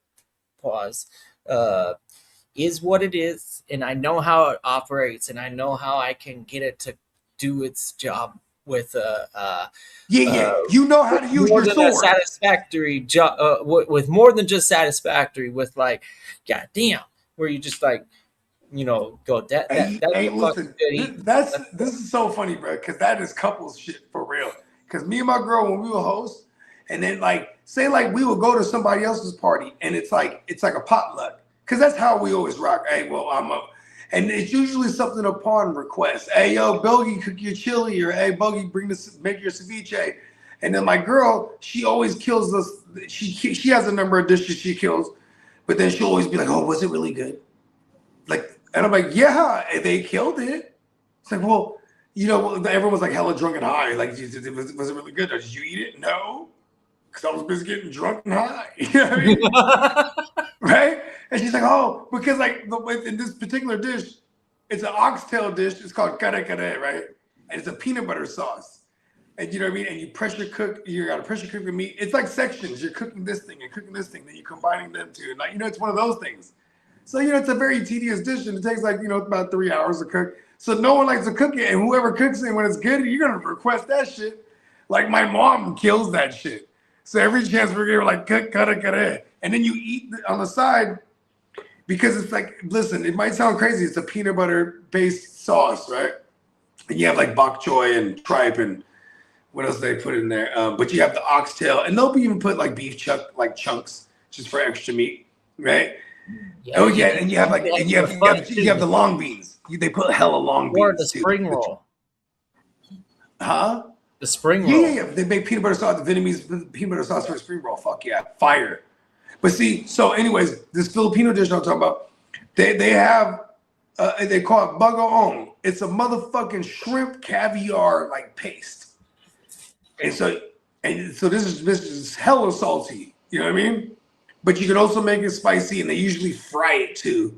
So you have this on the side, so like a little like dab, a little like mini dollop on every bite while you combine the steaming white rice with this, you know, this super tender fucking oxtail coming off the bone, and you got this peanut butter based sauce that doesn't taste like anything like peanut butter, by the way, but it is like a sweet and savory type of woo wop. Because then this little mini dollop of this fucking shrimp caviar hits so hard, and my girl thinks I'm gross because I'm doing scoopfuls, spoonfuls of that shit. You know what I mean? Put extra sauce to counter it. You know what I mean? She's like, you fucking eat so gross. I'm like, no. Here's the thing. All my life, my girl loved that. I mean, all her life before she met me, she ate that dish opposing the shrimp caviar along with it. So when I first met her, and then like my mom cooked, she's like, oh my God, your mom cooks kare kare so dope. I'm like, you ain't eating the bagoong with it? Like, what is wrong with you? And then she had a little woo. I was like, trust me. Like my whole family's doing it in front of her. Like, listen, trust me. She's like, oh my God, my whole life I've been doing it wrong. Like, yes. Same thing with the fish sauce on the side of things. Like people go, oh, they put fish sauce on everything. It's like, no. This is what enhances the dish. You don't just put fish sauce on anything. It's specified. Like even Vietnamese dishes, their fucking fish sauce, I think they boil it with like sugar or something. I don't know what they do, but it's the most delicious little thing to so good. Food in. It's so good. Yeah, it's so good. They have the It's the carrots crack. and they have the It's carrots in definitely- it with the it's the version of crack when it comes to food in Vietnam. like. You have to put that on every bite. Everything. On Yeah. every Absolutely. bite.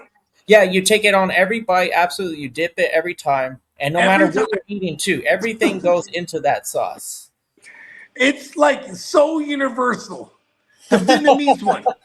You know, The like Philip- how like tater Filipino tots joint, and- you got to squeeze and some lemon fries in it. You got to water that and, bitch down. you You got know, to cut that bitch down. the The Filipino ketchup. joint is extra salty. Pause. The Vietnamese one, though, they do something with some sugar or something in there. No, yeah, it's very Carrots sweet, in it. but it's also you can Hella tell good. it's not it's not like what do we call those types of sugars that are bad? Corn It's not syrup. granular, artificial. Yeah, it's not the corn syrup type of sugar. You So know, high it's fructose. High fructose. Yeah, that's it. Yeah. No, it's not like that. It's definitely fresh and light, and it goes well with cold food, in particular. Yes. Like Uh, I've told you, the cucumbers and the lettuce and the tomatoes, Yep. and even the onions, the fresh cut shit on the side.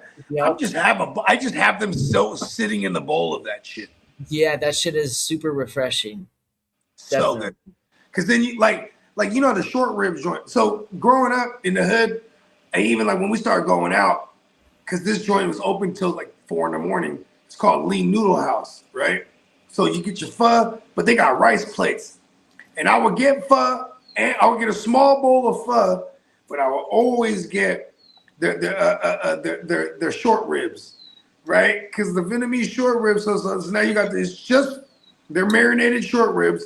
They just grill it up, boom, white rice, and they have your thing of lettuce, your thing of tomato, thing of a little stack of sliced cucumbers. And I would always tell them extra cucumbers. Pause. It's just like a shish kebab, right? Or Yeah. a kebab. You know, maybe not shish is I think the stick. They would chop it like you could skewer it. Yeah. Yeah, it's like the Vietnamese version of a kebab. Yeah, You and get that the- shit was yeah. just hella fish sauce Get the Rice rice, in the there. salad. straight that's- out the club. the- Like leaving the club, the the noodle house was refreshing. cracking, bro. Cause I want to eat that shit too, and everybody too. So boom, we in this motherfucker. It's cracking too. You know what I mean? You know, how many? 20. Table of Yeah. 20. For sure, the next time you're down in my in this area, we'll link up, and I know a lot of joints, but I And you know got what's one been in my joint? particular. The pho restaurants, what's been popular in this past couple of years is like everybody's doing like they'll do like like they'll do like fried ribeye and fried garlic topped joints, right? Yes. Or like they'll do like a whole rack of ribs on it. They'll be like ribs on top of the pho. I'm like, yes. I love what they're doing these days. You know what I mean?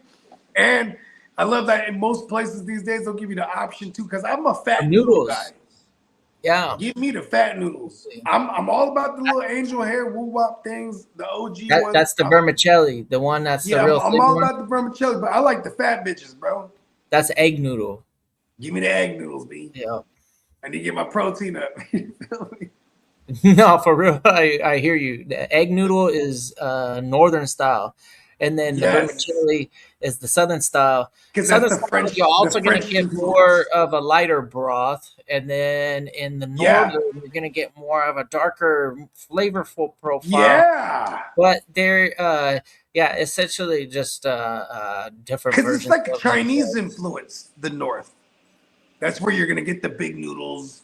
Do you guys Yeah. have a You know, it's like chunky in noodle Tennessee. houses down there? You know, Tennessee's not a big state, but if you ask people from Memphis, which is on the southwest Yeah, how they side, eat chicken, bro. and then you how talk they to do people barbecue, in period. Nashville, which is more east, then they're talking different flavor profiles. So that's kind of what. Yeah, you got the Nashville hot. Okay, which regionally, where's the Nashville hot come from? Nashville. Oh, you just said Naturally. that. Yeah, you Nashville. talk about Memphis. Nashville is a city in Tennessee, so I mean, I would attribute anything from Nashville. I'm so stupid. I just where did Nashville come from? No, I was just Nashville? using Oh, you're Tennessee right. as an example because Memphis You and nailed Nashville it. are a little bit different, but they're in the same state. you No, know? because remember about like 10 years ago it became a thing. Now it's a staple on like most menus. Like you'll have a Nashville hot chicken sandwich. You know what I mean? Yes, yeah, which is fire, by the way. Fire. Love Nashville. Fucking hot Give it to chicken. me. Killing it with that Nashville. You're doing everything right there, bro. Fucking rock on. So when it comes to Nashville with barbecue sauce, right? What are they? Are they more on the tangy side, sweet side, like Spicy. spicy? Oh, all right. Yeah, because KC, like KC That's style, sweet. they're hella sweet. So you got smoky, you have sweet, which is smoky and sweet. Believe it or not, they don't go together. So don't add smoky and sweet type of woods. You ain't together. lying. You don't want to do that. You want to keep smoky, sweet. Separate them. It'll change your life. And then the spicy, that is regional. I mean, not everybody wants their fucking asshole on fire the next day. I know that happens to me, man. We don't think about that at all when we're in the moment. Pause. But We don't think about that at all when we're in the moment. Oh shit, yeah, good pause. It is a damn good experience. Spicy asshole is definitely good for a pause. Yeah, it's a pause. Well, that is the reality for my situation. Maybe that's TMI, but I know I ain't alone, and that's why places like Memphis are my preference. That's my favorite profile. It's got a tangy, sweet, smoky. For some reason, they found a way to combine it. Yeah, and Kansas City. That one is the super really sweet honey based shit too. Right. Huh? You got Alabama that does their own. Who does the molasses shit? Is that Texas? Bourbon? Like molasses? Yeah, molasses, bourbon molasses. That is Texas. I'll be right back. I'm going to the Matrix. I'll be right back. Yeah, Texas does have a lot of bourbon molasses in it, but they also, I guess, bourbon is a Kentucky and also Tennessee a liqueur. So potentially those two states, but yeah, I'm almost certain that the habanero, mango habanero, fucking bourbon. Barbecue, that all of that was like Texas style. It's a pretty damn good flavor to me. But anyways, I'm going off of my personal experience. Texas is a big state, kind of like California. Maybe it's different in area to area. But in general, California barbecue, if you look it up, there's a Santa Maria tri-tip, which would be regional to our Southern California coastal area. Santa Maria style is a type of barbecue. So it has a grate that is attached to a conveyor. So you could drop the whole grill closer to your coal. And it's a big, like, pan of coal. So you get that real direct sear after smoking it for a bit. So you take large chunks of wood, throw it onto your coal. That'll create the smoke. And then for what it's worth, the tri-tip, it's not the best piece of the cow, but if you do it the right way, man, it's a great piece of meat. Pause. Very similar to brisket.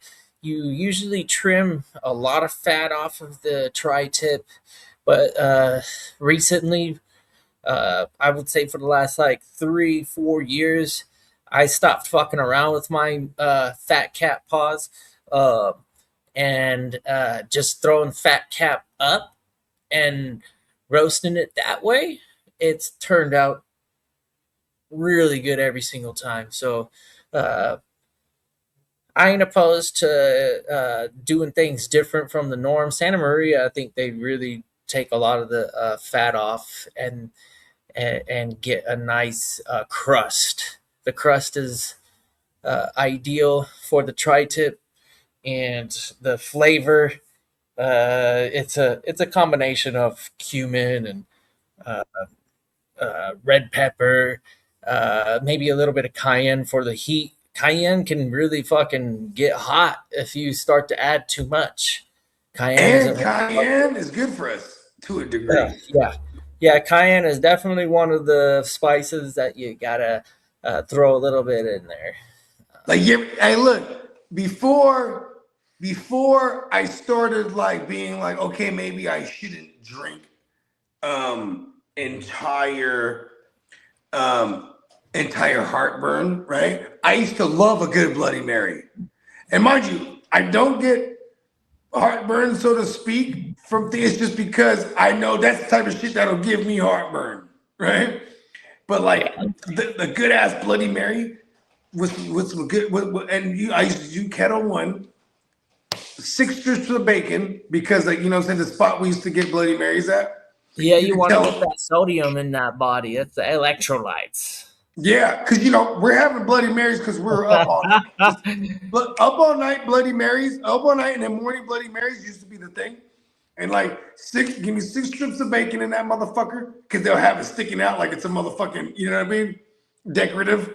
And then they'd be like, you know, they would come through and I'd be like, give me the pepper, and just with the cayenne in that bitch real quick. You know what I mean? Come on. Yeah. They used to bring you right back. Yo. I'm gonna grab a drink. I'm gonna grab a drink real quick. I'll be right back. All right. You know what? While he goes to get his refreshment, I'm gonna drop one of my favorites, and I know a gang of people, they ready to hear it too. We back in business, baby. Yeah, we back, ladies and gentlemen. Prop one, that's him. You know, we back in business. For sure though. Okay. Head nod. Let's go.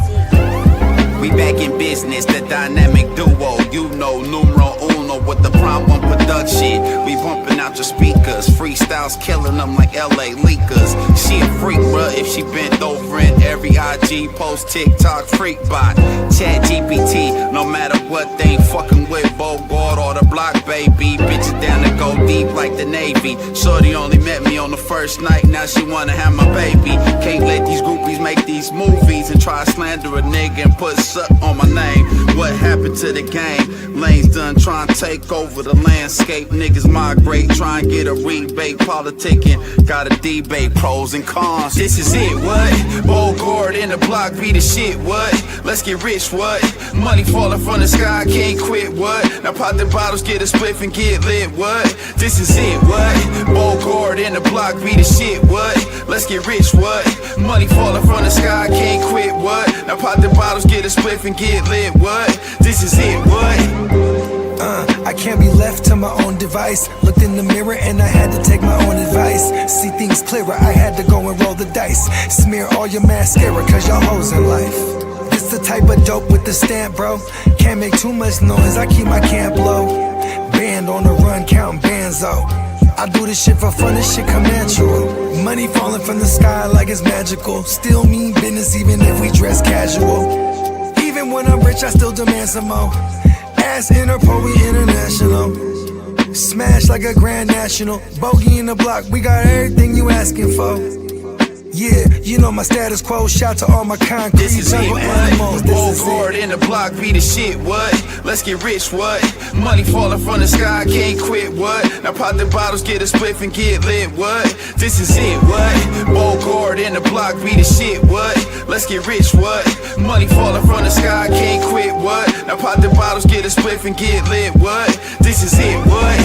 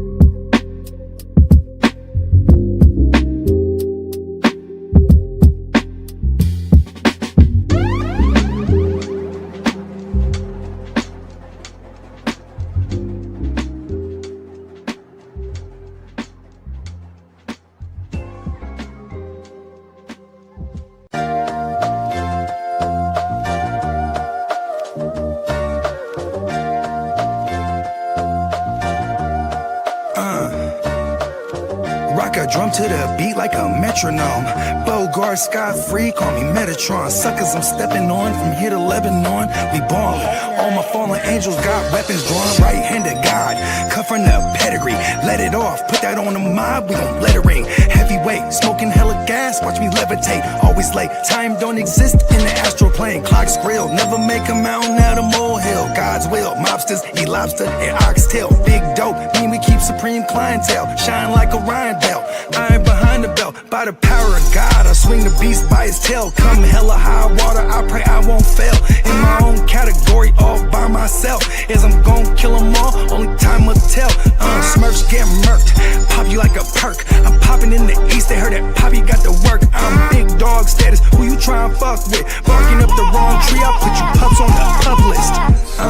We gon' show up and show out. Showstoppers, we gon' shoot it up at the showdown. Showing no emotion, got the show on the road. Never sold my soul just to rock a sold out show. You know how the saying go, the show must go on. Showboating, when it's showtime, I'ma show off. That's for sure, I'm a shogun. Guess I go to show, I ain't even got to show y'all. Said what I said, follow my speech pattern. Hella chips, hella rings, like I'm trying to be Saturn. Blue chipper draped in red, but only the green matters. Shoot the shepherd in the head, watch all of you sheep scatter. Metatron's cube, bet on the truth. Stomping out the devil's roof, looking out for the gumshoe. Hella kicks like kung fu, stacking what we up to. Franklin's we gon' thumb through. I know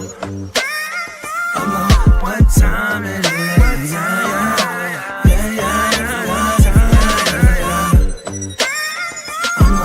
know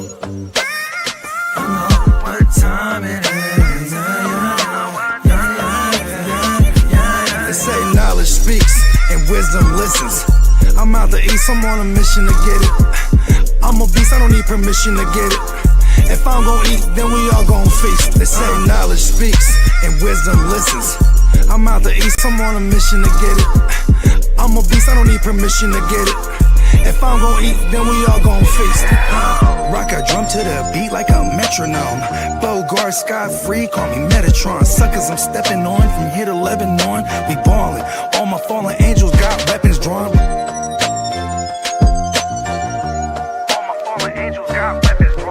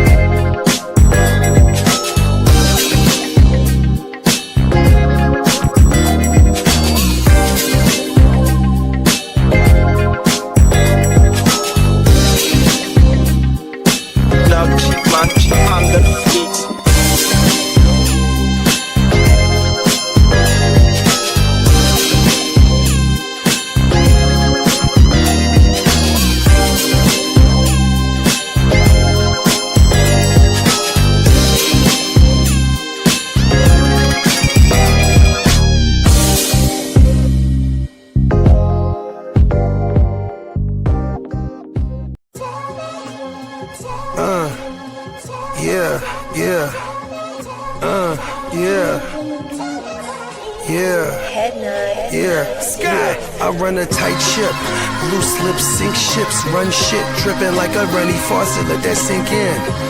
Table full of bosses at the meeting, double crosses, and we gon' have to toss you off the deep end, ball of blockers. They tryna block my shine, solar eclipse. I'm a mobster and a doctor, I prescribe your daily fix. From the tech mecca we lit, we see chips. Bench presser pumping this weight, the bees flip. Don't let the tech stretch, you're talking that shit, get greenlit. Silly suckers tried to ride my wave, got seasick. How I'm living, counting this chicken, we out eating. AM to the PM, PM, every day, carpe diem.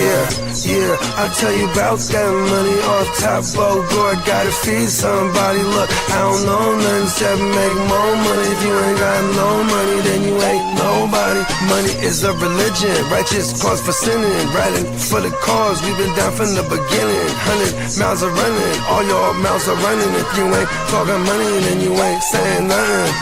Yeah, we finna ball like recess. Stash bands in the wall and the heat vents. Vacuum sealed so the smell don't seep in. I represent the underworld, this ain't no secret. Stay 10 toes down, both feet pressed. Duck the alphabet boys, cover up my feet prints. They know my name, I'm heavy in this game, knee deep in this bang. I ain't just get my feet wet. We way fresher so they got vendetta. So we keep stick with us, leave you with a leaky defense. How I'm living, counting this chicken, we out in. AM to the PM every day, carpe diem. Yeah, I'll tell you about that money off top, Bogart, gotta feed somebody. Look, I don't know nothing except make more money. If you ain't got no money, then you ain't nobody.